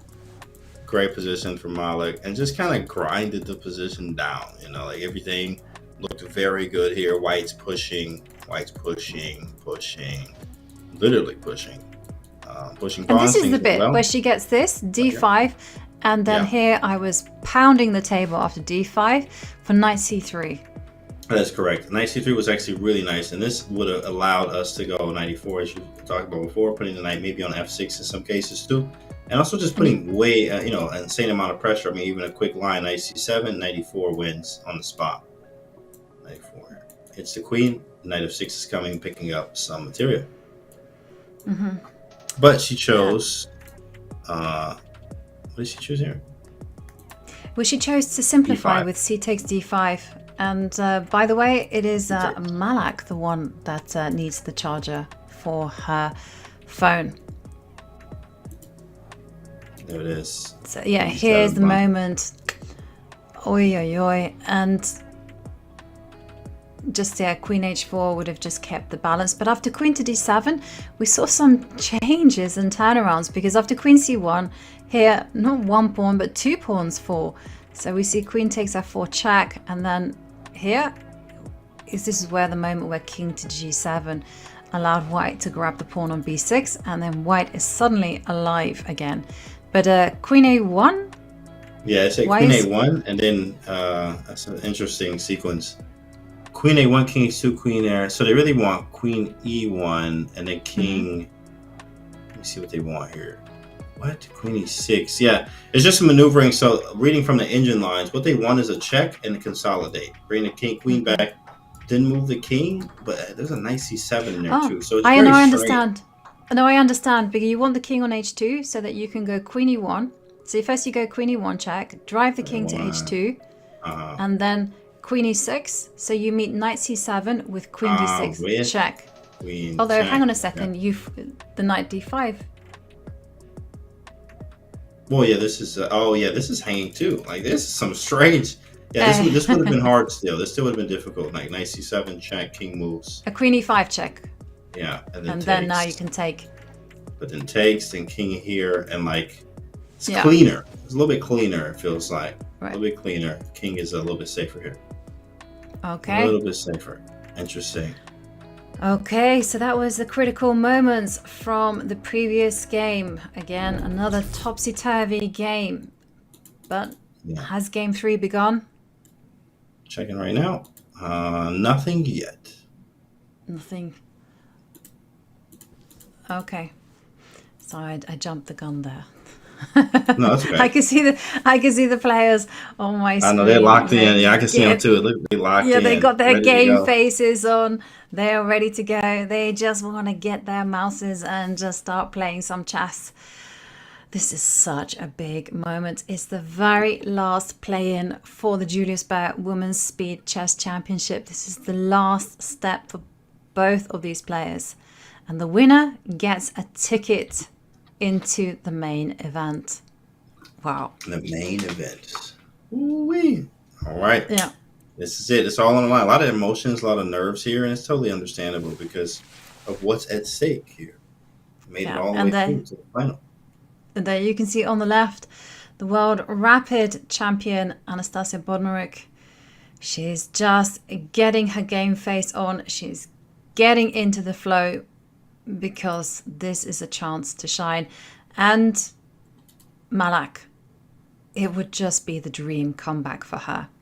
To be so close on the brink of being eliminated.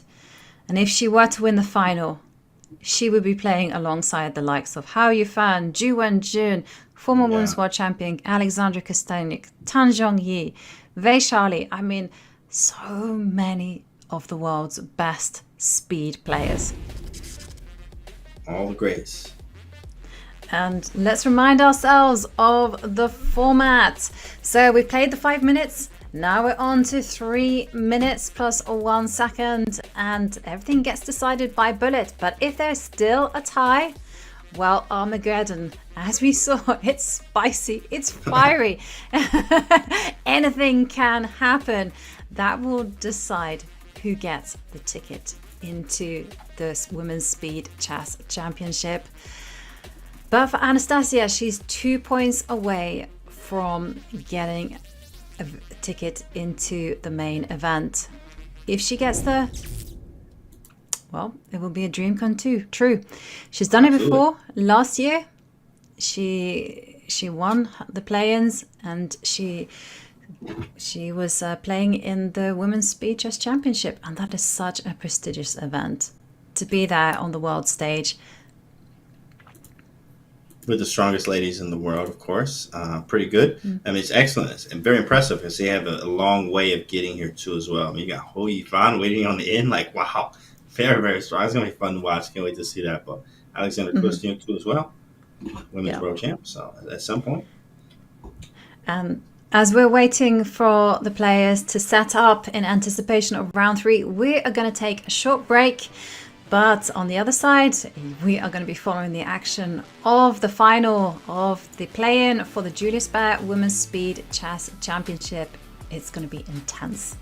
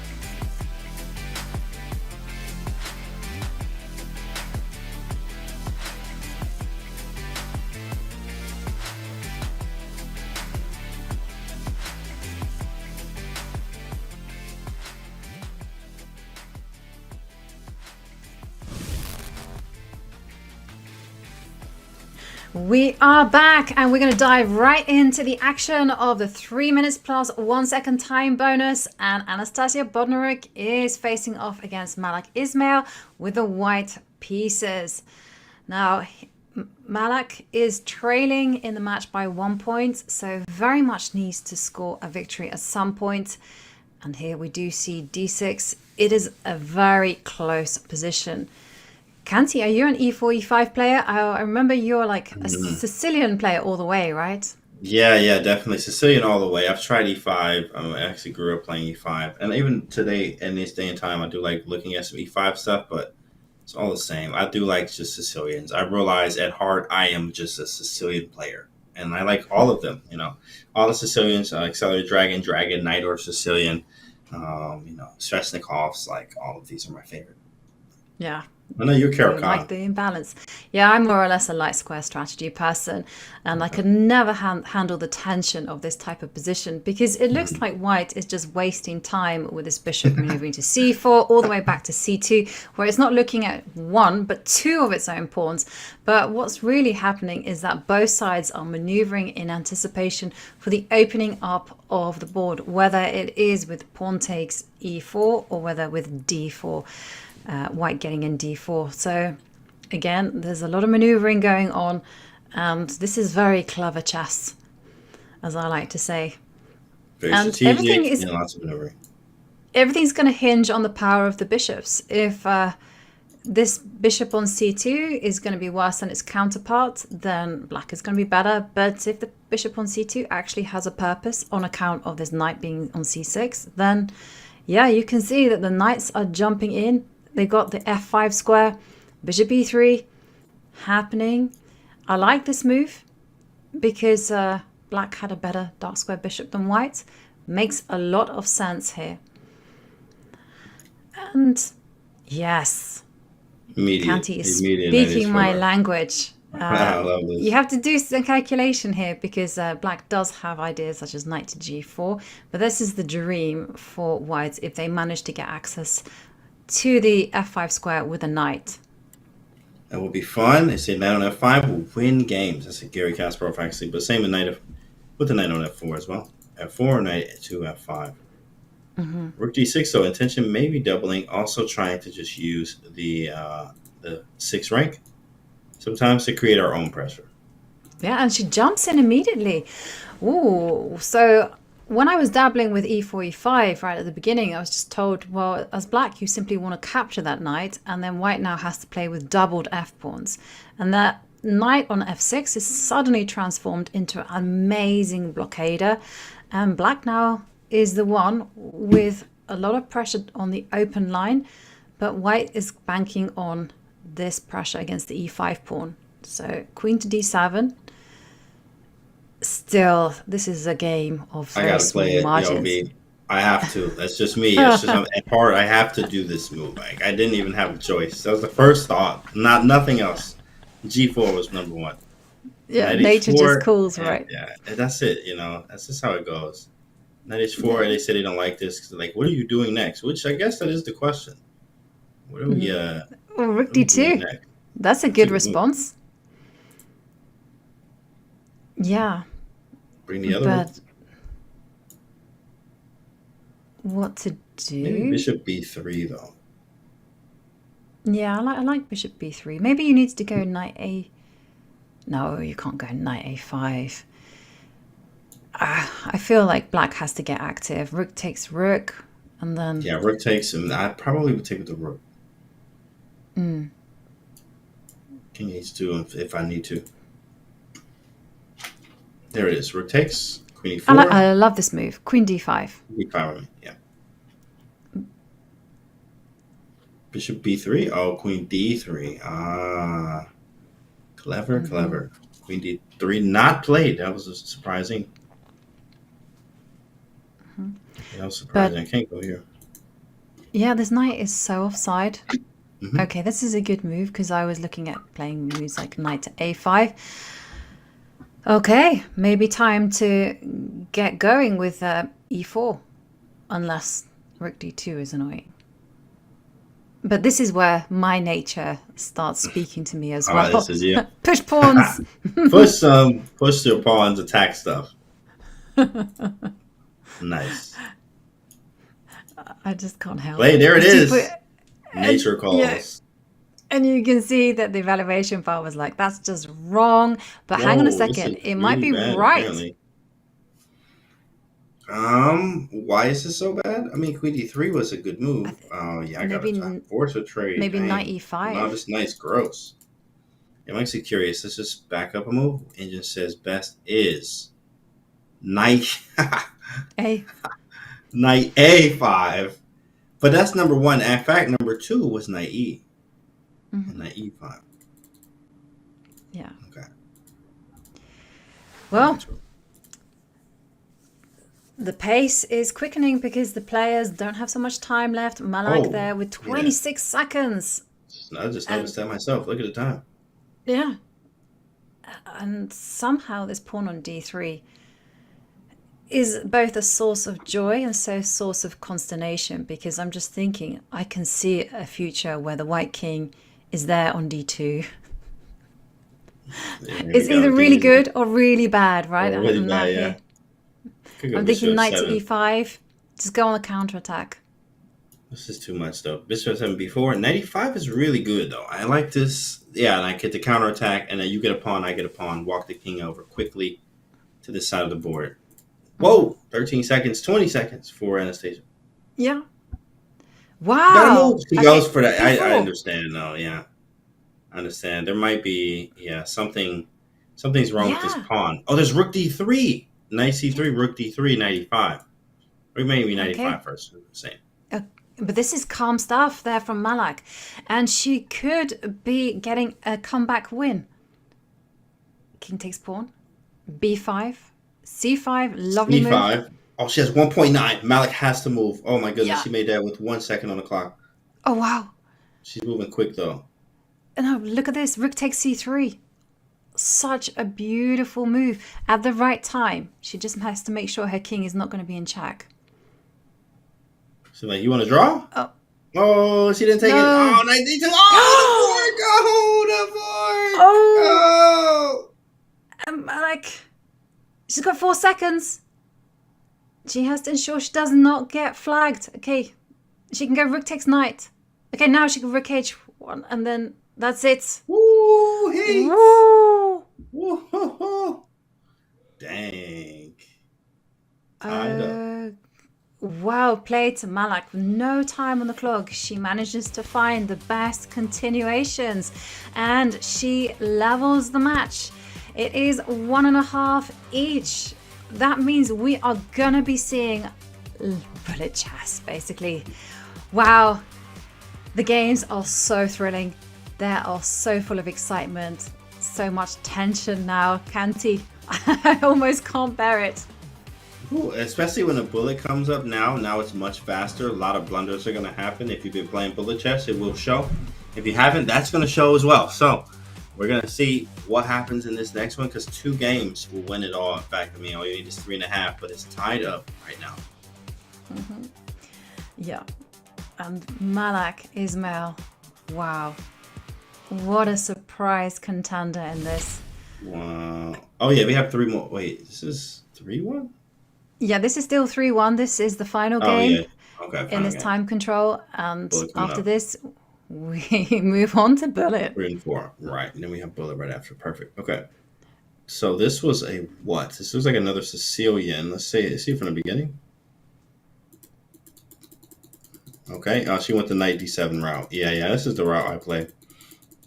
You want to go Knight D7 to keep life in the game. If you think of the bishop, it like becomes very, like we saw Roxy buying, can't really do much, So. Yeah. And now we see. Now this is bishop. very Sicilian-esque. But doesn't feel like white is putting any pressure on black whatsoever. That's correct. It seems to me a dream Sicilian. Trust me, I've lost so many games this way. Black was just going, yeah. This is when I realized that I was not a friend of open Sicilians.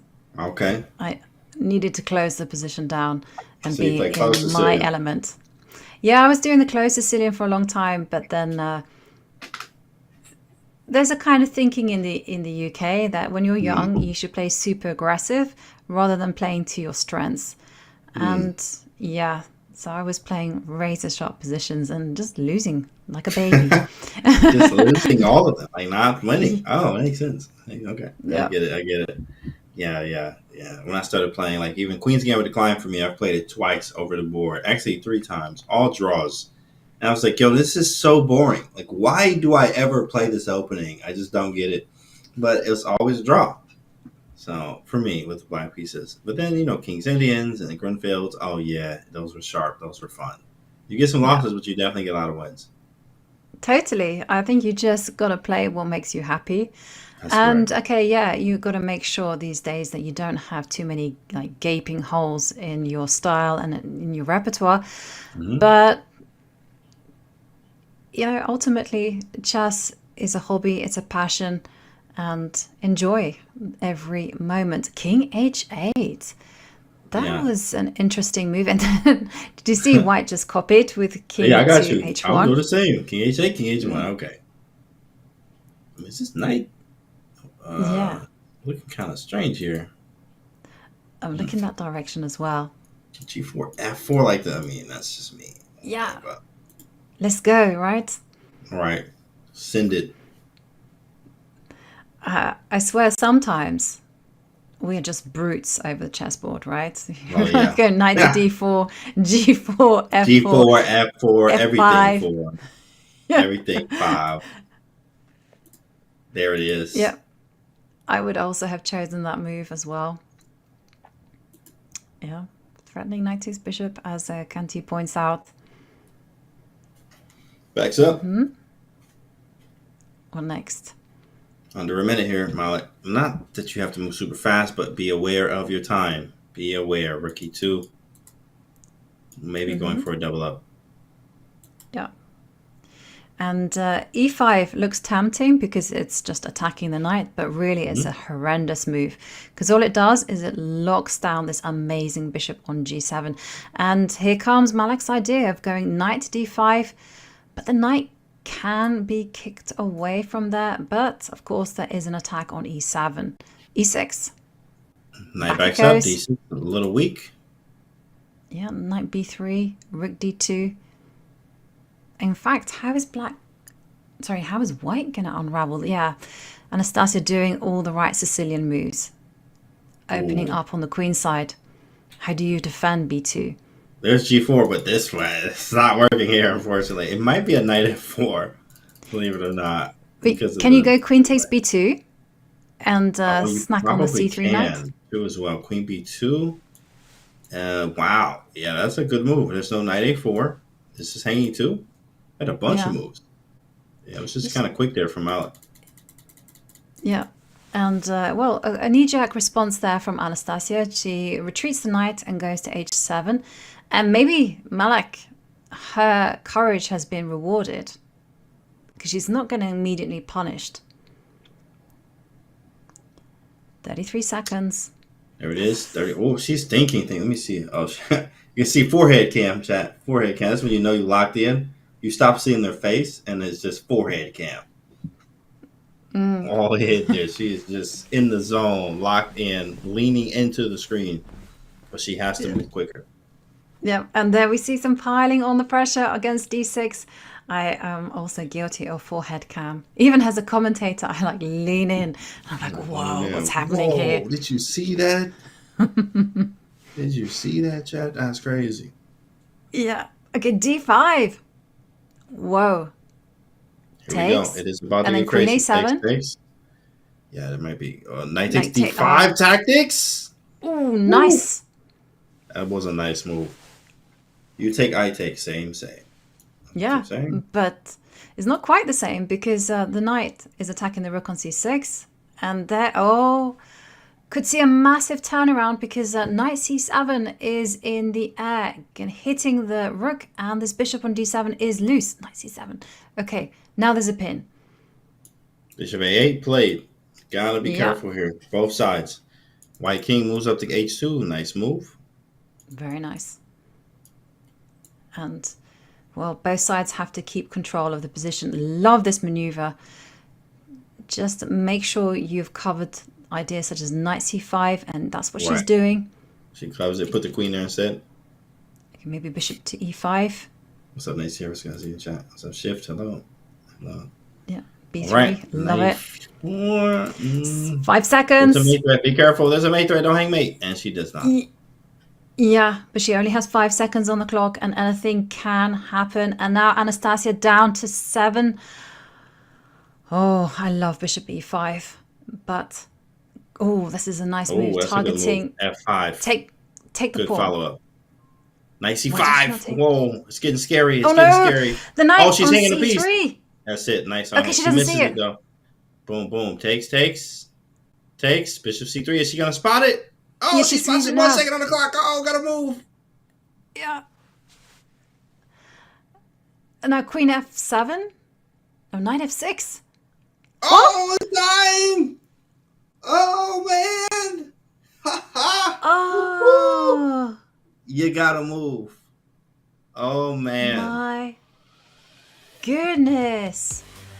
And Malak Ismail takes the lead. And we move on to the bullet portion where the players will be playing with a 1 minute and 1 second increment. Wow, Malak on the verge of perhaps getting a sensational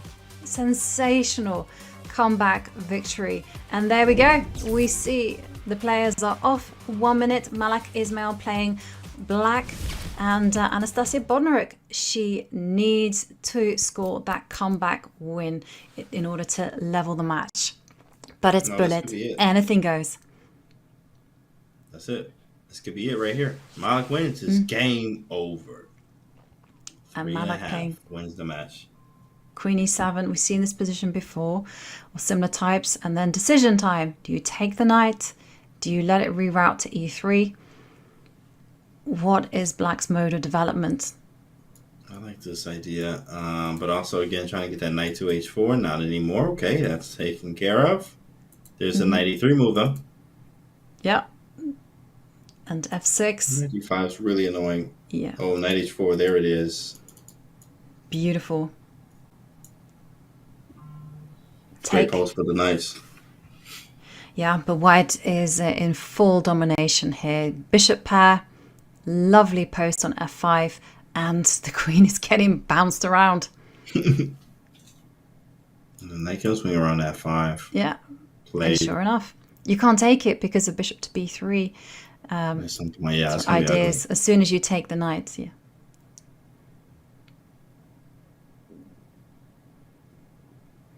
I mean, that's a good move. How much time? I had to glance at the clock. Okay, queen f3. Yeah. Nice. Rook d1, can't flag again. Anastasia has to move a little bit faster, she says. Or at least she's thinking. Yeah. Well, Malak keeping the game alive, though. Just forcing the bishop back, and now coming in with a knight to b6, threatening to jump to c4. So that's why it got traded off. But she's over the worst of it, because it really felt she was dicing on the edge there for a moment. Knight to d5, lovely move there from. Very strong. Yeah. Knight to. Oh, that's a good move. Rook d1. Yeah. Lock it all and down. The players. Oh, hang on a second. Was what trade instead? Maybe put the bishop here. There was actually, but the knight comes back around. But you are correct. Bishop d5 played. Okay, here we go. Time scramble city. This is what happened last time. Time scrambles. Yeah. But look what white is doing. She is pouring concrete over that bishop on d5. It is a beast of a piece. Yeah. And Malak Ismail, 6 seconds left on the clock. And she has to, she's given, okay. Anastasia plays queen to f3. There was a possibility of going into an endgame. Instead, some maneuvering going on. And Anastasia's breaking out. But be careful. Malak 3 seconds. On time. 2. Yeah. Oh, gotta move. Yeah. Keep it going. Excellent play there from Bodnaruk. keeping Get some control. nerves here. Double the rooks. Rook Oh, e7. Rook e7. Oh, she missed the win. Rook e7 was winning. Yeah, but doesn't matter. She's going to win. That's true. That looks It's good. Look, rook takes h6 is in the horizon. It's going to happen. 7, 6. Okay. 2, 1. Oh, yeah. Finds good Somehow moves. something was lost there. Take. 6 seconds. Oh, flag! Flag. Anastasia with the win. Yo, like, Malik just doesn't move. Like, I don't understand. Is he frozen? Or is she just, like, locked in? I don't know what happened. Yeah, she didn't even move. That was some dicey stuff there from Malik, but it looked like she was keeping the game alive. But in the end, clock wasn't her friend. But with that victory, Anastasia Bodnaruk ties the match. So we go into the final game of the match with 2.5 points each. And everything is going to hinge on this one bullet game. And do remember that if it's a draw, then we will have Armageddon, the very first Armageddon in the final. Yeah, right. That was crazy with having that other Armageddon game too as well. Oh my goodness. Wow. Yeah. It usually starts, so she might have lost connection or something. Maybe. Okay. That happens sometimes. Yes. Hopefully we get her back soon. I think she's okay though. Okay, yes, she did lose connection, so we'll be getting her back soon so that the final game, the final bullet game is going to be played. What do you expect? Can I get a prediction from you? Can I get a cheeky? All right, well, it's tied up. Oh my goodness, whoever nerves are correct here. I have to think about this. Let me see. Anastasia's getting black too. She plays really good with black. So I'm going to go with Anastasia here. Malik is swinging. It's very close. So what do you think, Yobi? And let's get something from chat too as well. What do you think is going to happen? Okay, so I do think Anastasia is going to clinch it. But because you chose Anastasia, I'm going to go for the others. I'm going to go for Malik. So that would be a fairy tale for her, right? Mm-hmm. If she managed to win this and just get a ticket into the Women's Speed Chess Championship, because she was so close to being knocked out by Priyanka. That was an incredible save, and there you can see that whoever wins this play-in will be joining this incredible field. We have some huge names in the chess world. We have former women's world champions Alexandra Kosteniuk, Hao Yifan, Tan Zhongyi, the current women's world champion Zhu Wenjun. We have some prodigies, 14-year-old Alice Lee. We have 17-year-old Alua Nerman and 18-year-old Elena Rebers. And who else will join them? Will it be Malak Ismail? Will it be Anastasia Bodnaruk? We are going to find out as they play the final bullet game. By the way, we got ourselves a final bullet game, chat. Hold on to your hats, right? So as Danya says, buckle your speed belts, so here we go, guys. It's up. Yeah. We have ourselves a game. Woof! This is all relies right here, unless it's a draw, but draw and bullet is very rare. It's very rare, but it is possible. It is possible. Anything can happen. And, we see bishop c4 this time, h3. So Malak choosing a very quiet approach. Where's she going to put the bishop? Where would you go? I'd go bishop b3 bishop f1 for fun. Oh, okay, yeah, bishop b3. I like that better. Bishop f1 I've played a lot, but bishop b3 is more what's the Bobby Fischer type of Sozin type of idea. Yeah, here it comes. f4. Go down in a blaze of glory or ride like a champion. Yeah, right. Bishop b3. Queen f3 and rook ad, king h1, very logical. Mm-hmm. Do you know, I have a suspicion that the clock will decide everything. Okay, Anastasia's kind of up time right now. I mean, sorry, Malik is. Malik's up time right now, so that is a lot. Okay, well, now that's inviting knight to d5 ideas, and then king h7 just covering on h6. I love the way that Malik has centralized the queen and the rook, and how to defend d6. And there's only one way, and Kanti's got it on the board. Whoa. Take the pawn. Okay. Get it going. There it is. Takes. What is going on? That was a miss, apparently. Takes. It takes. It's a lot of taking. Okay, bishop c5. I could also take bishop. Maybe bishop b6. There it is. Yeah, but that engine didn't like that. Wow, I was just trying to stop the rook from going there. Makes sense. Yes. Take. 13 seconds. Anastasia got to move. She does. And she's making good moves. She's placing her rooks on the most active square. There you go. Got a target. Oh, lovely move there from Malak. Covering g3. Knight d4. And now knight to... Oh, beautiful. Beautiful play. And she's just introducing the king in. Malak is going to do this. Oh my goodness. She can hold her nerve. 6, 3, 4, 5. 5 pawns. She's up that pawn. Rook e7. Walking the king up. Still good defense from Anastasia. No blunders. 8 seconds. Let me see the nerves there. As I like to look at the cameras There's too a to check. see if we see any nerves. And now the king has to step back. And b3. Control the knight. Oh my Oh, but that's a goodness. mistake because of f3. Yeah. And she still Apparently, got the opportunity to go f3. She doesn't play it. But Anastasia Eva doesn't Bar see going it. back and forth. A lot of it's locked in because of the time. It's just like moving, which I understand. I think they both flagged it so far. So they're just trying to move quickly, which is totally normal. Check. King Yeah, d4. still f3. Okay, Check now again. the white king is... Oh, that king is active. Oh. Oh. Yeah. And now, is she going to go 3. e5? Oh, you got to move. Oh, my God. Got a long time there. Yeah. Yeah, first to 3.5 wins, Mush. e5. That king running And it now... up. Oh, man. That king getting too active. It's not looking good.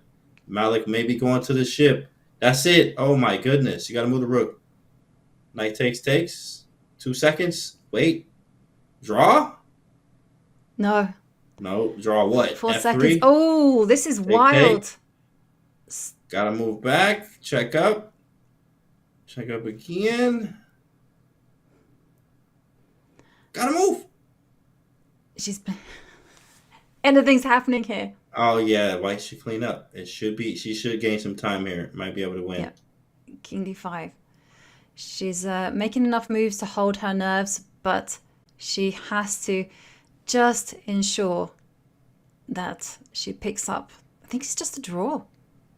It may be, and especially with this time. She takes the pawn, runs up.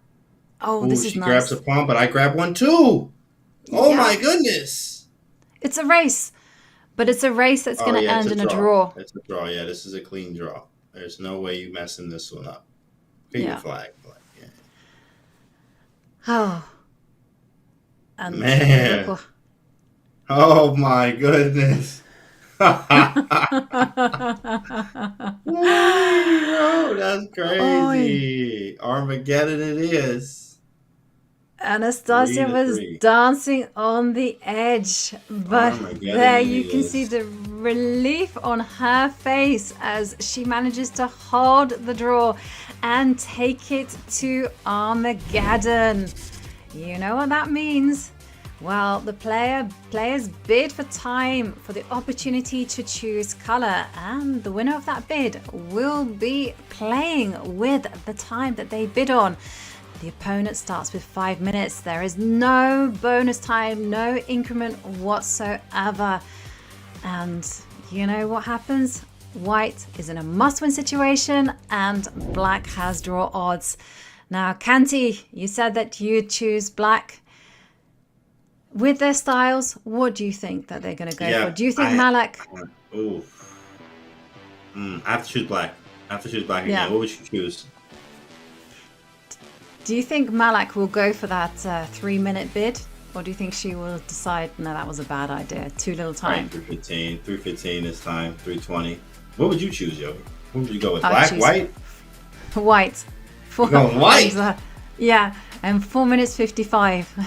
Oh man, you've done this before. White and 4:55. I want white so bad, I'm not giving you any time. No, I'm called a chicken. I like my time. I don't care if I'm playing white, black.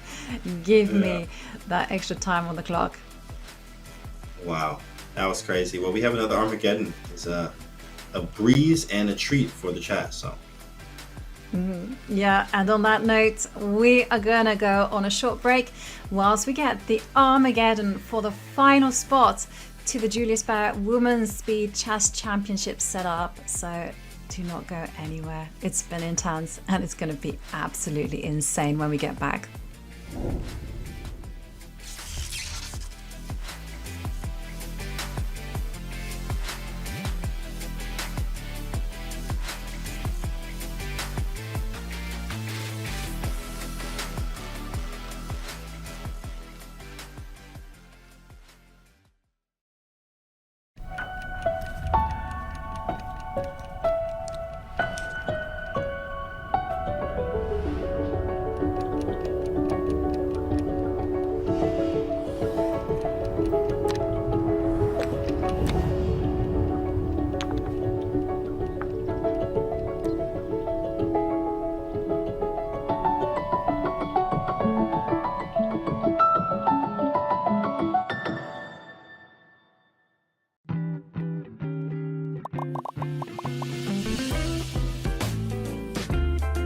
So generally, I'm a big fan of Eric Rosen in general. I recommend him heartily for his content, which is both really fun and really educational. I think he has a great presentation style, and he's actually opened my eyes to quite a few gambits and variations that I was not aware of. Treat every blunder as a gambit is, I think, good at building the kind of mentality that I would approve of. Because if, let's say your opponent hangs a piece, and already I'm saying hangs a piece, that's not the right way to put it. A piece leaves a piece hanging, and you're trying to figure out, is there some hidden nefarious design behind this move, or is it just a straight up blunder? It's very important not to go too extreme into either side. You should not just assume that it isn't a blunder because your opponent is rated X and you're rated Y. And I've kind of was impacted by this as a lower rated player. When I faced someone higher rated, I would just kind of assume that they saw everything, and that if they made a move I thought was a mistake or a blunder, that there was absolutely no way that I could be seeing more than them. And that went out the window with experience, because I realized everyone's human, everyone makes blunders. Even GMs leave pieces hanging. It's not common in longer form OTB chess, but in Blitz and Bullet, you'll see it happen all the time. And when I do it on stream, people are often so surprised, like, oh my God, he hung a rook. Oh no, my rook. But it's actually quite common. I mean, there's nothing about me or any other GM that inherently keeps us away from blundering pieces. So I really like this piece of advice. I think it tells you to treat your opponent's moves with respect. So don't just automatically laugh at your opponent and assume that a hanging piece can be captured. You should double check that there is no hidden intention behind it. At the same time, you shouldn't give your opponent too much respect. And if you don't see a reason that a piece should not be captured, you should always trust yourself. At the end of the day, if you trust yourself and your opponent ends up fighting you in the you-know-where, listen, then that was a great experience, a great learning experience. And then you can ask yourself, okay, what did I miss, right? What can I pay attention to next time the situation occurs that'll make me a better chess player? That's the great thing about chess, is that no matter what happens, in the end, you do benefit. But this mentality of always double checking and not making automatic moves, even when you get really excited about a potential blunder, I'm all for that mentality, and a big fan of Eric Rosen in general. So definitely a good piece of advice to put into your general toolbox.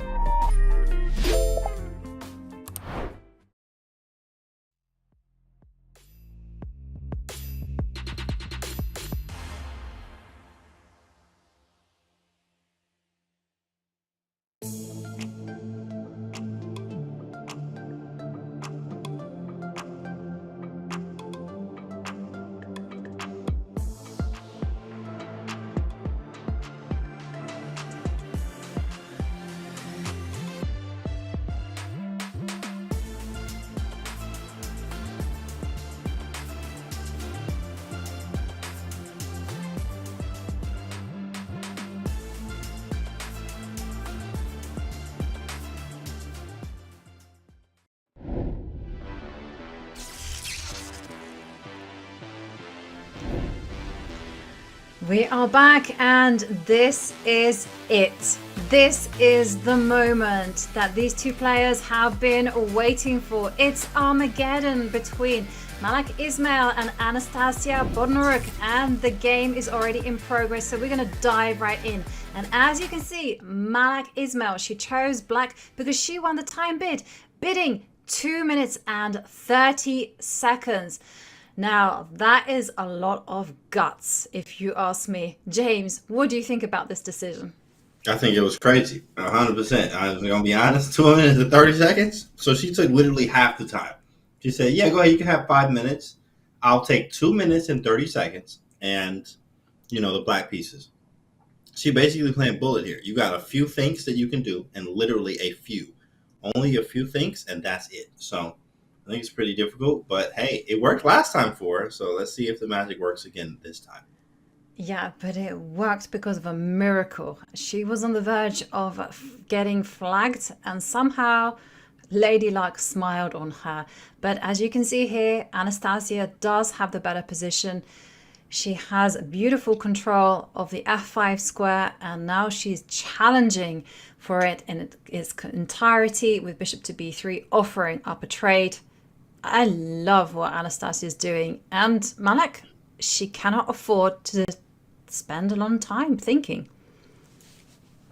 Correct. She can't spend any time. I mean, she's already under 2 minutes. You see how fast that goes? Like one, and then if I think for 2 minutes, I got 2 minutes on the clock still. If you think for 2 minutes, you're going to flag. So that is a crazy situation to put yourself in. But I mean, hey, she wanted black that bad. She said, I'll take 2 minutes and 30 seconds, I wonder what an Anastasia bid anyway, but 3 minutes and 15, I'll probably do 3:15, maybe 3:10. So I can tell you that Anastasia bid 4 minutes. Oh yeah, she wasn't going that low. I understand. So I could have got away with 3:30. I'm straight there. 3:30, even 3:45. Yeah, and black. That's a good day. You could have gone 3:59. It would have been okay. 3:59 and the black pieces. I'm good. Yeah, exactly. Yeah, but now Malak is down to 1 minute and 27 seconds, and she's defending an uncomfortable position here. Knight goes back to g3. Back to g3. I mean, this rook is definitely offsides. Kind of strange. Yeah. Bishop c5, queen e6. Almost looks like a queen hanging there. The knight is defending, guys. Into f3. Maybe there's a capture. It could be something like h5, knight f5 around this way. I love your plan. But there is no trade. Instead, rook d7. Maybe bishop takes knight now, as you've indicated. But okay, now it calms. But on the other hand, black now has control over the d line. And that's compensation for this beautiful knight on f5. There it is. And Malak, 1 minute and 12 seconds. There is no time bonus. What you see is what you get. Oh, She's yeah. got to play fast. She's got to play good moves. And fast. Yeah. And fast. 3 minutes to bid. No, it was 2:30 stay low profile. It was really staying low there with 2 minutes and 30 seconds, buddy. That is a crazy bid. But if it works, it works, But she's already about to touch under a minute here. Yeah. Well, if it works, we will be talking about this for decades. Because it is really like doing the impossible. Okay. Oh, look at the eval bar instantly. I don't know what it is. Rook takes rook. Rook takes rook. Oh, and then rook d1. Yeah, rook takes rook and rook d1. Wow, it was GG. Yeah, and Anastasia said didn't something see to her, it. though. She actually said something, probably some adult language, and it's understandable, to herself after the moves. I think she saw it, but then it was like, oh, bro, like, come on, like, which we've all done before. You can do rook d1 here, or rook d3, I mean. Try to dislodge, now queen defends. Yeah. Well, the opportunity has passed by the wayside, so Anastasia has to regroup, but Anastasia can enjoy, 2 minutes on the clock. Knight to h4, playing fast moves. Now, what can happen is Flag. Anastasia could get, trying to flag, basically. One of the worst things to do is trying to flag your opponent. Because then you're just making moves and something happens where your opponent is locked in trying to beat you. So you do need to try to play moves, obviously, still. Like, repeat, you want to draw? Like, no, not at all. Black has the draw odds. Yeah. A draw would give Malak. Oh, hang on a second. Knight to d5. She doesn't play it. Yeah, she's just playing quickly. Again, trying to play, which is understandable. I mean, like, this is bullet with no increment. This is a different type of bullet. This is the real bullet, but there is no increment. So I'm going to try to flag you. 100%. I'm trying to flag you. It is legal. So much at stake. You have to rely on things like that. After all, the clock is the 17th piece, and there you see Malak shuffling the knight backwards and forwards, perhaps hoping for an accidental 3-move repetition, but Anastasia starts moving the king towards the center. Anastasia really does have a commanding position, but it's all about survival there for Malak. And now comes the queen. And there it is. Yeah, this is flag. Yeah, I think she's going to flag her here. She does have a very good position. I think it's just easier to play. But with no increments, yeah, you're going to take white all day. I don't care what's going on. That flag is serious. Totally. I wonder whether she go h4. And here you go. I mean, objectively, this is a draw, but 18 seconds. But Malak is quick. She is quick. She played bullet before. Okay. Be careful, This is Anastasia. the dirty Don't flags. repeat. Nice e7. Oh, you can't hold the A pawn. Take one. And somehow the engine's like, psych. But it's not easy. The black king is psych. in. 7 seconds for Malak. She needs to do a bunch of pre-moves. It doesn't matter now what happens here. Take on c6. You have to try. Wow. Check. 3 moves. 3 seconds.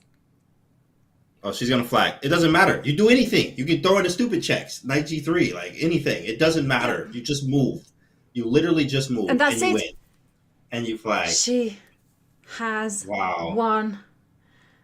Wow. Anastasia Bodnaruk. She wins the Armageddon. She wins on time, but it is a win nonetheless. And she is our 16th qualifier into the Julius Baer Women's Speed Chess Championship. It went all the way to the edge. But there we see her on the camera, shaking her head, the relief in her eyes. She's done it. Wow. Yeah, she's done it. Congratulations to her. As it doesn't matter how you get it, it matters if you got it done. And at the end, she was losing on the board, but hey, that clock, that's what it was. It's about that. She bid a little bit too low. Malak, that is bidding way too low with 230, one in the black pieces, but it didn't work out this time. Yeah, it would have been the ultimate story had it worked out. And on that note, we are going to take a short break as we try and set up a winner's interview with Anastasia Bodnaruk. So don't go anywhere.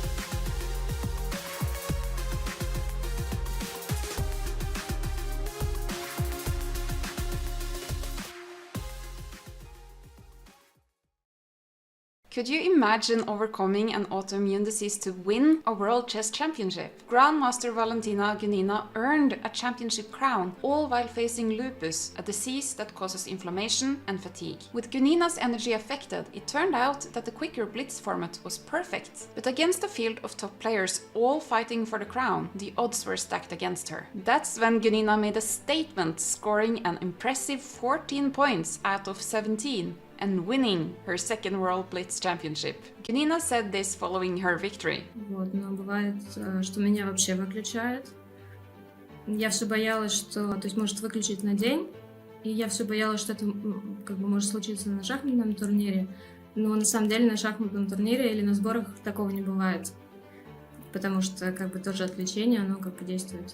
With no signs of slowing down, Gunina has shown the world her strength.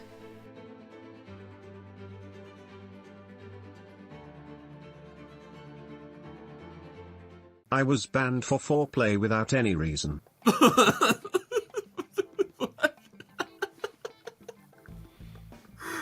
I don't think foreplay means what you think it means. I was trying to think of a chess word that was even closely related to that, and the best I could come up with was prophylaxis. Chess.com appeal, not cheated, default, GPT 3.5, user, write to appeal message that I have not cheated on Chess.com, chat GPT, subject, appeal for fair play on Chess.com. Oh my gosh. Templated responses, you know, are similar to me as templated chess games, right? Using engines, like, you know, own up to the, you know, the decisions you made or the mistakes you made. Give us a candid response, and you know, our team does read these messages and are pretty receptive to folks that are forthcoming. So, you know, you basically told on yourself. That's what you did with that the GPT response. Or at least get better at copying and pasting and remove that it came from ChatGPT in the future. Yeah, I mean, you said the quiet part out loud, basically, in the way you delivered that message. What we doing? So, you know, you gotta, again, do better. Eat your with ketchup. Happy New Year, stupid Chess.com.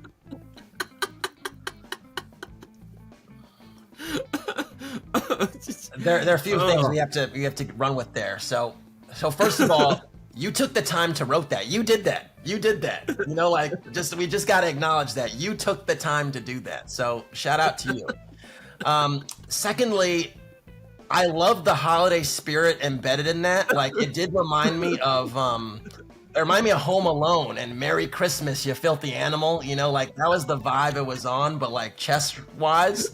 And then, yeah, I mean, you did that. So, you know, hopefully you're ringing in the new year, or you rang in the new year well, and you know, 2024 has gone a little bit better than evidently 23 did on our site.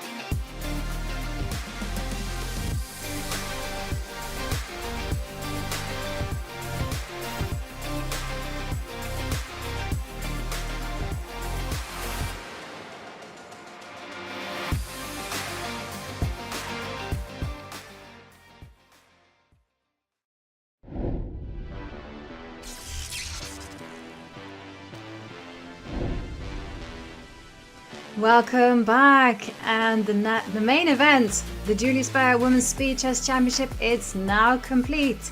And our final participant, it is Anastasia Bodnaruk. Anastasia, that was intense. How are you feeling after all of that? Yes, it was a very difficult day, very difficult games, and also today is how to say last chance to qualify. Yeah, so I'm very happy, but of course I am very tired. Yes. And talk us through that absolutely thrilling last match where it looked like at one point that you were going to lose the match right at the end. What were you feeling? Yes, I think previous game was how to say almost lost game for me. I had a very bad end game, but I was very lucky to save this and have opportunity to play Armageddon. Also, I want to say I think my opponent played faster, so Armageddon is a better chance for me. Yes. And we saw you smiling at the camera when you got into the Armageddon. So what did you think of 2 minutes and 30 as a bid? Were you happy when you saw that? I want to say it's new system for me. I played first time in this type of Armageddon. I understood that my opponent played faster, so I was thinking about position. Mm-hmm. So you were just thinking about the board, not about the clock, because in the end, it all came down to the time. But how excited are you playing all these legends in the main event? There's a question from our chat from Jansas. I apologize. I'm so tired. I don't understand the question. Yeah. Just how excited are you going to be to be playing amongst all the top players in the world in the Julius Baer Women's Speed Chess Championship? Because we have Ho Yifan, Ju Wenjun, Tan Zhongyi. Is there anyone you want to play against? I don't know everybody a great player, so it's not my first attempt to select in this tournament. I played last year, or so I am very happy. And what was it like playing last year in the Speed Chess Championship? Almost like like this year. I go to second part and always lost some match. So I was very nearly, but something was wrong. Yes, and you played many time controls today. Which one is your favorite? 5 minutes, 3 minutes, or bullet? It's a difficult question. I think it depends on with whom you're playing. Last match, definitely faster control was more difficult for me. I think I prefer 3 minutes plus 2. Yes, 3 minutes plus 2. That's the traditional over the board time control. I can understand that. And did you have a pre-game match routine? So before playing this event, did you did you do anything special? I just try prepare some food and a lot of water and juice and tea and coffee, something like this. So juice, coffee, tea, that's the secret to good online chess and keeping yourself going. I like it. And what do you do when you're not playing chess? It's a lot of things. Also, I am training, so I training with another people. So I have some people. So I don't have free time usually. Uh-huh. Do you have any hobbies, any sports that you do? Yeah, I like sports. I like swimming, running, walking. So I think it's very important for us, for chess players, think about your physical condition. And yeah, and which one of those is your favorite? If I have to put you on the spot, swimming, walking. Swimming, yeah. For me, swimming. For me, it's walking. You won't catch me running. Yeah. Now I'm in Georgia, so in Batumi, so I almost every day can go to swimming. Uh-huh. And are you living in Batumi? Only in summer. Ah, it's a beautiful place, and a place with a lot of chess tradition as well. So, just as a fun question, what is the last movie that you watched? I remember House of Gucci. That's a good. Yeah, that's a very stylish film. I like that one too. And so now you're going to be playing in the main event, the Julius Baer Women's Speed Chess Championship. How are you going to prepare? Are you just going to enjoy your time in Batumi, or are you going to go back and do some serious training? Actually, I don't know what system is with whom I will play, but of course I will do some preparation. Yes, yes, and well, all will be revealed later on in the month.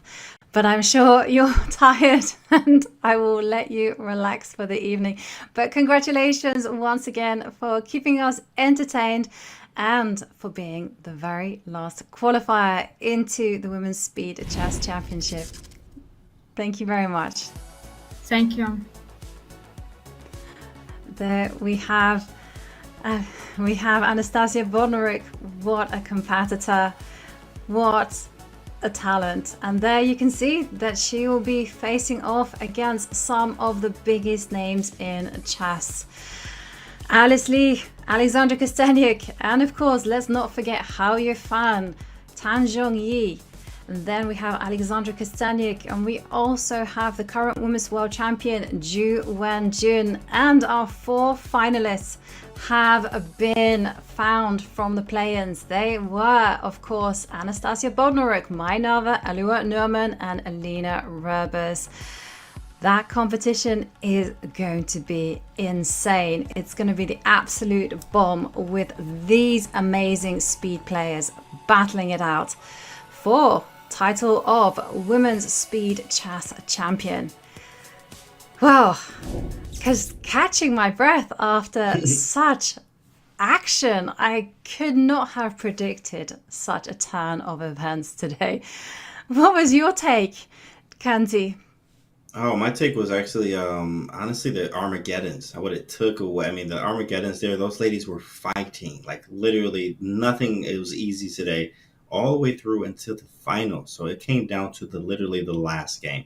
It lets you know the type of competition and what they're trying to do and how much it meant to them. So, very, very strong. I love to see it, and can't wait to see the Speed Chess Championship now that we have the full roster complete. So, that's going to be exciting.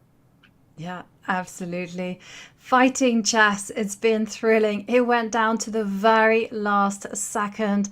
It's been an unbelievable last 4 days. We've had 4 qualifiers, 4 play-ins, and we have such an incredible field playing in the Julius Baer Women's Speed Chess Championship. You know, Kanti, it's been a blast doing the final day of commentary of the play-ins with you. And I'd like to thank you very much. And I'd also like to thank everyone at home for joining in. And now all we have to do is wait for the event itself. It's going to be epic. And you know what? It's going to be a lot of fun. So see you then.